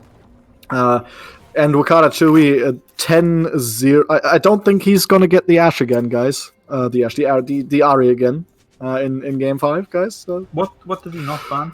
I'm trying to think. So they ban every game it's Graves, Shen, and Hecarim. The first 3. So which one of those do they've opened? Possibly the Shen. But Stronger on the Shen looked really good. Though Stronger, to be fair, this game is landing some nasty hooks. Yeah, I mean, it seems to me that Stronger is going to be great on these kinds of champions. If he has Shen or Thresh, I don't think it really matters that much. Of course, the Shen does have the potential to be a flex pick to the top lane as well, which is... Or even the jungle, which is annoying. But I think it's worth giving them Shen if Wakata Chewie is not on this Ahri that he's absolutely dominating with. Yeah, and I think they don't even need the Baron to end the game, but please just go and end the game at this point. Yeah, come on, guys. You're 10,000 gold ahead. You have a 10 army, you have Elder Dragon, you have Dragon Soul. Just just walk into the base and kill the Nexus. Yeah, it's they literally just have to auto attack. That's the arrow onto Braum. I want to see the engage now from Horizon. They can't just give all the inhibs. But of course, against Elder Dragon, what are you realistically going to do? Well, it's better to try and die than just watch, isn't it? Yeah, they're taking the base uncontested so far. 2 inhibitors are taken. I think 2 you can give and hope to wait until the Elder is gone and then engage. But if you're losing the 3rd one, it's over. But the Baron buff just ensures that they can stay in this base. And it just need 1 CC skill shot to hit. And they have a fight. Yeah, but please, guys, can you please end the game? They're playing it very slow, you know. Yeah, there's another minion wave. Can hit the Nexus towers now. Okay, they get 1. They get the 2nd tower. I think this is it now. Comes the on, but I think it's too late. There comes the Lee Sin to the backline, gets the kick onto Braum. Con will flash away, but is already dead. The Asher comes in. The shockwave does kill Viking. There comes the bullet time, but the Nexus is already dead. Ladies and gentlemen, we're gonna have a game 5 between Horizon, Shadow, and Deja Vu. Prepare to listen to Silver Scrapes and be as hyped as I am for game 5, guys.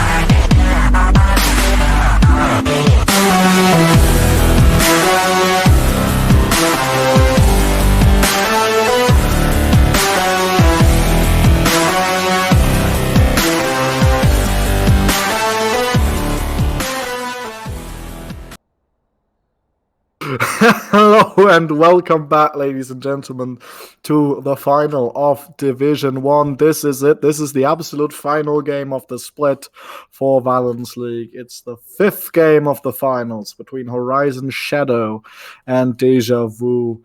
Who will be the successor of our back-to-back champions, Plague? This last one will decide it all. And honestly, after how these 4 games have been going, I can't make a prediction. Sorry, dude. Dan, what do you think? I got no idea, dude. Yeah, yeah, I just don't know. I guess we see who decides to sprint it this time. We've had 2 games of DV, we've had 2 games of Horizon. So, Orbush is winning in the 100-meter sprint right now after that Olaf top. Yeah, that 0-11-1 game. At least he stayed consistent in the numbers. 1-1-1, right? Yeah, but last game he did do well top lane. We can conclude he's a lot better at Sion top than at Olaf top. Although we did still build the QSS. Twitch chat has, by the way, confirmed, that he thought this could cleanse the Trundle ultimate, which it can't. You know what? Those are the things you gotta try. Right? You don't know until you try, I guess. I mean, you can know, but at least you tried. Yeah. I wanna see a carry champ for Pyrotomp now, though. Like he's been on fire on the Trundle, for example, on the Skarner, but these Trundle games, he doesn't look like himself. He does well. Like, mechanically, these pillars are absolutely on point. He's often where he needs to be. But the champion just doesn't give him the ability to make the carry-like decisions that he needs to be making to win the series for his team.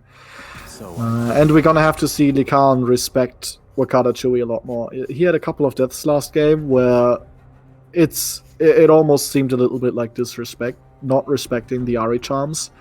So he needs to be on the form. We've seen him during the regular season, and then Horizon have a very good shot at winning this. On the other side, if Deja Vu play like they played last game, they also have a very good shot to winning this series.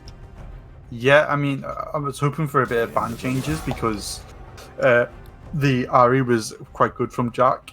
But at the moment, it doesn't seem like the ban changes are happening. It just seems like the same bans. So we're going to see a... what was it now on that side? They always go Caitlyn, and then they go Fiddlesticks. Probably. And but they seem to be thinking about this a lot more right now. And it is the Fiddlesticks again. And we're going to see the Hecarim from the side of Horizon, who crucially are on blue side again this time. So after losing on red side last game, they're going back to the first pick side. And here is the Ari ban. So I assume Skarner is going to come up now. Because that's what they've been doing. Oh no, the they're on a Hecarim. Oh, interesting. So Skarner is open. Paraton found a lot of success from that one in the second game. First pick in the Ash being the most contested pick so far. We'll see how that goes. There's the first pick, Ash, for Elven Blade. He has looked very good on it in game 3. So no surprise there. It is a fairly blind pickable champion. We've not seen any Ezreal so far, which is an Ezreal one trick. No. Well, Ezreal main. I say one trick. It's not one trick. I do like Ezreal, but I don't know how these players play him. So we are seeing the Sion, which is Bean Bush's go-to so far. Yeah. In both wins his team has, he's played the Sion top lane. So not really surprising that they pick it up for him again. It does enable a way back these carry champions that he likes playing so much. So, yeah, makes a ton of sense. I'm interested to see what else they are picking up. Because if they're not picking the Orianna here, this could enable another Orianna Skarner from the side of Horizon. You're seeing Strongest Fresh had a very good game last time, getting some crucial hooks when needed. So, a solid pick so far for DV. Definitely drafting more for comfort at this point, I would say, than they are for, say, a set-out compo. Sometimes that's all you need. As I honestly said before, draft doesn't really matter in terms of who wins or not. We are seeing that Skarner come in for Pyro Tom. I'm expecting the Orianna now, though it is a champion that you can't always blind pick, especially if you don't see the enemy jungler yet. So, yeah, we'll see what happens. But if they don't pick it up now, I do expect Deja Vu to ban the Orianna in the next phase, or pick it up themselves as the third pick. Yeah, of course, the Syndra is open. We are seeing the the Alistar once again from Con. So Ash, Alistar bot lane. I've not seen those two champions go together much, but Con again quite comfortable on to the Ash on the Alistar. Sorry. So again, sometimes comfort is a lot better than what's good and what's not good. Yeah. There it is, the Echo finally for a way back. That is the pick I've been waiting to see. I'm really excited to watch this one in this game 5. I think it's a lot better than the Lee Sin into Skarner and Alistar. So, yeah, I do agree with Honest in Twitch chat again. The Alistar into Thresh is not the pick I was hoping to see. There is the Ornn ban for the first time this series. Spike Spiegel will have to play a new champion. The Illaoi is open. Let's see if he goes for a carry champ on the top lane, because he played one carry champion and the rest have been sort of Ornn. He hasn't played the carries yet either. Yeah, it'd be kind of cool to see him on a champion where he's more comfortable, I guess, than just tank after tank after tank. But I guess both top laners are just finding comfort on the tank and safety on it. But all it takes is a Mordecai to turn this game around. The Cassiopeia getting banned against the Icon. I don't know how good his Cass is, but a lot of respect has been shown in its past couple of games. Yeah, of course, Cassiopeia is a champion that shreds tanks away, so if you're Cyan, you do not want to see a Cassiopeia on the enemy team. LeBlanc is the final ban. So Wakada Chui not going to be on LeBlanc or Ari. The Oriana, though, is still open for both teams to get. Let's see if it gets picked up or if you're going to see a completely new champion in mid lane. There's also a Lucian that is open, so potential for a Lucian to be picked. This would be a spicy one. Nah, no spice, just Oriana. The clock works back once more. Now we're going to have to see what Horizon want to pick into it. The Ziggs is open. That has been played by Likan, the split. The Corki, of course, is still there. And Syndra is also still open. I don't really like Ori Echo together, especially with the Ori blind pick. Not going to be the strongest 2v2. A lot of balls from DV to just blind pick the both solo laners and give complete counter pick to Horizon. Yeah, here comes the Corki again for Likan. He's looked exceptional on it in the last game he's played it. So top lane carry from Spike. They don't really need tanks. They've got Alistair and Skarner. Of course, another tank. Oh, there it is, the Mordekaiser. This is, I think, quite the good matchup into the Scion until the Scion has like 3 items. So I like Horizon's comp a lot more than the one of Deja Vu this game. But of course, we said that last game as well. And see how that turned out. Although, as I said again, the Echo and Oriana is not the strongest 2v2. And so the Oriana will be vulnerable to Skarner ganks. The Jinx is the pickup for Viking here. I'm just glad we've got Spike on something that's not just a top lane tank. Yeah, I mean, the Ornn's banned. You could bet you're behind. It would have been Ornn if it wasn't banned. I don't think Maud's the best pick here. But like I said, I appreciate that it's not something that's just, me tank. I think it's a lot better than the Fiora pick that he chose earlier in the game. It also rounds out the damage composition a little bit, because yes, Corki has magic damage, but now they really round it out with the damage with the Mordekaiser, the Corki, and the Ashe. Now, if Jinx gets ahead, she can run away with this game. But I think she's going to struggle to get ahead. Yeah, and even if she gets ahead, it's going to be not easy to put that to good use against the likes of the Alistar and the Skarner. And of course, if push comes to shove, there's always the Mordekaiser that can just press R and take her out of the team fight for around 6 to 8 seconds, and then, Skarner pulls someone in, that gets killed, and the Jinx probably would die to a Mordekaiser, unless she's super ahead in the death realm. There's QSS, right? But as per chat saying, of course you can QSS Mortal, but then you've got Skarner. So it's not quite as bad. And obviously you got Ashol as well. Alice doesn't really. He's got his E stun, but it's not really something you QSS. It is a potential QSS. The QSS is important for DV, but there's only so much they can QSS. Yeah. So I think stacking QSS is actually better than giving it just to one person, right? Because if it was just Skarner, QSS save it for Skarner. Skarner ult's irrelevant. Now there's only one thing, so I do think having multiple things to QSS is probably the better way to go than having one thing. Compars, I agree with you. Horizon looks a lot more grounded and a lot more stable. But I do think DV, there is a world where DV does get ahead, and as we've seen so far, comps don't really matter. At this point, it's just what people are picking is what people are picking. Yeah, especially if you're 5,000 gold ahead at 20 minutes, comps don't matter, right? Unless you're like SK Telecom T1, who win a team fight 10,000 gold down against CDG. But that's been a couple of years ago. Yeah, and I might lean myself out of the window a little bit, but I do think SK Telecom are a little bit better than these teams. I don't know. I could definitely see Bush kicking it with some of the best top laners in the world, I think as Olaf top lane would be one of the champions that they'd have to ban every game.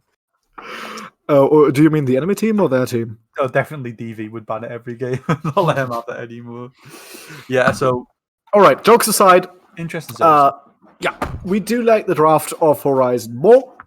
It's probably stronger on most times of the game, and I think it's a lot easier to execute. Which in a game 5, where the pressure is so much on, and every mistake could cost you the series, I think puts a lot of weight off of their shoulders. Yeah, honestly, here I wouldn't mind seeing on hit Mordekaiser.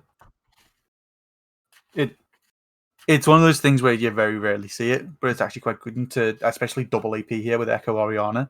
If he wants to play the split push game, obviously works there. It's not bad into Cyan because Cyan will obviously just stack magic resist at this point. Well, you can't really stack magic resist because obviously Ash and Corki, but you can get a bit of magic resist. I don't think it'd be terrible. I do think he's going to go for the normal one, but just something he possibly could go. We'll see from runes, I guess, but yeah, I think it's on realistically Jinx and Echo to get the team ahead. Well, not Jinx to get the team ahead, but Echo to get the team ahead and Jinx to get ahead herself. And then I think Corki, Mordekaiser, Ash, any of those three could get ahead and realistically have a good chance of carrying the game. Yeah, a Viking with the 300,000 mastery on Jinx, so he definitely knows how to pilot that champion. We'll just have to see if it works within the comp against the other comp. I think Jinx is not the easiest champion to execute, especially against Ashe. You want to walk around these fights and try to deal damage. When the Ashe slows you, gonna be difficult. Also, it's gonna be extremely hard for him to navigate these fights against, as we talked about, the Mordekaiser and the Skarner, and of course Alistar also, with the dangerous CC that he provides, gonna be on, as you said, Vikings' shoulders to carry these fights if they manage to get a lead. Yeah, so it seems like we're just waiting on someone to get into the game. There we go. We're about to be syncing. This time it doesn't seem to be a pause, so we're gonna have to wait a little bit before we can have this going. Yeah, I'm ready. All right, and we are into this Game 5 between Horizon, Shadow, and Deja Vu. This is going to be the game that decides who follows on the back-to-back wins of Plague to be the VL Division 1. So that's the highest division, VL Division 1 champion.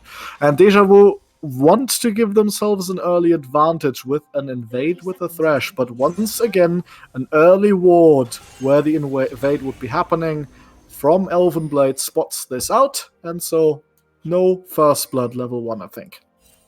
No, Echo starting with W there. I mean, obviously the Q start is a bit fast and a bit better, but it doesn't really make that much of a difference. W is still a good start and gets the shield and the stun off when jungle camps, so he doesn't lose too much. Corki getting a good deep ward in on, whereas red team, EV, didn't really get a deep ward.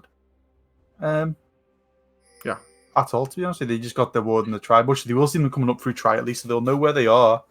But of course, as you said in one of the previous games, a ward on the second buff is much more valuable.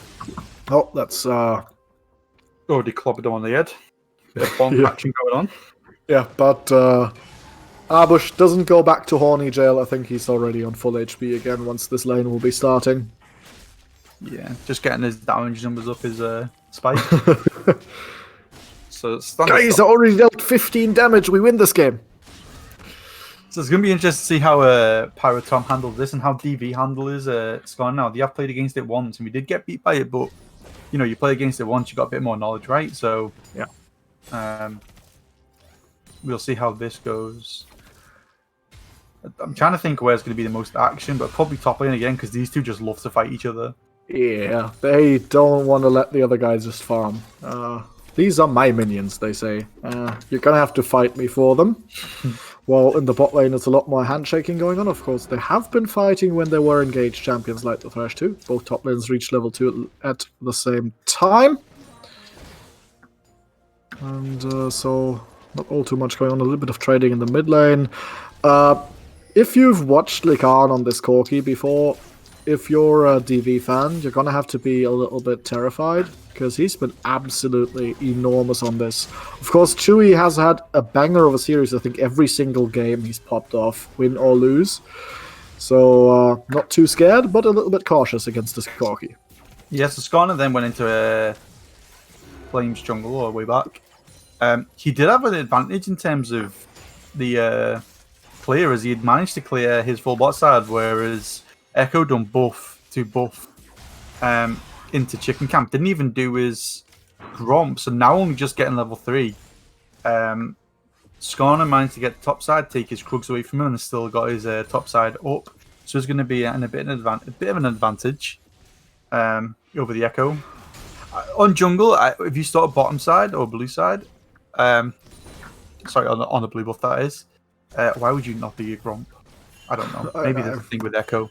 I don't know. When I play jungle, I always do Gromp just because it's like, fast level 3 when you get your buffs and stuff, but they're gonna trade Scuttle Crabs still, both getting done around the same time, but now Echo trying to invade the bot side. There's nothing for him to take. The Krugs are about to respawn, but nothing else there. He gets a ward beside the chicken pit, but that's about it, while Power Thomas is happily farming away.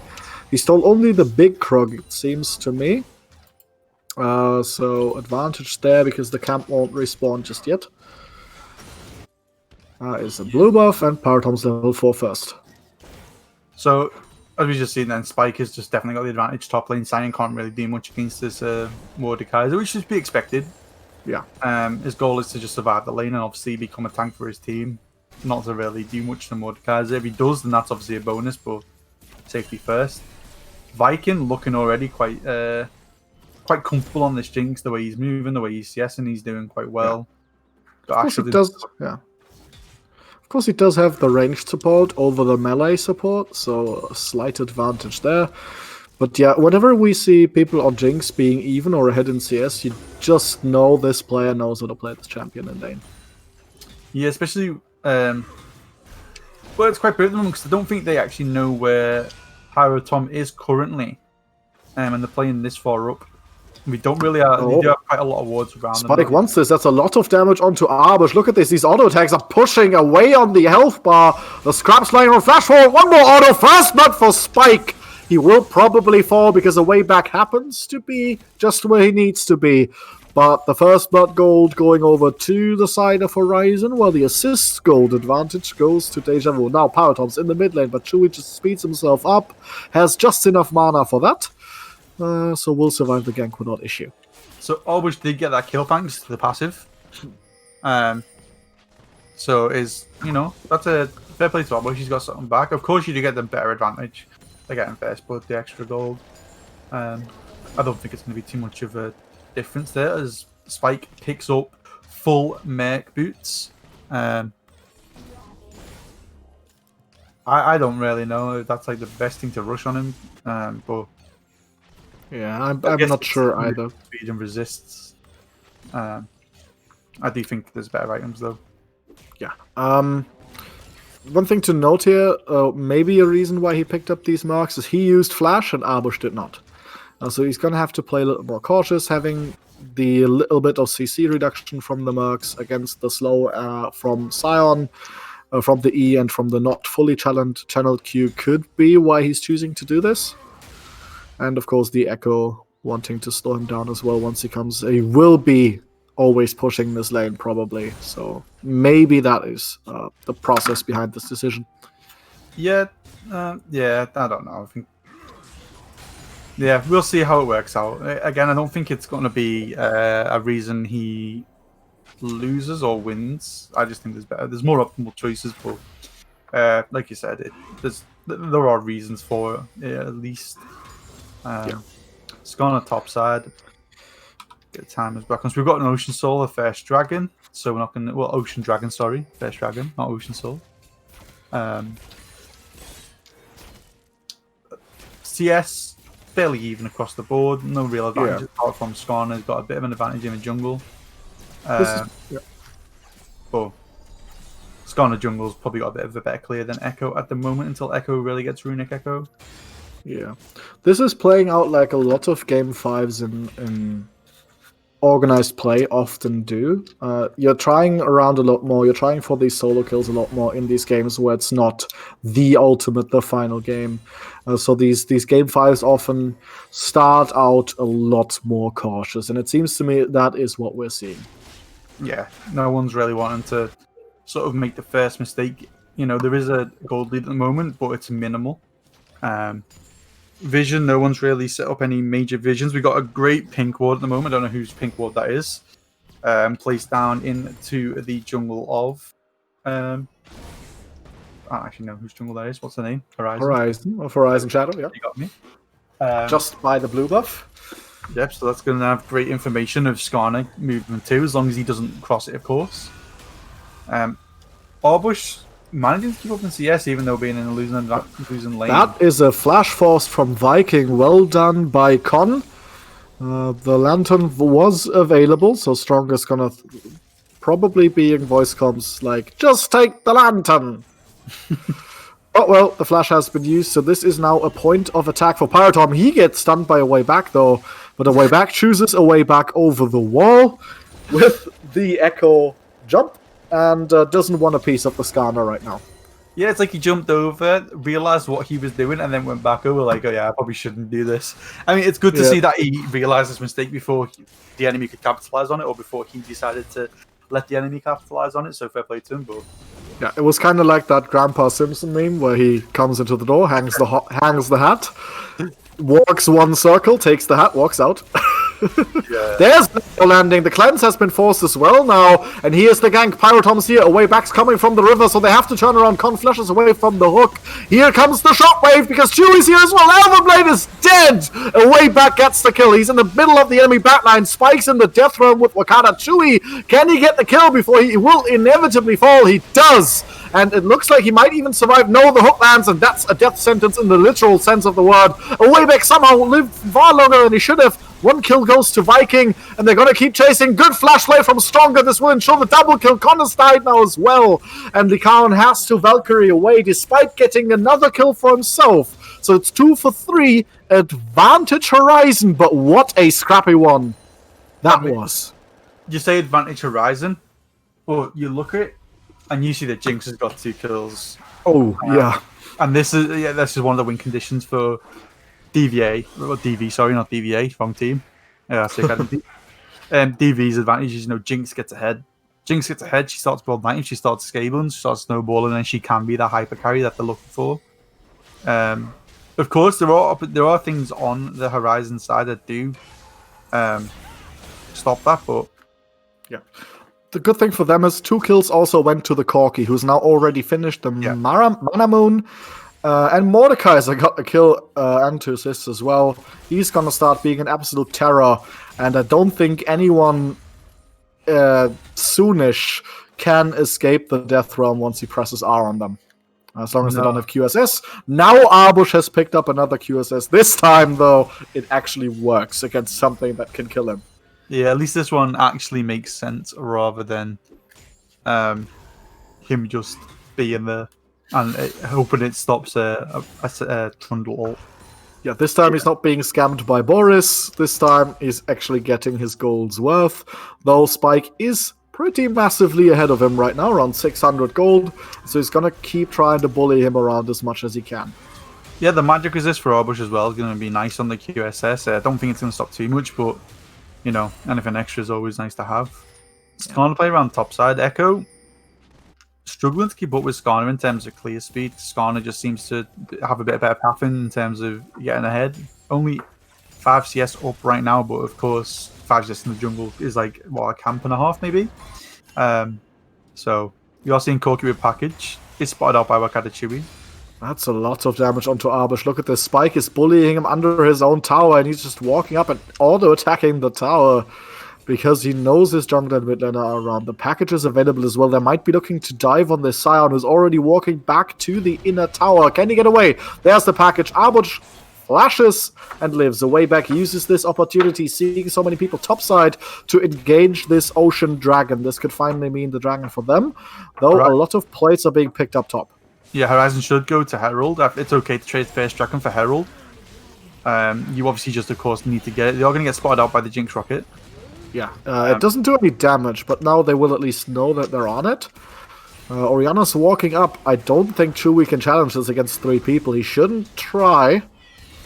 Herald done. Con with the Hex Slash, double knock up into the Ash Arrow. Viking doesn't have the cleanse yet. There's the Ignite onto him. Elvenblade standing in melee range. The AD carries against each other, but Viking comes out on top. He had 2 kills before, so it doesn't make a lot of sense. Another death sentence lands onto Con, and I don't think he can escape this one. A Wayback's coming in as well. The Great Flay. A Wayback gets that kill, and this bot lane is running away from the side of Deja Vu.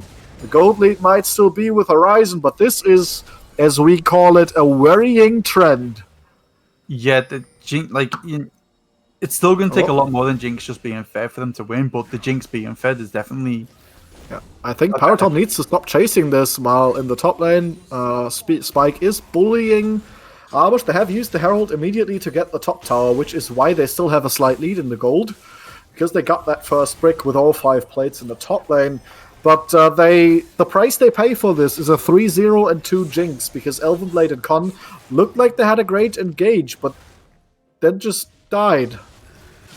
Almost killing Viking, to be fair, but not the greatest decision, I think, to go for this fight. Yeah, he's... It's going to be interesting to see. It's easy enough to look at these teams and go, this is ahead, this is ahead, this is ahead, right? But straight up, you look at it and you think, I actually don't know who's going to win because of how the games have gone so far. Yeah, the gold is dead even right now. We have on the one side a Mordekaiser and a Corki who are pretty ahead. On the other side, you have a very strong Jinx. And so far, the Skarner has not been able to put his mark on the game, same as he did last game we saw the Skarner. He's tried mid lane twice. Chewie has been able to get away both times.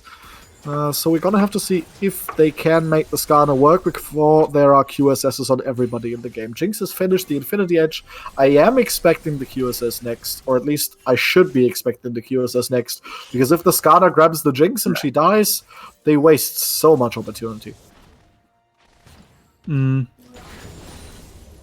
Ori's in a good position right now to do okay, especially really supportive with the Jinx, and Echo is, in a good position for what Echo wants to be in. So DV looking rather good at the moment. That the conditions. There they go. Ahead. There's the double knock-up after the flash from Con, the Hex Flash rather, very well done. Here comes the pull from Skarner, so press onto Viking. They are in lesser numbers. They have Arbush on the back, but the Jinx is already dead. And now Stronger and Arbush. Here comes Chewie, gets a shockwave. That's great. Stronger will still die though. Double kill goes to Pyrotom. Here come the return though. One goes down for Chewie, another goes for Arbush.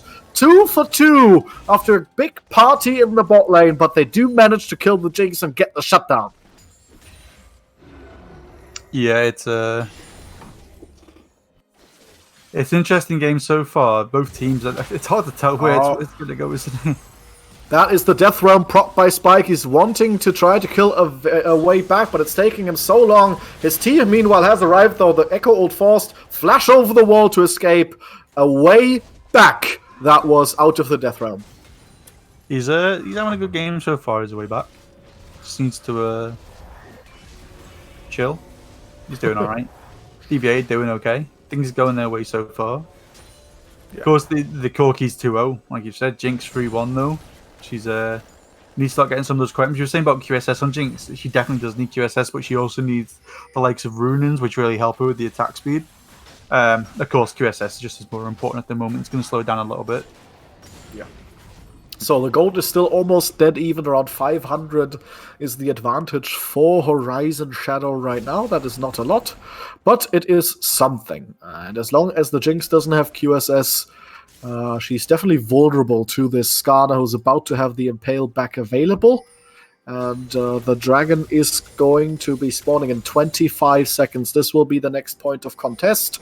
This will be the next team fight. And we see Likan with the package. He's still deathless on the Corki, as he seemingly always is when he picks up the champion. And this fight could decide a lot of momentum in this game. Yeah, I think it is going to be just a momentum-based type of game, to be honest with you. Like you said, it's the series be momentum based? It seems to be. There they go. Death sentence lands onto Lycaon. He uses the package to get away. Wakanachu has already killed Elven Blade, though. The shockwave not even used before that. Now Lycaon, he might still be alive, but he's running away. Wayback gets the kill onto him. The shutdown even will pay for that with his life. Now, Arbush is doing what he can to survive the Death Realm against Spike Spiegel, and he gets the flash away to live. This is so scrappy. Both teams lose a couple members, but again, Horizon are getting slightly out on top, and so they will be re-engaging this dragon, while only the support and top laner from the other team are alive, so no chance of a steal. Powertom will pick this one up. Cloud Dragon for Horizon Shadow. Yeah. Tom? Did you Are see you what Tom tired, Dan? No, did you see what Tom done? He altered the core, he altered the Echo, and then dragged him towards the 100 HP Corki. Oh And no. Corki just died. So it's like, well, I guess Corki's dying with me, you know? Oh well, they still won the fight a little bit. The gold lead is to around 1,000 now, which is still not significant for a around 20-minute game. Still, a lead is a lead. And there's a hook onto Spike Spiegel. Not what you need, but he does manage to walk away before the chompers bite down on his ankles. So he will be able to walk out. Wayback finds a vision ward, but for the moment they've stopped fighting for a little bit. But the Rift Herald seems to be in everybody's eyes. So I don't think we're going to have a long time without fighting. Here's the Skarner, walks into 3 people, gets death sentenced. Here's the Jinx, everybody goes into flay. He's rooted again. Powertom is already solo HP. Here comes the teleport from Spike. Doesn't have the Realm of Death available for now, but the teleport coming in short. Powertom was able to walk out of this one. Both the mid laners are in the bot lane, and Lycaon is being chased away behind the towers by Chewie. Still both pretty much full HP though. Yeah, so you see Jinx with the QSS now. So Cleanse and QSS. Cleanse not available, but they both will be. Jack going under the radar. He's 2-2 right now. 2-2 and 4 that is. Doing some good damage. Looks like he's going for a QSS as well. Understandable with their team comp. Corki in a good position. Scar in a good position. And then the Mordekaiser are also in a decent position. The game looks really even at the moment. It's hard to tell which way it goes. Yeah. It's still a 600 gold game 20 minutes in. So both these teams showing, even though not everything is going right for them, why they are the ones playing the finals today. They always seem to find some opportunity, even if the enemy finds a play on them, they find some way to get something out of the play for themselves. And this is why this game is so even right now. Yeah. It's interesting. Because late game it comes down to good positioning from Wakada Chewie and the Jinx. And we have a pause because this evening has not been long enough yet.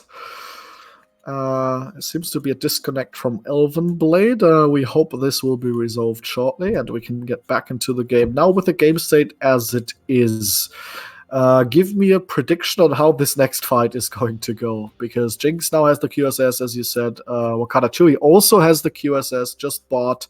On the other side, though, we have Lycaon on the Mana Moon and Triforce now, while Mordekaiser has finished the Liandry's Torment, is working on the next item. The Ashe seems a little bit weak, but you have the Corki as an ADC, so tell me, Dan, what do you expect to happen in the next fight? Who wins that? So, it depends, in my opinion. Mordekaiser can shut Jinx down. So it depends what Jinx has to use QSS on or Cleanse on. If they catch, at this point at least, if they catch Jinx, I think Horizon win. But if they can't, then Jinx can just stand there and free hit, is what I assume will happen. Wakada Chewie doesn't do quite enough damage yet, but still does enough to sort of warrant looking at. But yeah, it comes down to who Horizon can actually pick off. One more thing we have to look for is the summoner spells, because Jinx does have Flash, will have Cleanse fairly shortly. On the other side, no other DV member has Flash available. Wayback will have it fairly shortly. But on the other side, Skarner has Flash for the Engage, Alistar has Flash for the Engage, and Elven Blade has Flash and Heal available to be able to survive things that can be thrown at them. So the summoner advantage definitely on the side of Horizon, and if they manage to play this out with the summoners that they have, I think they have the slight advantage here.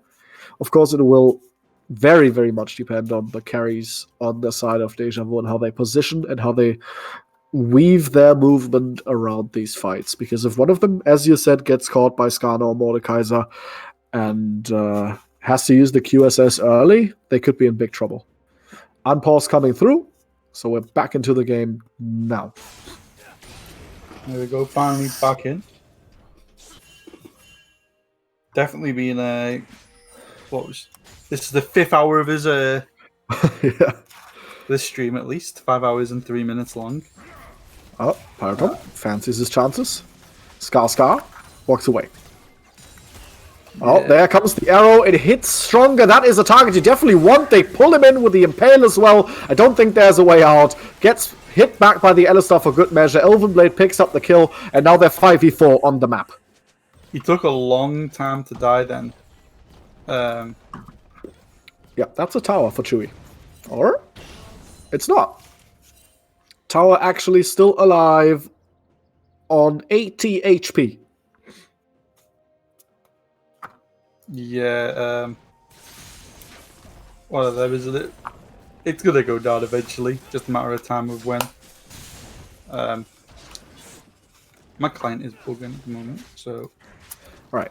Likan has not only these 2 items finished, but his Mana Moon has turned into Muramana, which will make it a little bit more potent with each auto attack, dealing a little extra damage with the mana that he has. It is very strong once it's just transformed, comparably to how the rest of the map is looking. Mordekaiser has finished the Crystal Scepter, so will be even more annoying to deal with, will slow you with everything he does. Here comes a way back for the 2v1. Looks like Spike might have to use the Realm of Death. He's already used it onto a way back, I think. Now he uses it, and there he goes. Away back goes Golden in the Death Realm. Spike trying to run away. Way back using the ultimate to live, and I don't think Spike has a way out anymore. The Death Realm's over. He will fall. The shutdown gets gifted to Viking. And that was someone getting caught way, way, way further up the map than he should have been. Yeah, the issue there is, if I'm Spike, I'm thinking to myself, there's 3 people on me. Do something on the map. Do something on the map. But his team was just standing mid lane. Yeah, the thing is, though, his team had nothing they could have been doing. Like, by the point... Yeah, he's getting caught. Vision on the bottom side for Dragon, setting up for that sort of thing, doing something, rather than just standing mid and farming, I guess. But... Yeah. I mean, both sides of that discussion, I think, have something to blame to the other, but with his team not in the position to take any objectives, he should never be that far. Oh, definitely, yeah. He shouldn't even be in the position for this mistake to be able to happen. If you're going to be there, get wards in there, right? Yeah, but he had no blue vision in that, northern quadrant, except a ward on the Golem bush, so that doesn't matter. Pyrotom's walking up, he gets the suppress off, he's pulling Stronger in. I think Stronger needs to think about getting a QSS as well, because the second time he dies like this, caught with a triple knockup, he keeps finding these somehow. They get a lot of damage onto Arbush, but not much more. Here comes the shockwave, and it's absolutely huge! Now Viking can get the free firing of he does get killed by Spike Spiegel, who found the perfect timing to go in, and they turn around the fight. After the biggest shockwave of the series, they still win the fight, and Horizon Shadow will take Dragon as their prize. How did they do it? I don't know how you... I think that is draft difference, I'll be honest with you. The Echo doesn't do much damage. You got a great stun off, but it's great, but you didn't have any follow-up damage. I think it's... Jinx does have rapid fire now, but... I think a lot of it was the Mordekaiser just being able to run down the Jinx. I'm not sure what they could have done differently, because Stronger was dead from that earlier catch, so he couldn't protect Viking. Maybe they should have said to Arbush, just stand in front of the Jinx, try to get the Mordekaiser off of him. But he doesn't have enough reliable long-term CC that can get the Mordekaiser away. So I think it was on them for trying to fight 4v5. Even though Wakatachui hit an amazing shockwave, if you're down in numbers, it's just going to be hard. Yeah, it's a tough one right now for DV. I think. Oh, there they go again. Spike is very, very far, but here comes a way back again, and the rest of the team is on the way again. Spike this time uses the ult a little earlier to try and go onto a way back, but he's going to have to try to run out of this. He dodges the ult from Arbush, who is pretty low, but now it's 4 people again. The rest of his team aren't doing anything again. They're trying to get to here now, but it's way, way, way too late.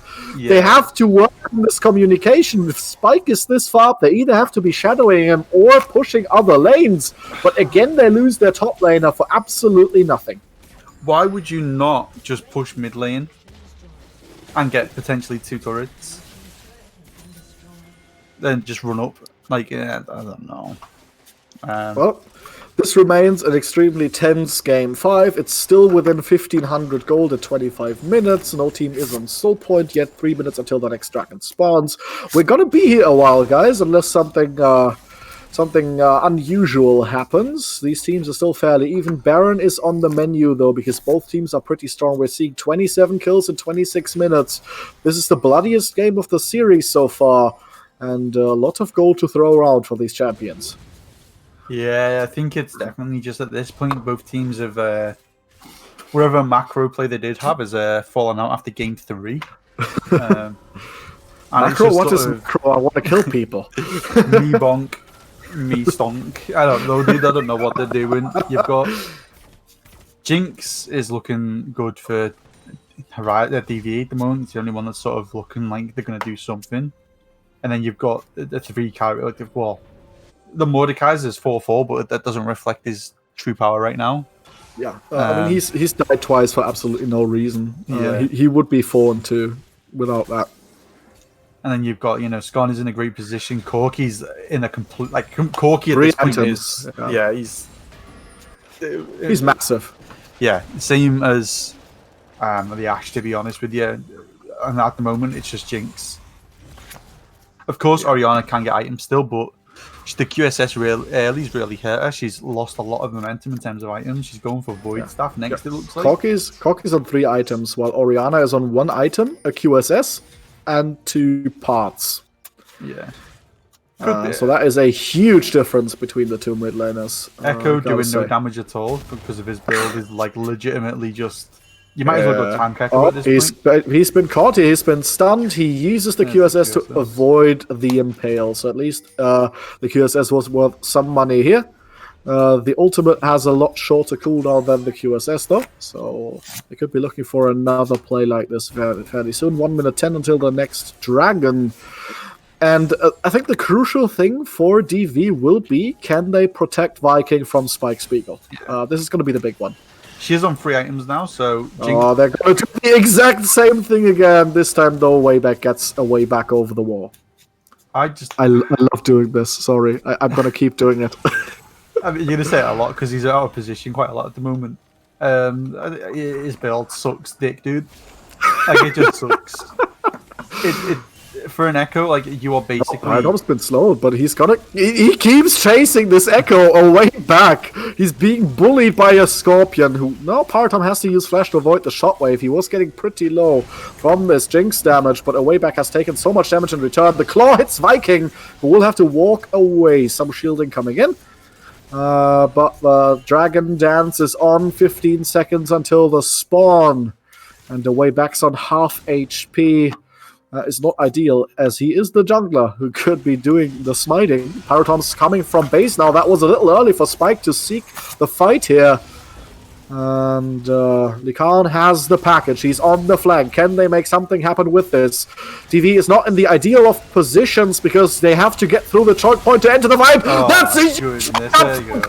Spiegel's already killed the jungler. Now Arbush has died as well. Only the carries and the support alive. Stronger is in the death realm and will have to walk away, but he gets suppressed, he gets impaled, he gets a fly-off, but Paratom gets the kill on him. Likan's not done. He kills Viking! Has to flash away from Wakana Tui, but that's 4-0, and Horizon Shadow are pulling away.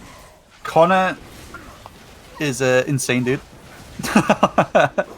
absolutely massive on this Alistar. We doubted the pick the first time he played it. He showed us in that game what he can do on it.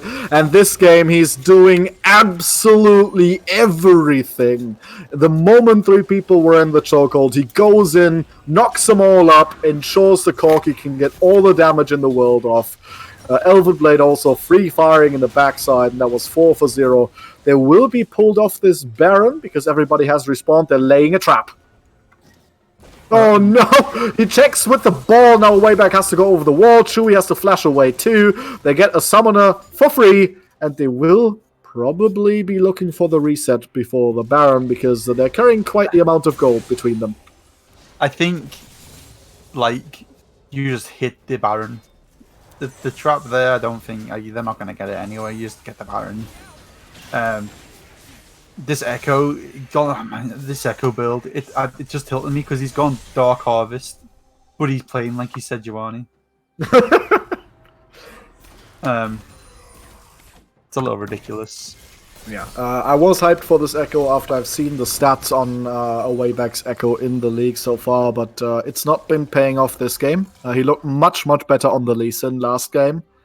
I actually think Lee Sin would have been a lot better pick in this game with the composition. Having not the same type of damage as the Orianna in the mid 2v2, having a safe way, not a safe, but a way you can pull off that shoots enemy carries into your team with the insect kick that Echo just does not have. And also you can build a little bit tankier than the Echo, so I think Lee Sin would have been a lot better in this game. The Echo works fine if you, like, play it properly. Don't rush Sonya's instantly. I get why he's rushed Sonya's. I kind of get it, I guess. Yeah, but don't rush Sonya's and then get QSS. Like you do no damage. You're just a W at this point. Which, like, you could just be Sejuani with an ult, right? Yeah. And or Lee Sin and actually do things. Yeah, like, there's just so many better options if you play them correctly. On the other hand, Elvin's not having the best game. This game, he's Connor has definitely stood out this match to me. Spike has had a really good game, but again, the stats sort of lie there in terms of what he's done for the team, in my opinion. Yeah, he's created a lot of pressure. He's not always done it at the time when his team could use that pressure, but nonetheless, he has created a lot of pressure, and he's been pummeling around Arbush this game, who so far had been looking fairly unstoppable on this Scion beyond 10 minutes in a game. So with this Mordekaiser pick, they found a way to stop that Scion from being strong. And as we said before, Arbush had been a really strong point of this team in the past, and shutting him down on the one champion that he's looked good on today, that is absolutely huge for them. And it looks like they were trying to look for the Echo there as he's doing his camps. But yeah, but the Hex Flash not finding anything. Oh, Spike, that's a couple of tower shots. You can take them at this point. Yeah, level 16, just chilling. He's got 3 items. He's got the Bramble Vest as well. Not entirely sure why he has the Bramble Vest.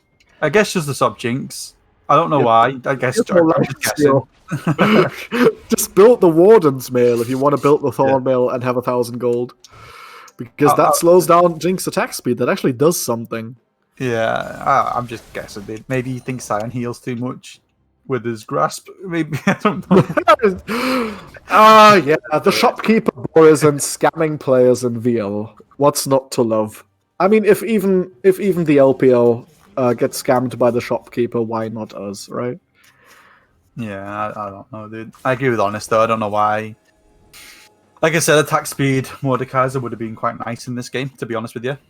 Yeah, but the Leandri's version is working wonders as well. Yeah, no, Leandri's is fine as well, but he could mix it up a little bit, like Honest said, and go Nash's Tooth. Like, it does so much.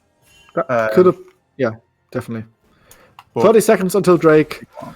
What are these teams looking for towards this? What do you think? Can Deja Vu even really challenge this? It would be the soul. They need to protect Jinx at all costs, because Orianna at the moment doesn't really do much. She's got Void Staff and she's got Haunting Guys, but it's still not really enough to break through the lines. Copy has 4 items, by the way.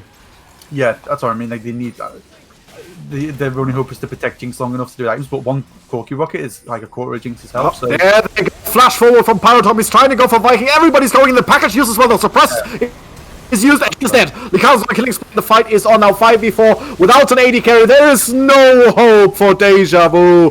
We're gonna have a doozy here. This is gonna be a clean ace for the side of Horizon Shadow. And why are they even bothering with the Drake? They could just end the game. But they are taking the Dragon. They're going to go for one inner tower and the Baron, it seems, from the pings. Leaving Spike to fight this Mountain Dragon by himself. That was a clean ace, and I think a perfect engage from Pyrotom and Lycaon, immediately killing Viking, who died with Flesh and Cleanse up. We have to question his reaction speed in this one a little bit, but that was just perfectly executed. Yeah, DV, unlucky lads. Next season, I guess. I mean, they have time. They just got promoted. So they're gonna get barred. I can't see. Yeah, 11,000 gold. Yeah, like sometimes you can you can say to teams oh, this way you get back in. But this isn't. This is over. And it's fine. I mean, there could be like 3 miracles happening in a row, and then Jinx just gets a pentakill twice or something. It is possible. Right now, they still have all of their base. Once 2 inhibitors are fallen and nothing has changed in the gold difference, I'm going to agree with you that the game is over, and the game is probably 99% over because Mountain Soul and 11,000 gold. But the base is still alive. Horizon would have to turn the screen off. Like they would just have to turn the screen off for them to lose at this point. I think. Again, did you watch the Echo in that fight? He offered nothing. He Zonya'd at full HP. Stood around doing nothing. I don't know, man. It annoys me when you pick champions that can do stuff and then play them the opposite of way of what they're supposed to. But you know what? Sorry, it's a bit annoying. Just pick Lee Sin next time. It worked so well. If you want an AP tank, pick Sejuani, I guess. If you want to carry, the Lee Sin has worked so well the game before. Well, Viking might have found a catch. Here comes Arbush. This is desperation. The teleport's coming in, and they're trying to focus down the tank. Skarner, Pyrotom, is he going to survive? Yes, he is. Elvenblade's dominating. Jinx is dead once again. Arbush will be falling very, very soon too. Spike is doing so much here. Connor slain stronger. Knockout from Arbush does absolutely nothing.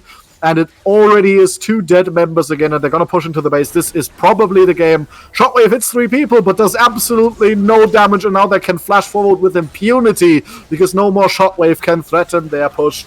I don't know why you're fighting at the edge of the base when you have no way to engage and are 10,000 gold down. I get you are desperate, but at least pick a fight you can win. And now the Nexus Towers are in the sight of Horizon Shadow. They want this series to end. They want their crown.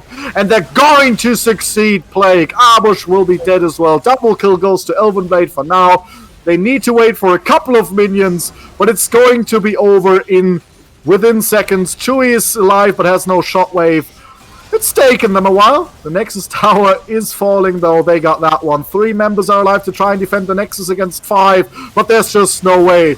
Congratulations, Horizon Shadow. You are the successors of Plague. You win the series 3-2. GG on winning Valence League Division 1. The Echo in the end then just actually gave me a migraine. It's just in Deanwood, Sorry, I just keep picking on him, but it's like it just hurts to see sometimes. Spike there dealing 31,000 damage. Corky, doing quite well as well. Everyone else, nah. So we're looking at it, it's been a long series. Obviously, Horizon have now won 2 division finals. Yeah. Who's your MVP for this game? Who are you looking at? Because you got to look at Chewie. I think if DV won, Chewie. I mean, you could even find arguments. If he had played as well in this game as he has played in the other 2 losses they had, I would still give him MVP even though they lost. But with this game going the way it is, I think you got to give it to Pyrotom. In the wins, he was the factor that made the team go online and win the games. Of course, everybody in the team has played really well. You can't win a game unless a best of 5 series unless everybody plays well. But I think the enabler of the winning games has been Pyrotom, and so I think the MVP should be going to him. Yeah, it's between him and Connor for me, but I do agree that Pyrotom is being a standout. Him and Con, probably the best two. We do have it. Speaking of Pyrotom, we do have an interview with him.